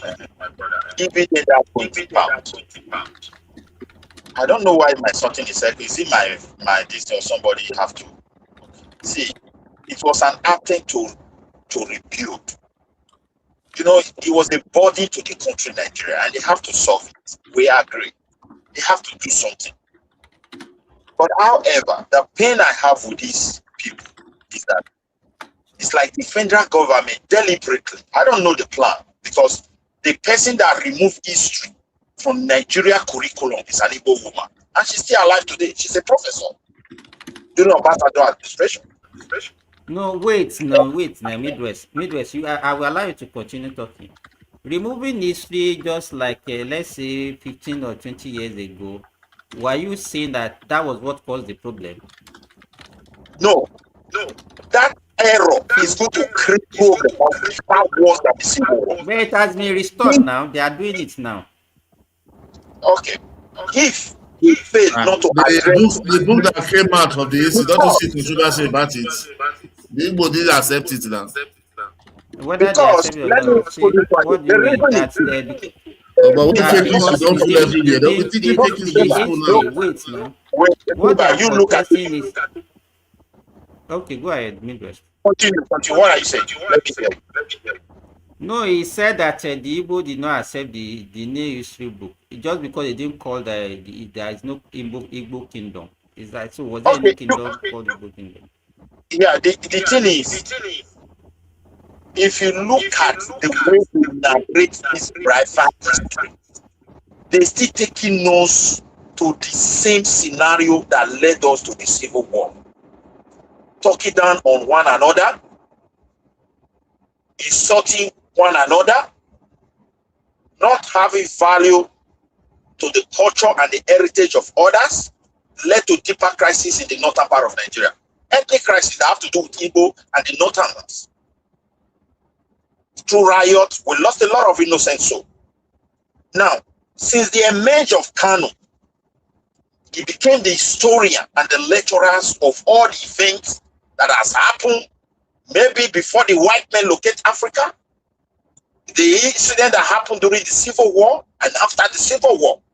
He engaged in this propaganda so long, a new generation of these people consuming so much to a point, they started narrating this history, how everybody wronged them. The government did nothing good for them, but people were all against them.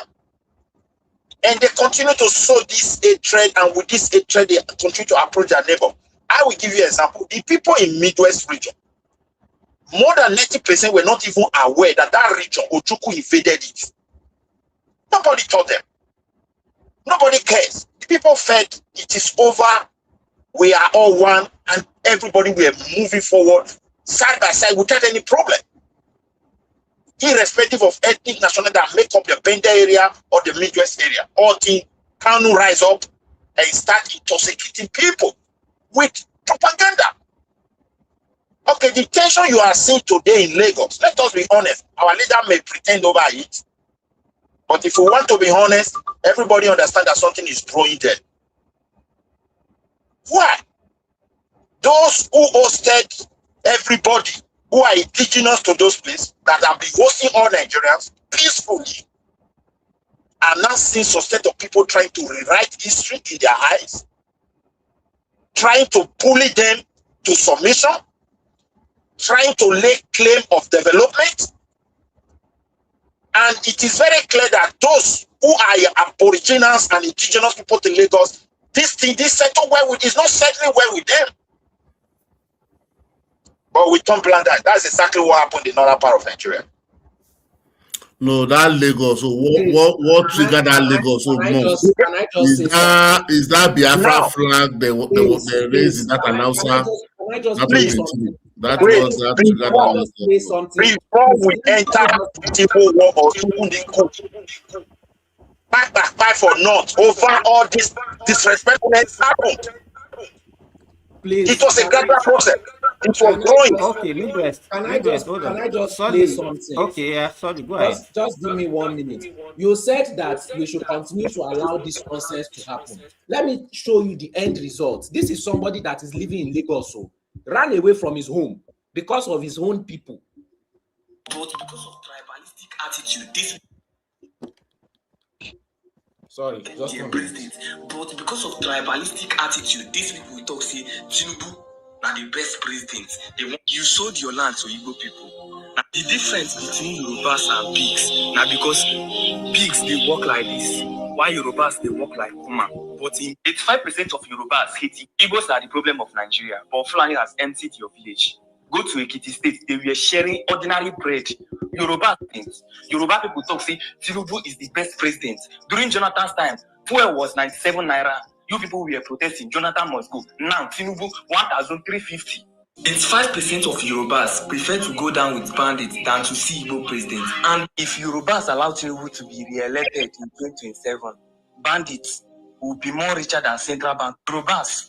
This one solely is the Yoruba that make Tinubu president. So this propaganda.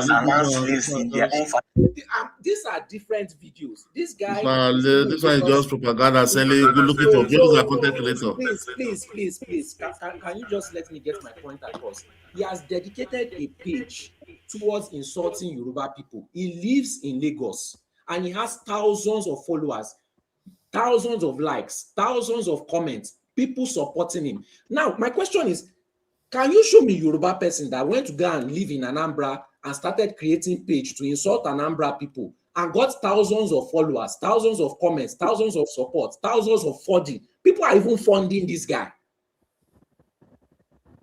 This is the result of your loose hands. When you continue to give them loose hands, soft hands, they will never confront this guy. They will never in their life confront this guy.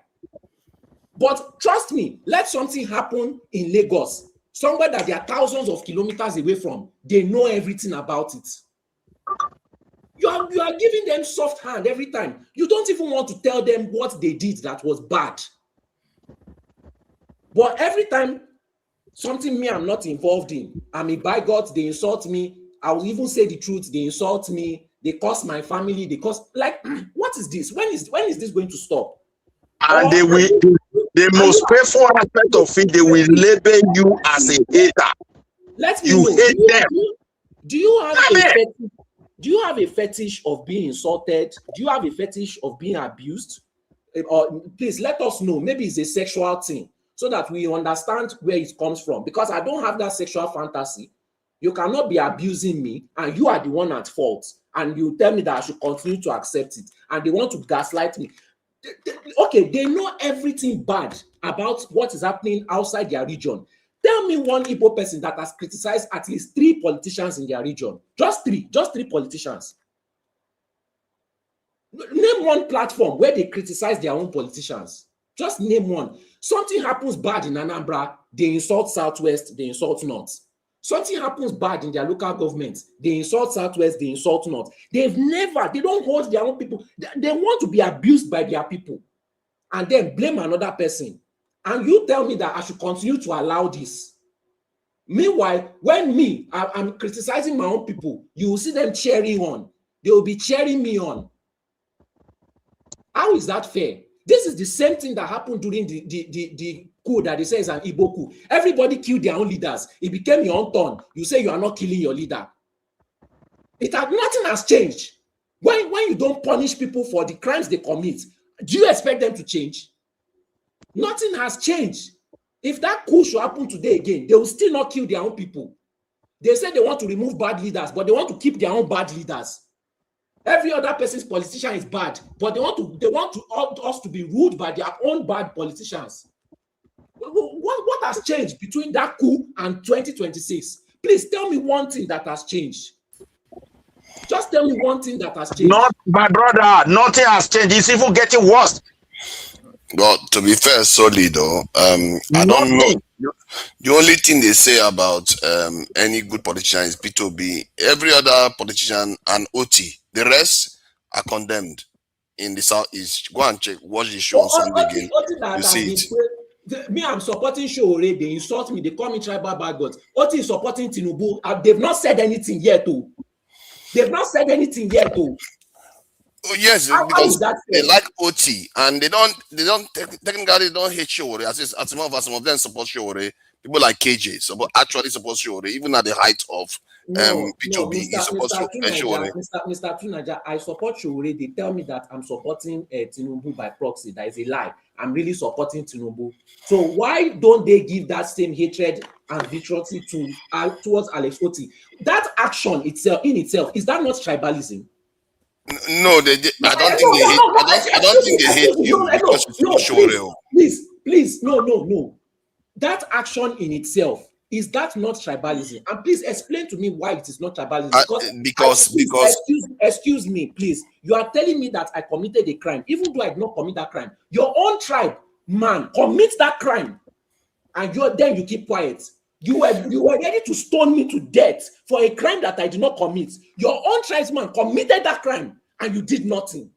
Is that not tribalism? If you support Shore, they will not be against you. No, address what I wait. Are you not saying because somebody is supporting Tinubu, they should insult the person?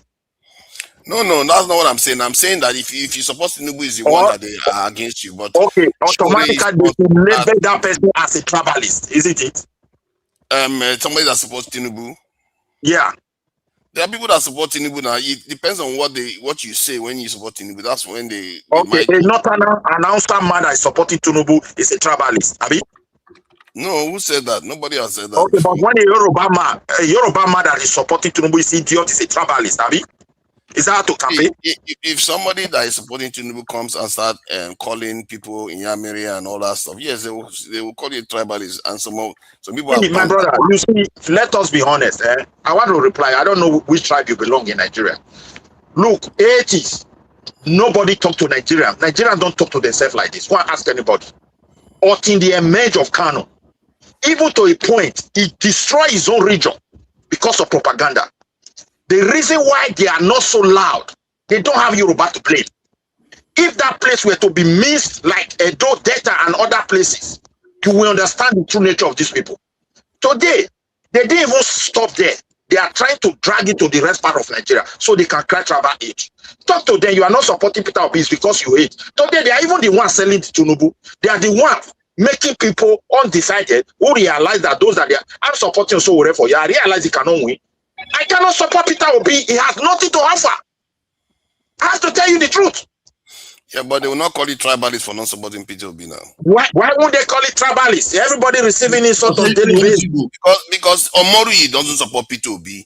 KJ, one of the biggest people there that is always Igbo all the time, doesn't support Peter Obi. He's Omoruji from their region. Omoruji is from Edo State. He cannot behave like that. We were not raised like that. Yeah, we but based on tribal line. How imagine a parent raising their children in Lagos, the only thing you tell them is Yorubas are useless. And that child will grow up and start telling their own children that's a statement. That's a kind of something. Just accommodating you. And then you see them misbehaving while the government don't blind eyes. Go back to the Civil War. It is insult against the Northerners that led to the first riot. Many people died. They try to suppress it instead of addressing it. Ultimately, it led us to Civil War. After the coup. It is the opposite that is happening now. And today, I'm from Edo. These useless people that we hosted peacefully, they settle in our places and laying claim to our land. When we were having some traditional little misunderstanding, the Ohanese Igbo were hosting those set of people in their eastern region. You mean that didn't speak volumes about this kind of people because people are quiet? Huh? What did they do? You are destabilizing the God. You are insulting people in Edo. You are laying claim to people's land. You don't respect their culture. You continue this way, and the federal government cannot address it. The same thing that led us to civil war. Let me say this. Mr. Tunaija, please wait. You gave an example of KJ not supporting Peter Obi, and you said they are okay with it. How is that different? You literally are giving the example that I gave. I support Sowore. They call me tribal guy by God and supporting Tinubu by proxy, and they insult my family. They insult everybody. When did they do this? Whoever did that is a hopeless person because. Father, don't be saying as if you are on social media now. Don't you see what YouTube? I've been there. They don't do that. Stop doing it. Stop trying to malign the whole people because of it. The both of us. You are just so happy to hate on other groups because that's what my son. See them. You don't use the word. I don't already give her the word. No, that's what you are doing now. What talking about Obina is saying. Talking about Tinubu. This is it. Obi will never rule Nigeria. Go and mark that word. Obi will head up. Obi is the one selling Tinubu because when you accuse somebody forcefully too much and you cannot prove it, people can see that. Can easily see it. Please can you just let me get my point across to Tunaija? Mr. Tunaija, you are being disingenuous, and I don't like the fact that you just lied. The two of us go on Dr. Damage's program, and they insult me every single time. They curse me. They put it in the comment section. I've pointed this out multiple times. So that means you have seen me talk about it. You have heard me talk about it. That means you have seen the comments too. And did I say anything against them? All I did was support Sowore and say the truth about Obi. So why are they trying to... You literally curse them back all the time. This guy curses them like crazy. I remember there's a video that they play every time they want to start the show of Soli abusing this Kene. You curse them out all the time. I don't know why you're acting as if you don't give back. Tunaija, I curse them out rightfully. If they say something stupid, if they do something stupid, if they lie, I curse them out. Yeah, but why are you acting as if you don't curse them out? Like Excuse me. Cursing out somebody for lying or insulting is different for cursing out somebody for saying the truth.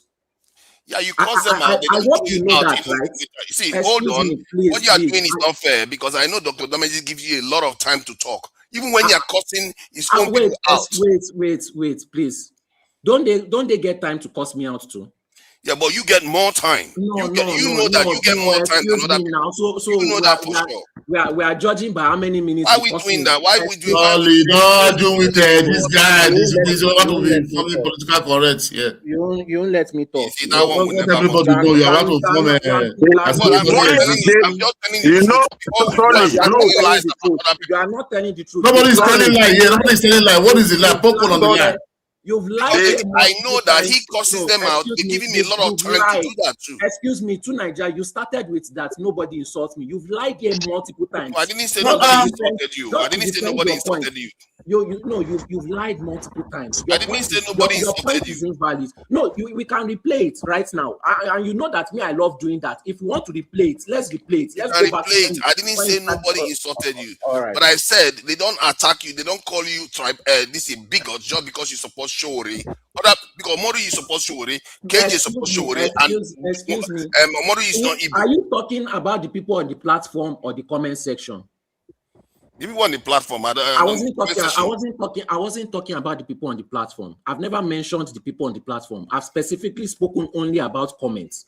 I don't know why you are bringing. I don't know why you are.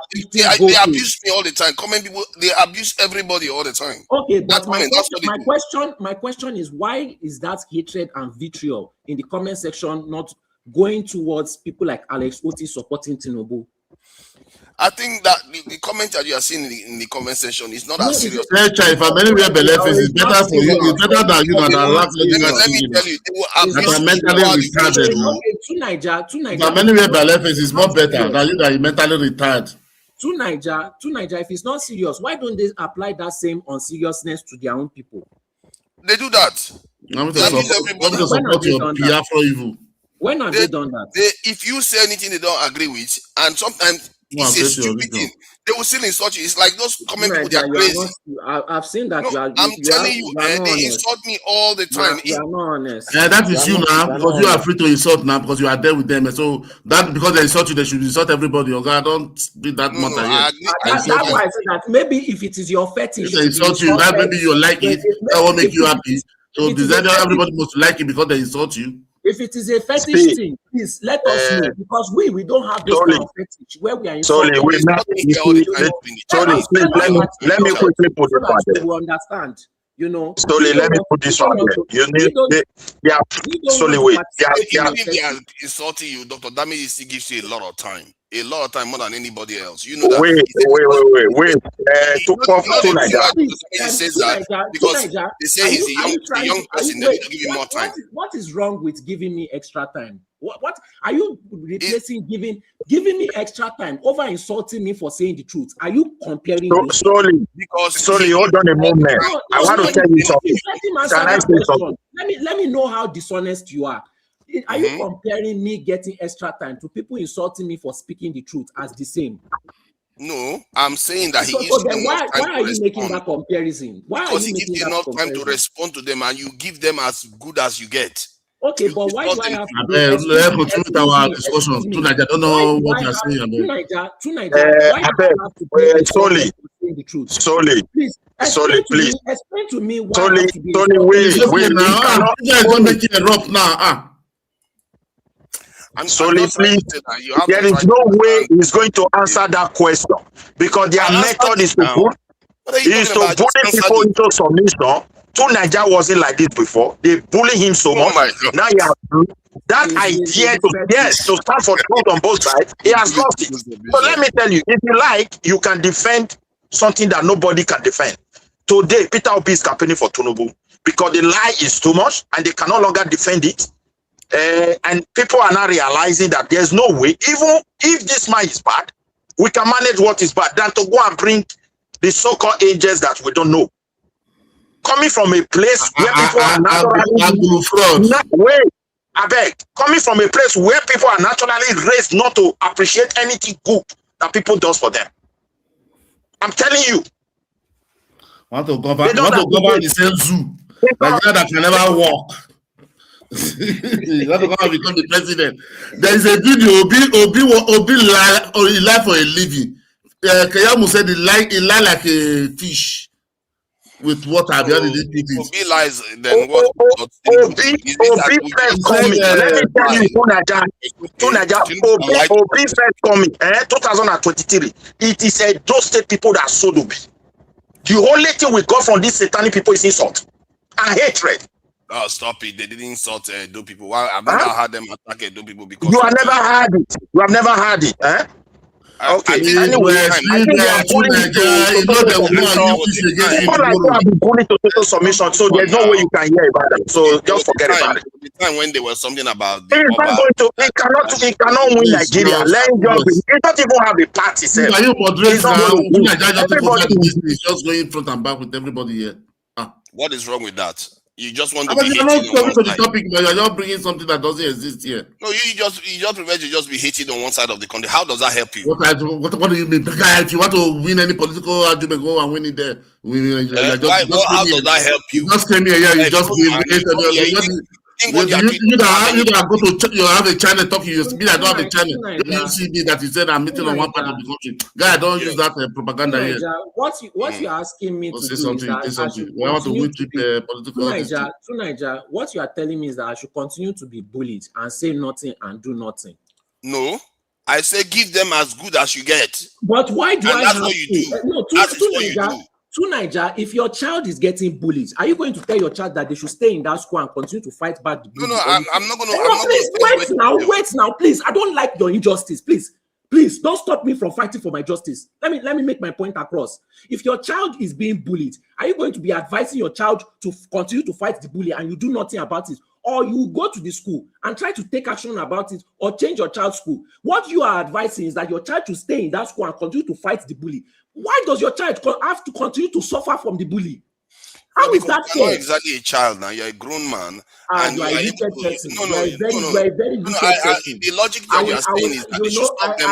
Are you saying that they should stop those people from talking? I have respect for your judgments before, but you are don't have respect for my judgment. It's up to you. You shift goalposts. So I should continue to get no, please, Tunaja, freedom of speech, and so do they. Tunaja, you just said that I should continue to get beaten, and I cannot have peace because some people exist. No, you can wish that they don't exist, but that I never wish that. I never wish that. I asked you, why do I have to continue to fight them back for standing for the truth and justice? Why do I have to? Excuse me. Why do I have to be getting beaten for the truth and justice? What crime did I commit? Because they don't disagree with you. That's your crime. They disagree with you. For saying the truth. They disagree with you. They don't see it as the truth. So then I should just continue to suffer. No, you can decide not to go there. What is the next topic? But if you want to go there, be ready to give them as good as you get. These guys, No, please now. I know what I'm trying to do. I'm trying to show the audience how morally decadent Nigeria is. Everybody knows him. Everybody knows him. Everybody knows him now. Yeah, I didn't know. I didn't know him now. He's afraid. They're bullying him over there many times. That is why when you see this on China, all of them run away. So he's trying to make an amendment to see that he's fighting for them. Because you know they are here in the comment section. They are listening to him. They're going to use it against him there tomorrow. I have another example. They don't like me till now. Niger, I have another even better example. We have Sheikh Gumi. From Sheikh Gumi's perspective, there should be Sharia law. From Boko Haram's perspective, they are right. There should be Sharia law. So should we continue to die in their hands just because they don't agree with us? No. But I should continue to get insulted and beaten because they don't agree with my truth. They are not. You are not killing you. You are not. Hold on. One of them is breaking the law. The other one is not. All right. So freedom of speech. You forget about freedom of speech. You are in a democracy. To Nigeria, do you know that inciting tribal hatred is a crime in Nigeria? It's supposed to be a crime, and no, it is not supposed to be a crime. Excuse me, to Nigeria, it is a crime. They don't take it seriously now today. To Nigeria, please now stop shifting this goalpost. You talked about it being a crime, and I told you what they are doing is a crime, and now you are trying to shift. What is this now? I didn't shift it. You are trying to. You almost did. That was your next move. That was your next move. The problem. That was your next move. How can you be? What is this now? What is this? see, you give as good as you get. If you don't want to go into the boxing ring and box people, you don't like to Why am I hit being people, then forced don't into go the inside the ring. boxing ring? Why am I being? Can't I live a life in peace? You are pushing me into Then boxing ring, don't and go on the channel. Then don't go excuse on the me, channel. Niger, do you know that back in the days, that's what white people used to do to the blacks? They force them in the boxing ring and tell them that you are in the boxing ring, now fight. That is exactly what you are telling me that I should do. Yes. And yes, because it's a boxing ring you go into. Can somebody remove Niger from this platform, please? If you can. What is wrong with you? No, don't be so petty. you are doing too much. This is after you go there and give them it's not a joke. You fight them and fight them and fight them, and then you come here and say, "Oh, they are just beating you." You would think it doesn't insult them back. Oh, he insult them like crazy. Yes, and they will give him excellent. They will give him an executive chair to be insulting everybody there. So it's mad that he just come to your platform start insulting people. No, my point is nobody's complaining that he's insulting people. That's the thing. Nobody says, "Oh, how dare that young boy come here to insult people?" They even give him time. Do I start the attack first, or am I being attacked first when I insult? Sometimes they perceive it that you attack first because you. I did.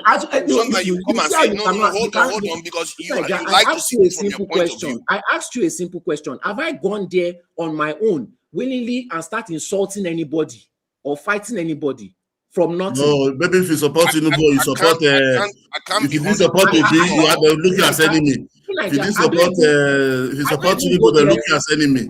I can't be 100% sure, but I know that you go there and say Tinubu will show you people. Tinubu will show you people very well. I know you say that. I don't know whether. When did I say that? When did I say that?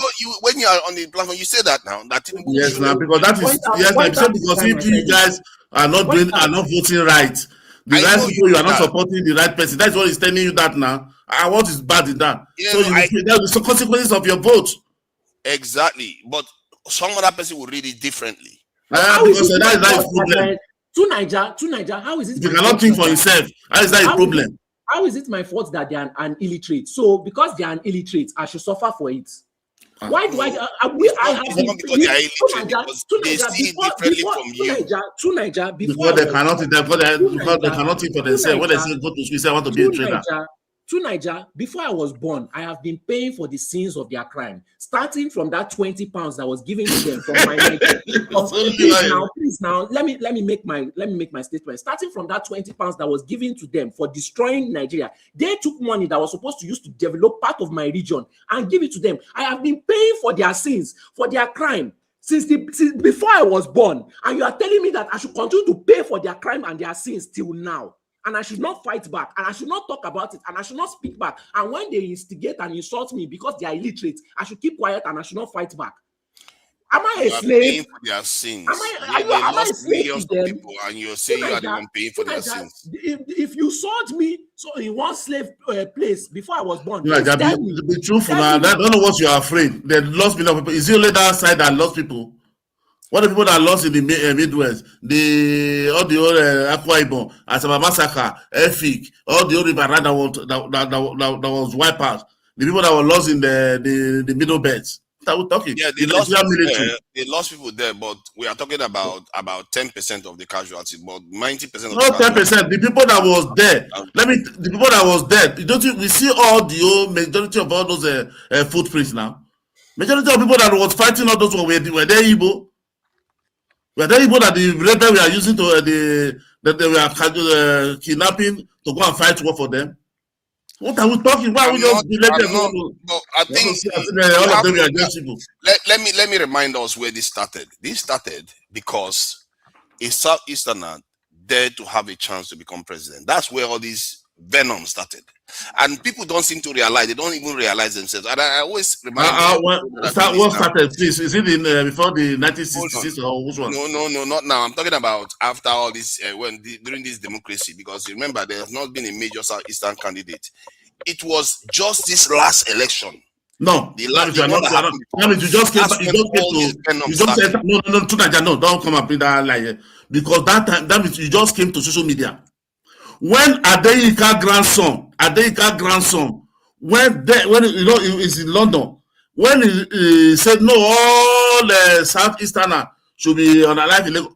The same Yoruba petitioned that guy, that he petitioned him in UK, that he was taken to court and jail. Same Yoruba people, not Igbo people, not other people. Same Yoruba, their own brother, their own. You understand?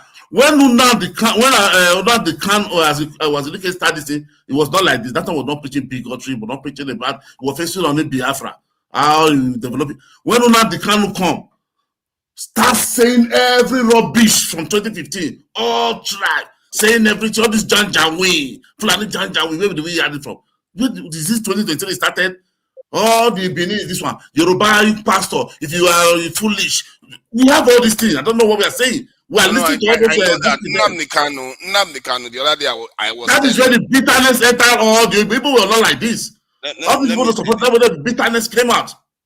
I think even then, after Nnamdi Kanu, it's not this high. I was there. I know it wasn't as bad until P2B. It was bad because you are not only in YouTube. You are not in Facebook then. You can see in Facebook. The people talking about Nnamdi Kanu supporters is obedience, and you keep forgetting. They don't. I'm talking about 2015, not 2023. To Niger, look, when Peter Obi came on board, the insult, the anger, it was there already, but people did not count on it. They still believe that we can work things out. These are just IPOB members. But when Peter Obi came on board, the IPOB member came into obedience. They hijacked it. And from there, they continue their attitude. So gradually, people start paying attention. And Peter Obi did not address it. He allowed it. So long, even tonight,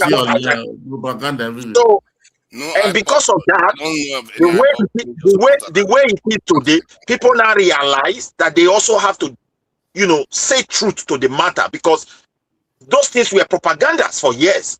This one, for example, Tunaja doesn't know when they started discussing history in Facebook, in Wikipedia. It started 2015, 2014. Okay, look at why we have this argument. We're talking about the book where Gowon said how Awolowo assisted them to end that 2020 pounds, which Igbo people don't appreciate today, non-Igbos, because of the propaganda that surrounded that. They appreciate the Southwest now. They always talk about how the Southwest didn't treat them the way the Wait. Let's forget about that. Wait, let me laugh when you can. I will give you time. I will give you time for you to elaborate. I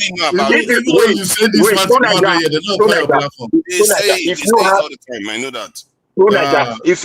If you have those that you can talk about, but let me land this point. I am from Edo today. Then it was Midwest region. The Biafra army invaded that place. That is where they invaded Nigeria. It is not Nigeria that invaded them.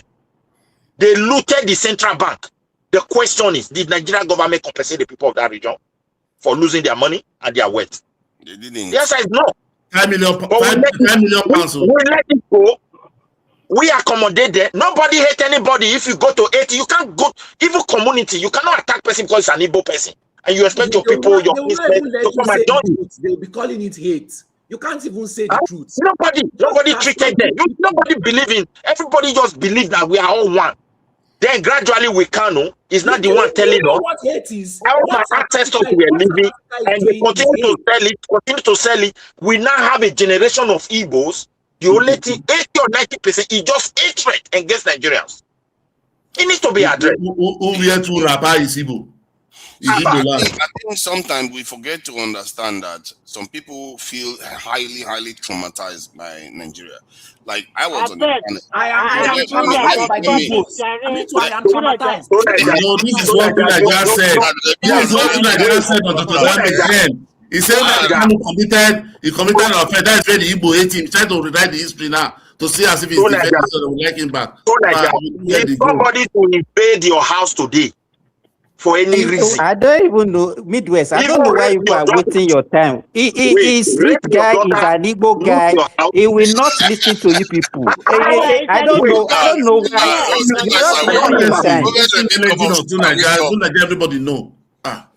What all I'm saying is that they are not they treat Stoli fairly. That's the point I came to say. They didn't treat him completely Dr. Damages platform. treats me fair. The rest treats me like shit. If they can get their hands on me, they will try to find me. Oh no, yeah. I know they will treat you like shit. On the other spot, Dr. Damages gives you enough time to give them as much as they give you. As a matter of fact, you give them more than they give you on that platform. Every time you show up, giving them insult after insult after people insult. that gang up say Naija should not be coming to the platform. YouTube that was created by Igbo. He said that they should stop Naija from coming to that platform. All of them will start, but elderly people. I don't YouTube that does not belong to you. They should stop Naija from coming to that place. Yeah, they do like that. But they didn't get that's a word. That's why I wrote to Naija today. You are using that saying their own word. That rhetoric now. You hate people. You hate people. Because I'm not going to let my own feelings cloud my own judgment. Just because they didn't like me, don't mean I should be hating them too. No, but you want to form as if all these things that Solly is saying is lie. That character is not existing. All I'm saying is that he gives them as much as he gets. True Naija, are you a Christian? I'm not. No. Okay, I wanted to quote a Bible verse. Spare the rod and spoil the child. You have been sparing the rod, and the child has been beating you blue and black, and you have accepted that as your fetish, and you are now trying to preach to us that we should join your cult of getting beaten blue and black too. We don't like your fetish. We don't want to join your cult where you get beaten blue and black.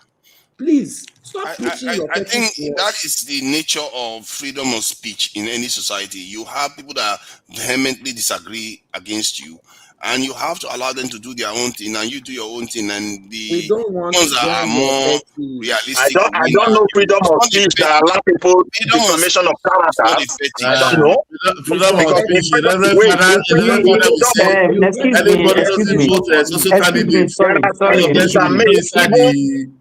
the Western world, I can land you in jail. Can you guys listen to me? Please? It's becoming everybody just talking at the same time. Please make it one after the other. We are not many on the platform. You can structure us now, Simba. This person, that person. Let's leave. You know why? You did not even ask him why did he come on the platform. Anytime he hear people talking about Igbo, he gets bigger. That's why he comes. No, I just came on there. You know what? I think speak to the topic. Gowon. So Gowon said Awolowo is Igbo. Don't allow him to speak. It's a point of view now. It's a point of view. No. Naija, stop. You have been talking for a long time. Go and take a glass of water. After 5 minutes, come back, okay? You talk now. Yeah, I've been listening to you for more than... let's hear your opinion on this topic. We see now, we defend. Okay. It will just take us to another thing now. It will become boring. Security. Boring again now. We have 12 division now. It's explained. I think Tinubu is doing your video now. Naija is torn. It's torn between Edo and also. Which kind of what Edo? Because he put something that look like Edo. I don't think. We don't want him there. We want him in Anambra. I think it's an Igbo man. He's an Igbo man. That is pure now. He's an Igbo man. So they should sue you for using this bronze. If you go to Nigeria, you're going to be staying in Asaba. So why are you staying in Asaba? No, it's not from Asaba. No, from there you just take 1 hour enter Abia. To enter Abia with the night. Dr. Damages now. They know where it's from. It's from Agbo. No, it's not from Agbo. It's from Anambra or Abia State. Okay, so I thought you were talking about the topic now. What did now go on? Because we don't want you to talk. One said Awolowo is a hero to the Igbo. In history, we do not know now. You just be blah, blah, blah, left and right, north, south, east, west. He doesn't know anything about what you're asking to talk about. He doesn't know. So let's just. Awolowo is not an enemy of the Igbo. He's just an advocate for the Southwest. But I said Awolowo is the one that doesn't give them to have Biafra now. It's Awolowo that caught food for them. Oh, see this. Oh, boy. Awolowo didn't do anything to them. Come on, Yeah. Awolowo was simply arguing for the interests of the Southwest. I think that is partly why Awolowo didn't rule the country, because he was too regional. He was too focused on the Southwest. If he was more nationalistic, maybe he would have ruled the country. So The just politics wait. of that time No, you should have lived your own region and before focusing on somewhere else. One that was nationalistic. The one that was nationalistic was he able to rule the country? Who? Because you start promoting Zik now. The Zik that is nationalistic to you people, was he able to rule the country? He was the president, and yes, after the Civil War, clearly they were no longer favored. No, clearly, but Ango was different because at least the Southwest was. Wait, now that is why I say you are not knowledgeable. This same Zik, 9 years after the Civil War, he contested for presidency. So why are you not saying they are not favored? They are not. An Igbo man, 9 years after Civil War, became wait now. This an Igbo man became vice president, became Speaker of the House in the same country where they are not accepted. And several Senate presidents. More than I don't know the way you people talk. You are not accepted in the country, and you became number 2 and you became number 4 in the same country where you are not accepted. Yes. Number 3. No, number 3, Senate president. I'm not saying. I think in Nigeria, it doesn't. There are some people may have some issues against Southeasterners, but it doesn't mean that Southeasterners have issues against other people. Hold on. Maybe that is true too, but it's not the reason why they've not become president. And I always tell them that is not the single reason why you're because you're Southeasterner. That's why you're not president. Because after all, the Middle Belt they are not. Many outside people, I don't even think they've even been president under democratic dispensation. So. For them to say, oh, it's because people hate them. No. The fact that they are I think they will produce a president and there will be a blowback for, the same thing that they are saying about the Southwest. In Southwest, people will be saying it about them when they to produce their own president because this system, that's how it works. Yeah, but it's not time for Igbo president now. It's not time yet. Maybe not now, but it's going to happen one way or the other. And maybe 100 years time. Kind of politics. You are not nice, Nigerian man. It's going to happen. 100 years time. Not this generation. All this one will blow the country up now. You know what I told them the other day on Sunday, and I'm okay. Sorry. I want to shut down. Oh no, not yet. No. This one is important. What I'm about to say. Not yet. Just give us 10-15 minutes. What are you saying that is important that you want everybody to hear? You know what I was telling them? We just listen. I said maybe Nnamdi Kanu and Monteca, they were actually not working for the Southeasterners. Even at the time when they were doing it, what was that now? Oh, that noise. I don't know where that one is coming from. So even during the time when it was happening, I was suspecting them that these people, whatever they are doing, is not helping the Southeast, it's not helping the South. They are destabilizing the entire area. And guess what? The moment Tinubu get into office, suddenly all of them have been, by that time, all of them have been rounded up and everything is quiet now. So, it's almost as if they were put there to destabilize the entire region. They did. If Nnamdi Kanu wanted to run for office, he would have been very popular in the South, maybe even more popular than. But he didn't do that. Instead, he was causing problems only. That's all he did. No form of accountability. Everything that they do is another person that, if it goes bad, is another person. If it goes good, is it not them that are paying for it? Are you the one inside prison now? Just come and start muting everybody with this your style again now. I didn't mute anybody. Oh no, okay, I muted people because of the echo. I didn't know who was echoing. That was why, not because I was trying to shut you. I told you, giving him an opportunity just to distort and distract everything. Look at is it not a fact? Is it not a fact? The moment you go into office, all this stuff died down. All this stuff died down. To Nigeria, listen. Actually, to be frank, the whole other region of Nigeria, they are very loving and kind people. Because after that civil war, they absorb, they accept them. Some even kept their property for them. That is a sign of generosity. The people that are supposed to be even angry, the people from Delta and Epop today, their wealth was wiped out by Ojukwu. There are people, there are women who are raped, and they don't pass terrible story to generation yet unborn. How come that you people that you say you want to go out of from that country? How come you are the one now pass the terrible information or news or propaganda to generation yet unborn? For God's sake, this is 2026. What propaganda did they pass for generation? I don't know. Which one are you talking about? Oh, observe this thing now. Let me finish now. I'm just Look trying to now, know what he meant. 2026. We're in 2026. I can bet you that more than 65% of Easterners that make it in Nigeria, they go out of their domain. They went out of that southeast to make a living for themselves. You will find them in the northern and the other southern region of Nigeria. Now, let's assume that those northern region and the other south and southwest did not accept them. Do you think they were able to make it with their landlocked 5 states? Do you think they will make it? No.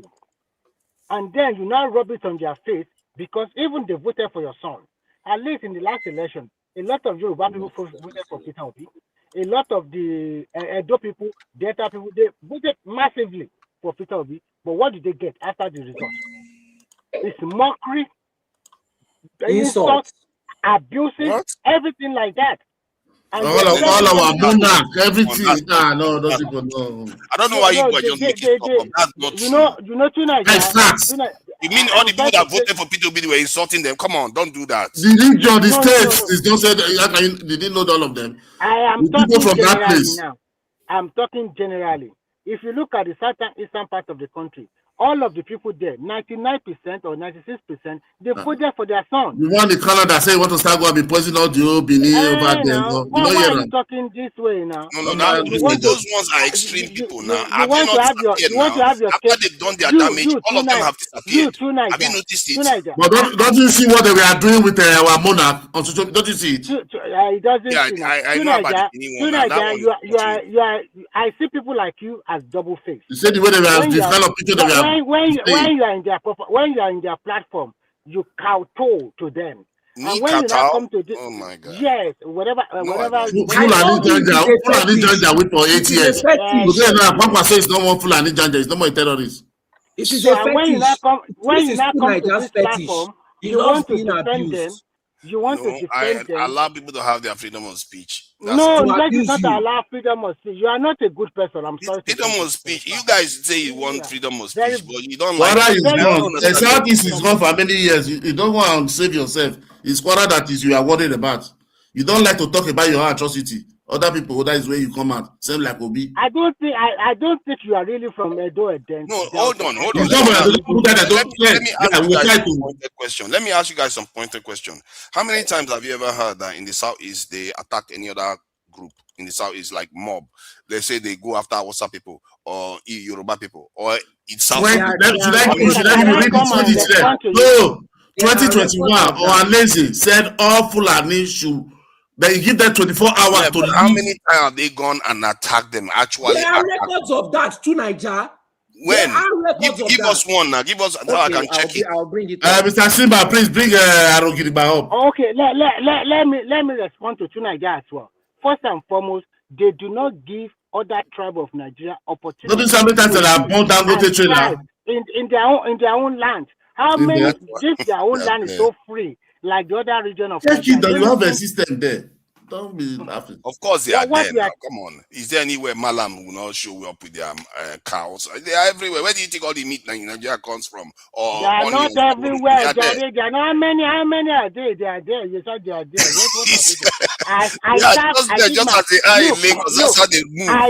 I did my youth service in Enugu. And the place I did my youth service is not very far to Uji local government, which is not very far to Nightmare. If you know Nightmare, somebody's in the background, Arogiriba. You say you should bring them up. Okay. So these two Niger, I see him as it's like you are just like a small rat or mouse. You hear from this, you quickly run to the other platform. If you call me mouse, is that going to make me a mouse? No, you do your cho there, and then from that you also come here and do cho. You guys are actually draconian. You don't like freedom of speech, do you? No. This is not freedom of speech. This is freedom of insult. I've not even insulted anybody. You guys are the ones saying it's time for bed. It's time for bed. It's time for Yes, bed. you don't like freedom of speech. You go say you like democracy, but you don't want it. It's time for bed, Omode. It's time for bed. What did I do now? I didn't do anything. All I came was to share the fact of what happened. And But you are lying now. You are being economical with the they were truth. You will whipping say it up the truth. like, You won't say oh it. no, let's whip up against Southeasterners. Don't do that. It's not. Oh my God, Terry! Why? But that's what you were doing, though. That's what you were doing. Oh my God! They did this. They did that. They did this. They did that. Ah, come on. The topic is Gowon said. The topic didn't. Gowon said Awolowo is an hero to the. That was the topic you are discussing. You say we say so, let's wipe out the Southeastern. I think Awolowo was probably a hero to an extent, because if Awolowo was against the Southeasterners, the way the Southwest would have reacted to the Southeasterners when they came back would have been different. They would have seized a lot of their properties. No, the people, the other people in Nigeria, they are kind and generous people. They welcome them. That is the truth. Just suppose that if not the South, the South didn't do that. So that's why I'm saying it. The South was not that way. Listen to this question, and I want you to answer it holistically, honestly. Do you think if to say it's the whole Nigeria that lost that war, and then we now want to move to Southeast, do you think they will accept us like that? They will kick us They off. will accept you. And you act as if they are just wicked people. They are not, you know. For life. That's a lie. No, they are not wicked people. I don't know. You guys actually think. Okay. Wait. Tunaja, for a reverend father to say one Igbo is better than 5,000 Dotana. One Igbo is better than 500 Yoruba. Is that what he said we are accepting in his religion? No, they will show you. This is a reverend father that with a multitude of great congregation is saying it to not only him. See, let me test you know what they are. They are not wicked people. As a matter of fact, most Nigerians are not wicked people. Hold on a moment. Do you know that? Let me try to open something for you. Tunaja, do you know that the people of Adamawa, those area of Adamawa area, I don't know how many states today, they conducted a referendum in Cameroon to come and join Nigeria? Yeah. Are you aware of that history? Okay. The Abazona people that are today Cameroonians were part of the Eastern region. They voted to abandon Nigeria to join people that they don't understand their language. Think of it very well. How traumatized were those people, the entire people that were with Igbos in the eastern part of Nigeria? They voted and abandoned their region to go and join Cameroon. And the history is clear. We did this because of Igbo. Yes. The other party, the northern Nigeria, said no, they will remain. They're not going. Why are they trying to open news? That is where Atiku is from. That's what they said Atiku is from. Let me tell you, a whole capital city, 1914, was given to Igbo in Enugu to manage the entire eastern region. Go and look at the tribes that cut across that region from Cameroon. How many of them settled in their capital city? That speaks volume about them. What you turn blind eyes to for many years, they are the one that are trying to make people to really think about them. And when you think about their behavior, the only way we can easily solve our problem, let's go back to regional government and let every region take responsibility for their people. Not this bucanizing, stealing my resources in Edo to go and be paying hours of rep of people of Igbo extraction in the central government. It doesn't make sense. Are you actually saying that most of the money in Nigeria goes to the south? Let us go to regional government. I don't say we are poor people. Let the poor people crack their brain. Listen, I am from a poor region, I agree with you, but let them crack their brain and take responsibility for their people. That's what I advocate for. Not for somebody who deliberately loaded with toxic attitude from their region, just insulting everybody, provoking everybody, and the government take blunders. Must we go into crisis like what they witnessed in the Southeast before the federal government will address it? The answer is no. That's supposed to be so. I hear what you are saying. You can advocate for regional. Can you allow the new people to also speak? Because I'm new now. I just came. What are you talking about? I just came. Well, come on, man. You have been talking. Are you not tired of your mouth? Just go and drink water. Let other people that just come in, let them also speak so that you. Okay, who is that? There's Osa Fulani. There's a Fulani here. and Olatunbo Tumbo's. so they should also stop now. Okay, they can speak now. Hausa Fulani before here. They are Where not is speaking. Hausa Fulani? Olatunbo, so I always say Olatunbo, so no Hausa Fulani. I don't know where. Olatunbo, can you unmute your mic and speak out, please, to the topic? No, Father didn't say anything about Gowon. I want to dodge it. No, I'm saying that Gowon. Okay, what Gowon said may actually be true. Because I know that the South because why is that? Because why is it? I don't have confidence for it, but the pattern indicates that it makes sense because I know. You know why I said it. What did he say? Okay, why did he say? Why I said it? He said it because the policy of that 20 pound. That Awolowo was the financial minister. He is the one that brought that policy for them to implement. Yes, and it does make sense. The Southwest they were like more like the glue at that time. And it does make sense that they didn't persecute the Southeasterners in the Southwest during that period. But in the South, it was different. The South didn't find it funny because they too, remember, Azikadakaboro wanted to separate from the Southeast because of Enugu was taking a lot of their resources. So the South didn't feel that affinity towards the Southeasterners than the Southwest. So it makes sense. Because if, say, Awolowo was against them, I don't think they would be welcomed. Thank God. You remember me something now, Funaja. At that Kaburu, when they declared for secession, Ojukwu and Agu University, they were in power. Abi? They went there. I know that now. Did anybody compensate them? The Niger Delta? They didn't. Not at the time.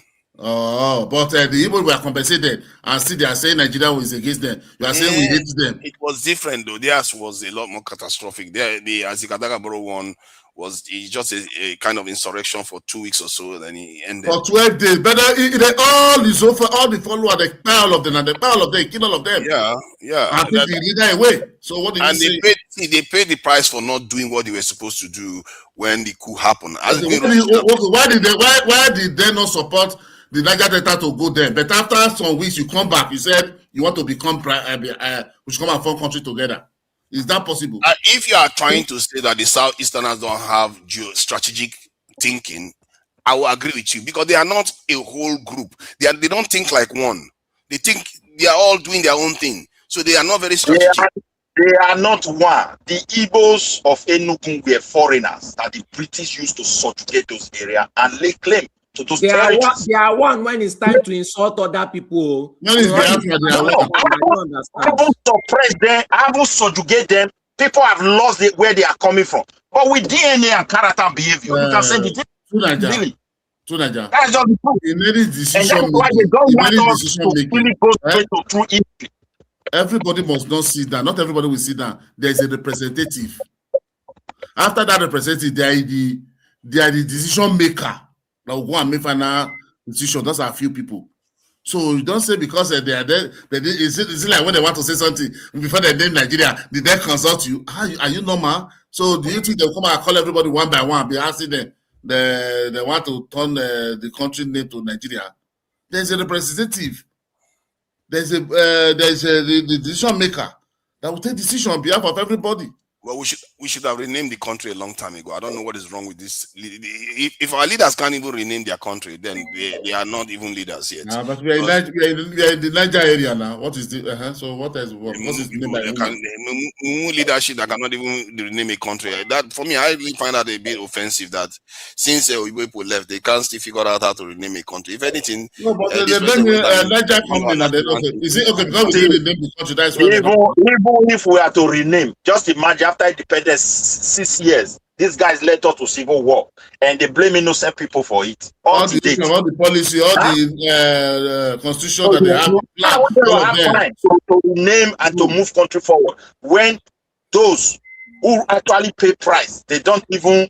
I don't know how to express that because those who actually pay the price of their bad behavior, the government don't even recognize them. Neither do they bother to compensate them. My people were invaded. It should be in the history of Nigeria. Not like they were on their own. Nigeria come afford them. No. Our treasury was looted completely. To be fair, though, if one was trying to be fair, after the coup and everything, In Northerners, yes, they may have been justified to get crossed, but they killed thousands upon thousands. They should have stopped and said, "Okay, That we've was done not our bit. Let's move on." wait. But that was That not what wasn't the happened. first. That wasn't the first time. No. See, to Nigeria, yes, I understand your point, but let's be factual. Let's look at if Angui Rossi could have prosecuted those coup plotters and it doesn't take over power. As an when they say something is already having an ethnic coloration, you understand? As soon as you leave those people there, that is where the problem come. Yeah, that's the biggest problem. You leave these people, and you say the same Northern leader put themselves together and approach Agüero directly to talk with him over this issue. What exactly is going on here? They want the explanation. They refuse to do it for them because I don't understand why. That was a catastrophic mistake. You see how one event like that can cause so much problems. I don't. You see, this is why when we are doing things today, you have to be careful because some of the things you are doing have ramifications in the future. That's what I've been didn't see. He didn't know. Are we not in that? Go back to Nigeria before Kanu. Nigerians don't talk down on themselves like this.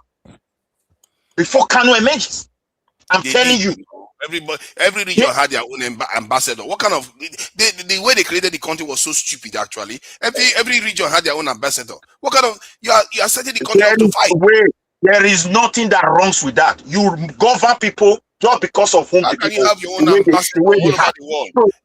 They set us up to fail. Hold on a moment. Wait.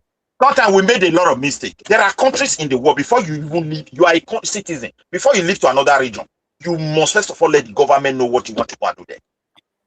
Have you heard of it? The same country, the same citizen. Yes, you don't move anyhow. Around the country for security reasons. But Yes, you have I am giving you an example because why? Those who allow us to have those houses, not even like embassy, because one, communication was a problem. It's not everybody that was fluent in English. Sometimes when you find yourself, you want to express yourself, you find it difficult. And to feel at home, they were doing it. And even the British who allowed it did not even see us as one. That's why they create regions for us and gave those regional prime minister powers to really actually manage their people. And it worked well for them. And that's what we got from them. Until these guys, they were aiming at how to put us together and be the one that we rule. Look at the mentality of the Braifa today. The one they are still agitating. It's how everybody will come under there and they will be ruler. Let's look at mentality of people. No, so at the end of it all, you want me to be part of those kind of group and expect peace to reign? I think we are all part of each other now. We don't have a choice. See, we are Nigerians. Everybody is incest. Everybody. If you check your blood now, they will find out you are Yoruba, you are this, you are that. Yeah, we are already part of each other. So we have to make our peace with it. Wait, if I'm a Yoruba DNA, Edo is good for me. I stay in Edo. If I'm Edo in DNA, Sokoto is good for me. I will stay with Sokoto people. Let's manage things together than just being together with set of people that when you do their good, they only want to take advantage of you, and you get to a point they start bullying you, and they will bully you to extent psychologically that sometimes you cannot longer provoke, you cannot longer control your anger, and that is what happened prior to the independence that led to the riot and the back that happens. You think that war was the beginning? The answer is no. You never lived in the southeast, partly. That's part of the decision. I wish you have lived there. What will I do there? Wait, I don't need to go and live there. But to Nigeria, have you lived in southeast? No, make you go live there. What kind of question is that? Was you live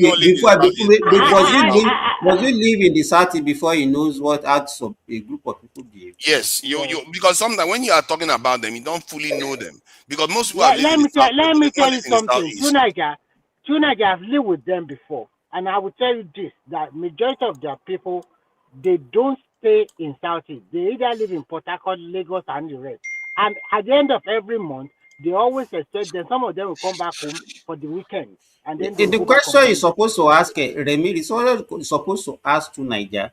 If you do a survey of Nigeria now, where do you think, in which region do you think you will see less non-indigenous people? Yes, he won't answer the truth now. You know him. Which region you see less non-indigenous? I think it's most likely in the southeast now because of the constriction. Most It's a likely very is small likely. area. What do you mean? No, it's most likely now. I can't be definitive about this. So that means Hold on, there's something else I wanted to add. Have you lived there before you know that? Yeah. There's that something else I wanted to add. I've lived in the rest south, where in the south, like in River State, they have a lot of Southeasterners, so quite a lot of them there. And so, to an extent, that clearly shows that the rest of Nigerians are very hospitable. They are very so they are very, very wait hospitable. now. Wait. The issue is this. No, when you say Igbo should not be saying people hate them. That is what I don't like. Igbo should not be saying people Nigeria hate them. Forget about it. It is a form of gaslighting and manipulation. Once you start saying the truth now, they start saying that you hate them. Wait now. They talk from both sides of their mouth. You understand? The Nigerians eat them, but they are the ones that you find everywhere in Nigeria thriving. But Nigerians eat them.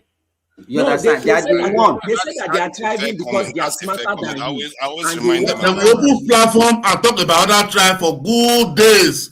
When you bring anything that happened in their region, they say you hate them. If you talk about Obi, you hate Igbo.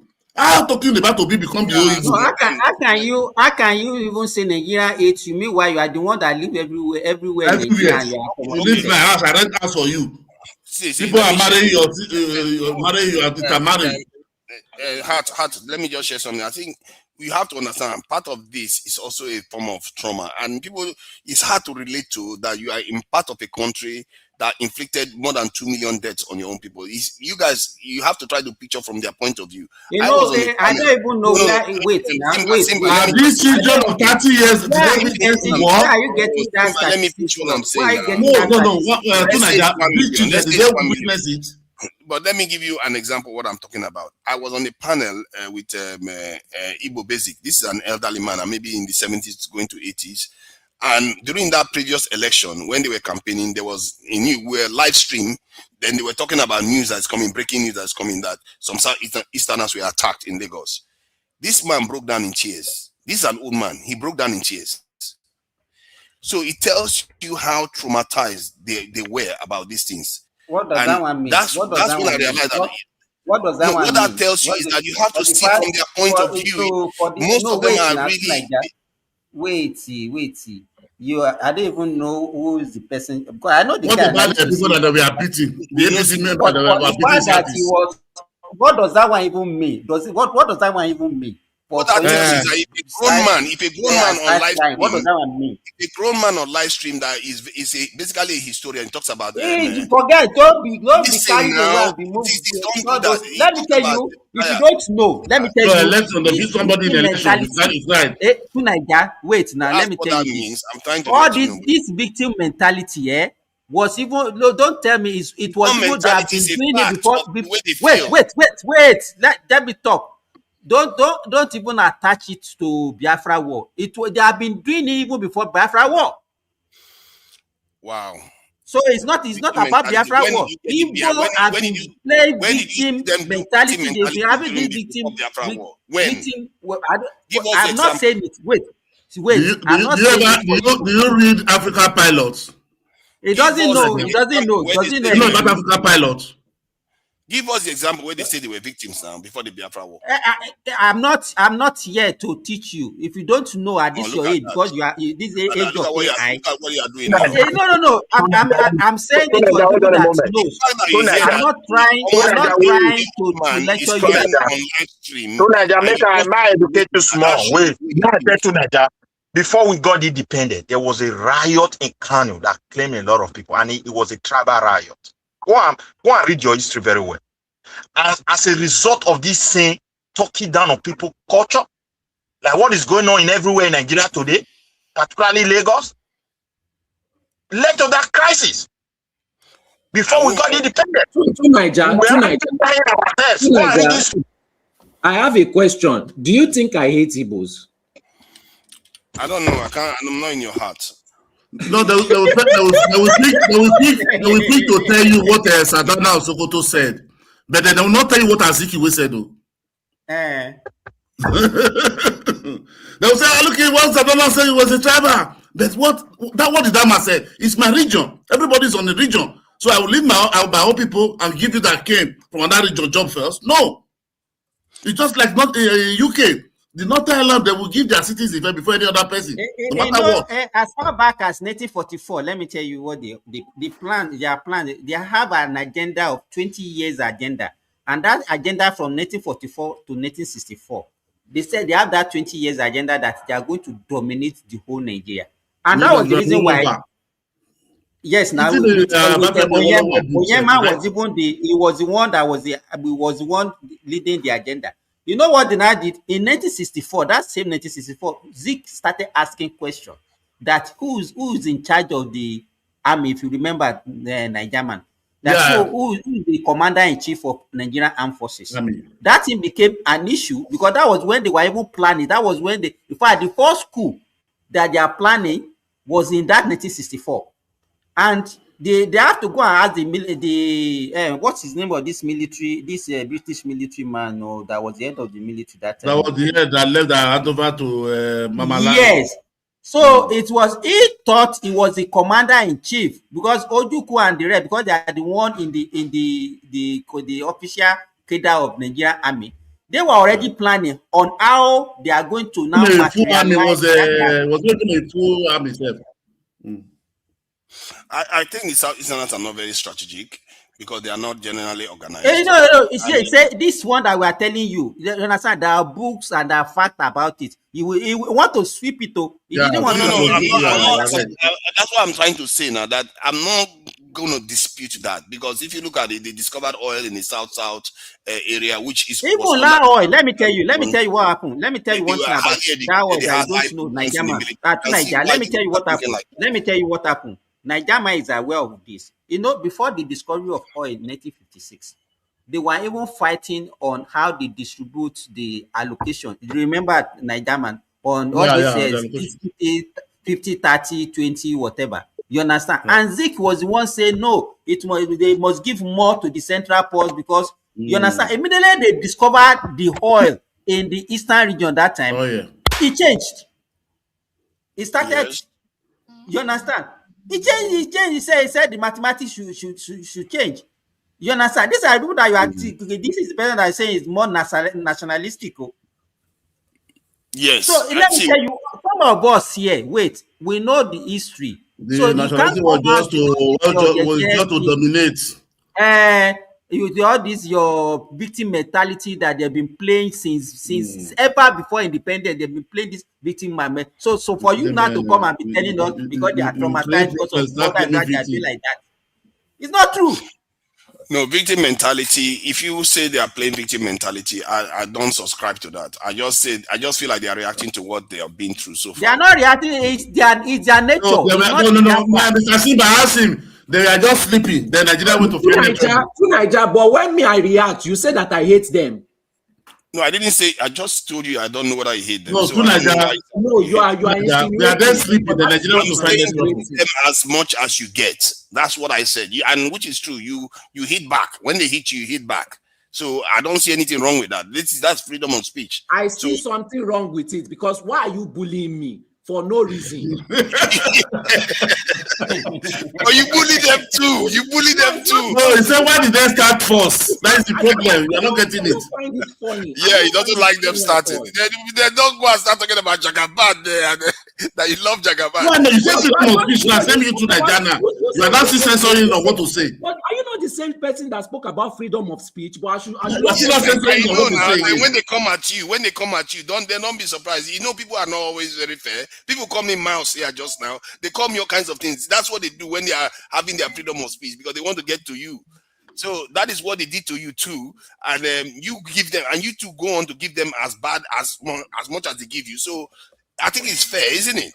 So it's I don't see anything wrong with that. It's not fair. I don't want bullies in the society. You are pushing for a society. Sorry, my brother. How are you? Lawlessness. That is what you are pushing for. Lawlessness. Unfortunately, there's always going to be somebody that will say harsh things. Please, to Nigeria, this kind of attitude is having an effect on us. Now, everybody is avoiding us. Nobody wants to give us visa because of all this lawless behavior that you are continuing to push for. Now you have talked to me. Sorry, my brother. Sorry, my brother. How are you? Good morning. For a civilized society, you are pushing for one where everybody is Two Naija. Oh, Aro, you want to talk? Why are you two Naija. Now me, now to the bar. Sorry, good morning. Sorry, you've been doing well. Don't let me take a break. Let me come in. Two Naija na me. Now me get the medicine for your place and I don't land. Hey, my bro. I agree to. I agree to now. Hello. About Chopper. Now, Teenager, you are saying that some people are traumatized. What do you want the people in Calabar to say? If you conclude that some people are truly traumatized and their trauma is causing them to react, people in Calabar, people in Delta, the people in Edo was a first place. Edo was the first place to come under a massive attack. They look, the way they portray that civil war, as if that civil war was only against the Igbo. That is the narrative. Can you tell me the first place? Can you tell me the first place? Tonight, can you please tell me where was the first place where there was actually incidents of violence that led to a full-blown civil war in Nigeria? Can you tell me? I'm not sure which one you're referring to. Of course, you're never sure. It was in Edo State. The Biafran army invaded Edo, headed towards Owo, en route to Lagos. At the same time, they circled the wall of rivers. Do you even know the events of the Civil War? Do you know how the Nigerian army were able to actually, even the Nigerian Navy, the Nigerian Navy was born as a consequence of the Civil War. Before that, the Nigerian Navy was just a fleeting number of ships, 3, 4 ships? Yeah. So you are telling me that some people are traumatized. The whole of Nigeria is traumatized as a consequence of the actions of that. He doesn't know. He's pretending. You don't know the incident of the Civil War. You don't know what led to what in the Civil War. This individual just invaded the door. Is not reading any book about They do the women anyhow. Let me tell you this. Tonight, let me tell you this. These people invaded the door without any warning. There was no militants. There was nothing that the people did to them. They invaded the door first. They do the women anyhow. They looted their treasury. They invaded the Midwest, not Edo. Midwest. Oh well, Edo in particular. Sorry, Benin in particular. It's not Edo in particular. They enter through Asaba. Asaba is not part of Edo. Yeah, but I will come to Asaba as well in a second. But I'm talking about the Midwest because that was where they looted the treasury and they were very particular about the name. Now, Asaba had a massacre twice. The biggest massacre that happened in the Civil War happened in Asaba. Twice. Yes. The Biafran army went to Asaba. They beat all their people anyhow. They took on the young boys, first put on the young men in Asaba. Because at the time there was already an influx of Igbo people in Asaba. So they were doing this Asaba, Igbo Asaba, non-Igbo Asaba. They put on the non-Igbo people in Asaba. Let's not overdo it. This is not, we're not overdoing anything. This is a matter of fact because people want to be emotional. Wait, you will let me land. This is a fact of history. You can go and contest it. Anybody that want to contest that fact can contest it right here, right now. They did all they wanted to do to the young men and the young women and the old women. Five people massacred there. What happened? When the Nigerian army came there, the Nigerian army knew that there was sabotage there. So what did the Nigerian army do? They overreacted. They fight several people.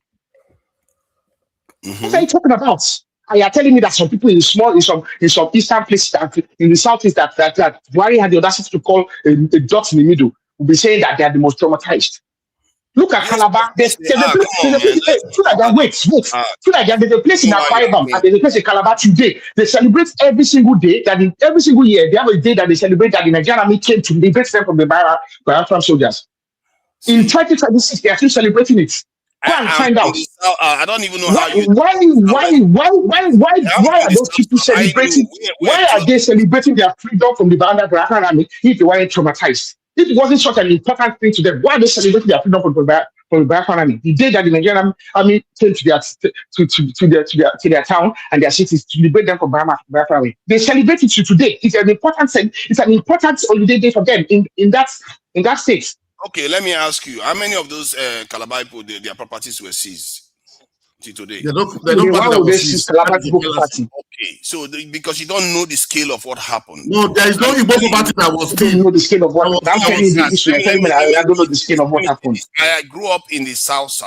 I'm telling you, we lived in a property. You can go to the South and be absolutely ignorant. You have displayed it very well. Let me finish what I'm saying. The property was seized from an Igbo man and given to an Ijaw man. It's the same thing, and that it happened on a large scale because remember the South didn't want to. No. Let me tell you. The reaction to that, let me tell you this. The reaction of the Southerners. Let me clear it there. Let me clear it to Nagade.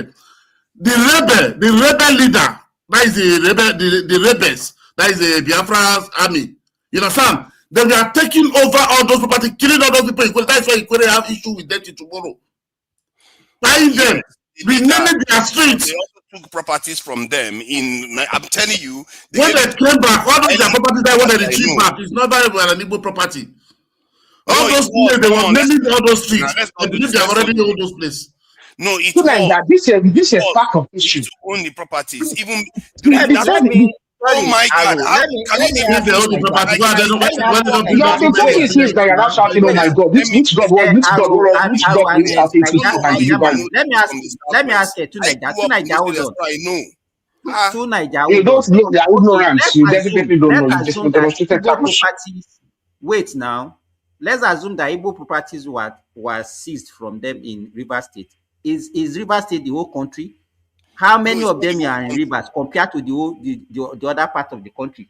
My point is that the same. No, because you said it was on a large scale.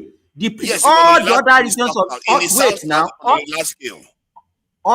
That's what you said. You said it was on a large scale. That Calabar that he was talking about. The Calabar people took properties from the. It's not true. What I say is not true. Even there is one paper on this thing you are saying. All other regions of Nigeria, one paper on it.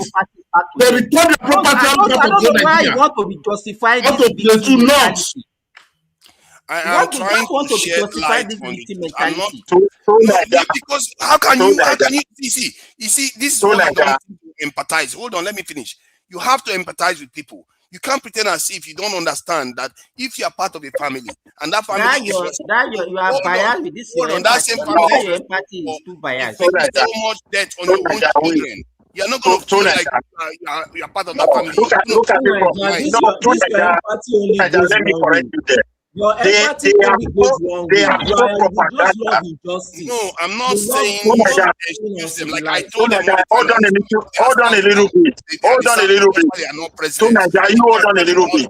But you have to understand that the way just hold on for him. Hold on for him. Oh, yeah. Let me finish what I'm saying. The way they feel things is different from the way you feel things. The way Boko Haram feels is different from the way Sonny, stop that. Stop. Should we give Boko Haram all the leverage? Let's do it one at a time. Should we give Sheikh Gumi all the leverage? Sonny, hold on now. Gumi didn't go to a civil war that resulted in over 1 million deaths. Oh, okay. So we have to go to civil war. When you look at it from that scale, they lost and they suffered a lot of consequences for it. But to pretend they did not suffer any consequences. They were given £20 from what is supposed to go into my development in my area. Tunaija, do you know what equivalent that £20? What is Tunaija, don't say £20 like that because £20 at that time was equivalent of more than 2 months' wages. That £20 is equivalent today. It's almost 800,000. Okay, let me say this. Please, 39,000. Naija man, hold on now. Where is the thing? Because the people are listening to us. Everybody just talking blah blah blah blah. Let us have another. Midwest, put your question to Naija. To Naija. After you. Wait. Let me stop.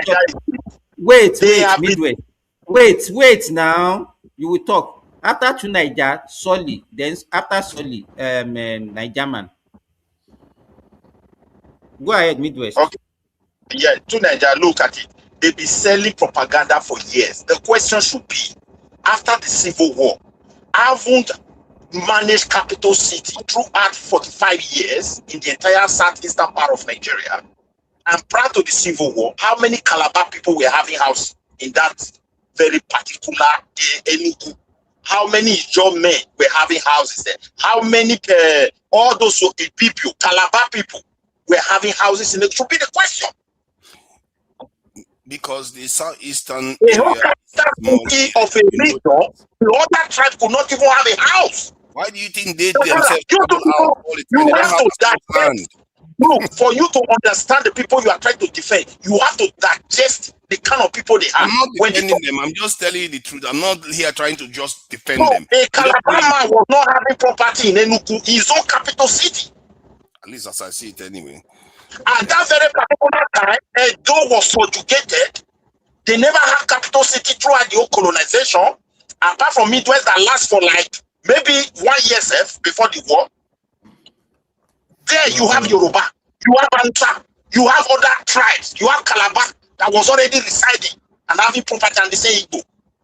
The history of Igbo should be properly digested so we can get the truth.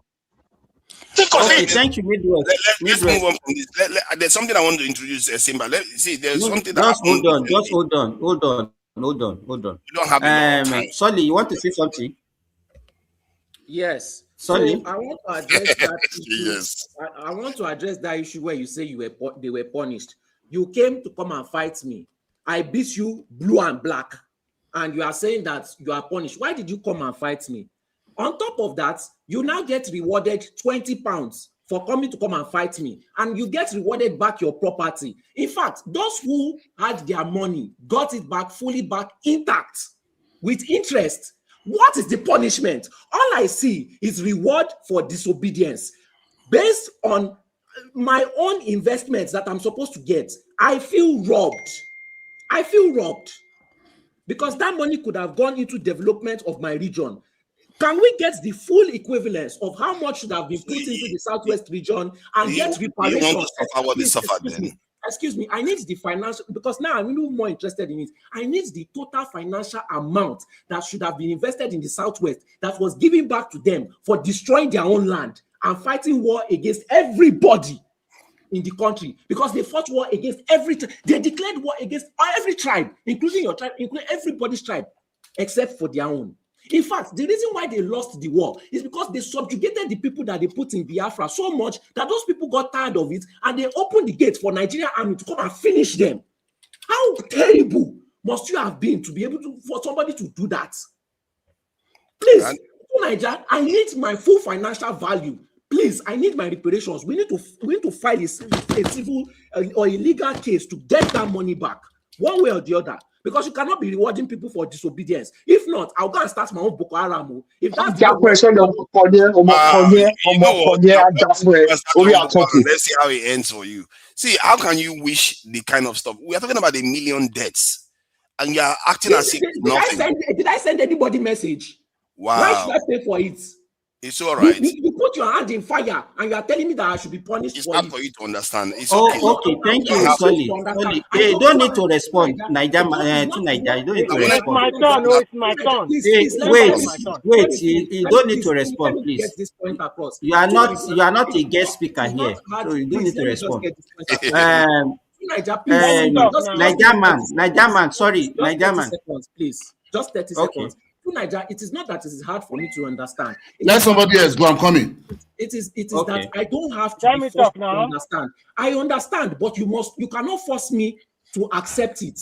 What you are trying to do is you are trying to bully me into accepting it. You are trying to No. I'm just sharing. I'm not trying to I fully understand, but I don't want to pay the price for I don't want to be taking the consequences and paying the price for your actions, because I know that you are going to do it again. I cannot be rewarding my girlfriend for cheating. Why should I be doing that? That is what you are pushing me to do. He said if you call something a war, then after you lost a war, I want to be compensated for losing war. No, not the compensation. I'm just trying to say, because they lost the war, they were traumatized by it too. So that's all I'm saying. I'm traumatized by the amount of money removed from my region to pay them back. You are not serious. Yes, I need to there's objective traumatized. There's objective trauma.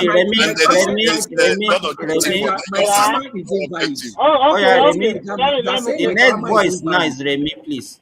To Nigeria, you are saying my trauma is invalid. Voila. Okay, You thank you you, have Gen sorry. Z trauma.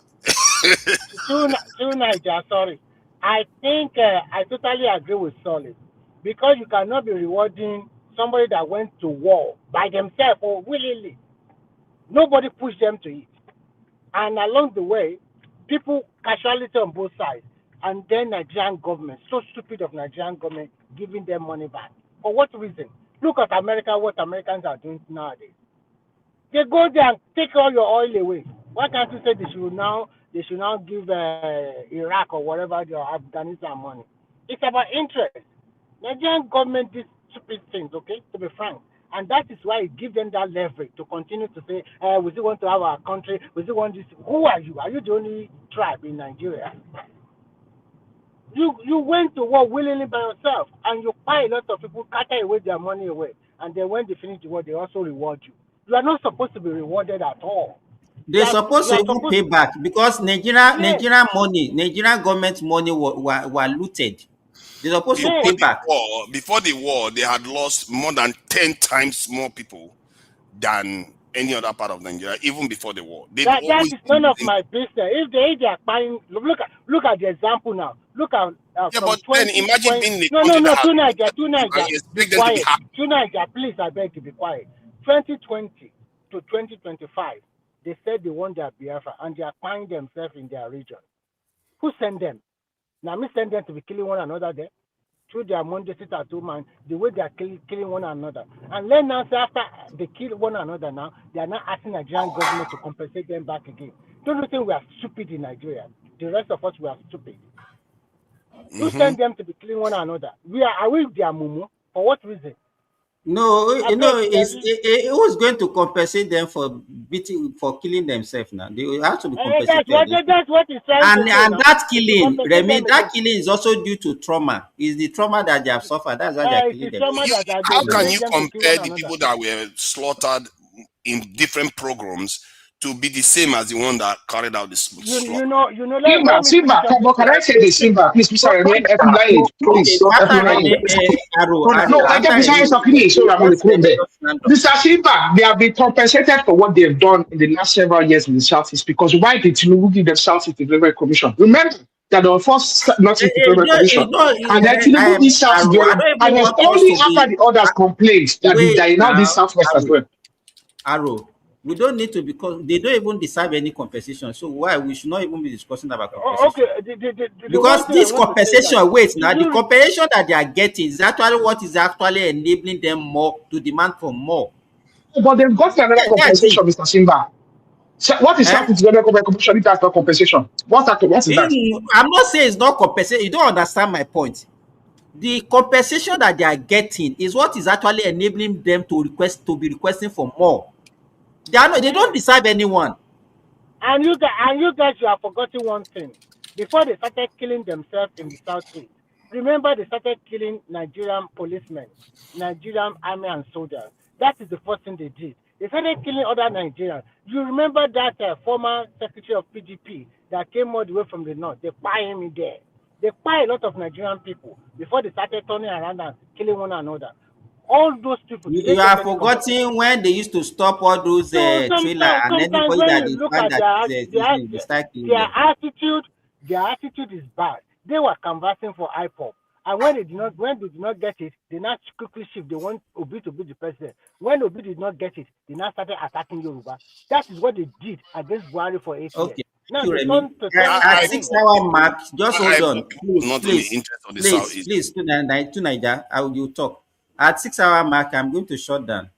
So anybody that wanted to come and join, I'll put the link there. 6 hours mark, I will shut down. A minute, 10 minutes. I wanted to introduce this topic. I think this is very, very important. Let me conclude. Before they shut down now, you are going to go backstage and talk about it.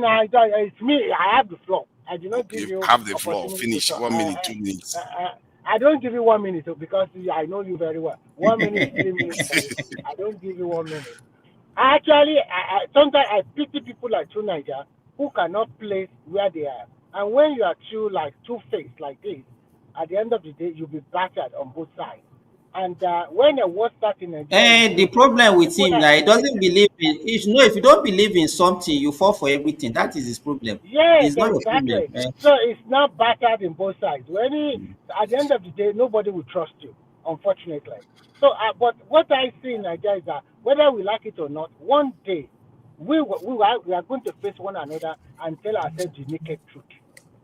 And the naked truth is that every region must bear Umutarate. Every region should take care of themselves before allowing other people. Because unless we are just deceiving ourselves. That's the truth. We don't really love one another. And there is that mistrust among ourselves. That is the truth. Actually, look at this dispensation now. If the South people are playing their policies very well, in 2039 now, and you are talking about the presidency again, who do you think Nigerians will pick? Look at the way Obi is doing. Obi is so selfish and greedy that if I cannot get it, then no Igbo man will get it in the future. You are looking at all his utterances and the way he was playing his politics. It's going to affect them in the future. And when they don't pick them at that time, people start saying, they don't love Igbo. They don't do this, they don't do that. Okay, I will stop there so that if the Igbos were smart, I would expect them to prepare somebody like Alex Oti for that presidential role. You know, positioning. No. They should prepare a person like Soludo. That Alex Oti, no, that one is just don't believe in their propaganda. They were telling you, no, that's a lie. Okay, that guy is. I feel like it would be easier for them to market somebody like Alex Oti than Soludo. Soludo is too harsh. No. I think it should be easier for them to market people like Soludo. I think they should prepare anybody for their region. Let them have their own space and govern with whosoever that is from there, so that they can really show their own championess of how to do things. Because Igbo has never managed a space that accommodates other ethnic nationality. No single Igbo person. When they got the power in Nigeria, they destabilize us and we will end up in civil war. You understand me? They gave the capital city, the other ethnic nationality that make up that region for good 45 years could not even build a house. Even they voted and abandoned Nigeria because of these people. Let's dwell on that topic. 45 years is not a joke. And today, they are still behaving as such. That those communities that hosted them peacefully, they are now laying claims, traumatizing the people psychologically. Wow. That is exactly the thing that led to the first crisis before the independence of the country. It's happening in Lagos today. It's happening in Lagos, and the federal government is silent. Are Yorubas not humans? The more you push them, you push, one day, boom. Then you start crying victim. Look at what happened in Southeast. They descended on themselves. And no Yoruba to blame, no Edo to blame, no Hausa to blame. Their leader, they were all moved and they all fled their land. The same is you are putting all together without addressing regional system and you want to build it. It's not going to work. It's not going to work. It will work, and it's already working. See, let me add this very quickly. I've always thought that a Southeastern president could have emerged in 2023 is because PDP sabotaged it, and they helped sabotage it with Nnamdi Kanu, Simon Ekpa. Because after the election, they all went quiet. Those people, I don't know what they thought they were doing. But that said, there was this matter about Nigeria that I wanted to bring up. That Nigerians seem to be part of their own worst enemy. They go, especially with the way people perceive Nigeria overseas. Because yesterday, I just found out that the South African prison minister said that the number of Nigerians in their prison is less than 300. Can you imagine that? But when you hear Nigerians talk about Nigeria, you think we have 5,000 prisoners in Nigeria, including South Africans, by the way. They will insult Nigerians. And what I found out is that most of these things we as Nigerians have even accepted about ourselves is actually false. Nigeria doesn't have as much sway in terms of criminality internationally as we like to think. How many South Africans are in Nigerian prison? What are you talking about? And those Nigerians that are there, how many are Igbo? Those are the questions we should talk about. See, it doesn't matter whether they are Igbo or not. The point is, this is exactly what I mean. We are our own worst enemy. Like, you have 170,000 prisoners. and less than 300 is Nigerian, and you are still saying how many of them are Igbo. So what does that matter? The point is that you are not. It matters. If you want to deal with crime, you matter. You have to. Tonight, when you want to deal with crime, Why should you be comparing statistics in South Africa and Nigeria? Why should we even have Nigerians in South Africa? Wait. Tonight, when you are dealing with crime, Nigeria makes less than 300. That is a tiny amount. Tonight, wait. Shebi, you have given us the data. Now, let us look at data and let us look at facts. When you want to fight crime, you have to look at the tendency and look at the data and look at the tendencies. When there was an issue in Germany, in Italy, in Spain, of our young, beautiful women being deceived and being trafficked from a particular state, what did the order and the government in that state do? They let out a course on individuals trafficking young women from that state. And the governors were proactive and they did not hide behind the finger and try and claim that there's no pattern to the crime.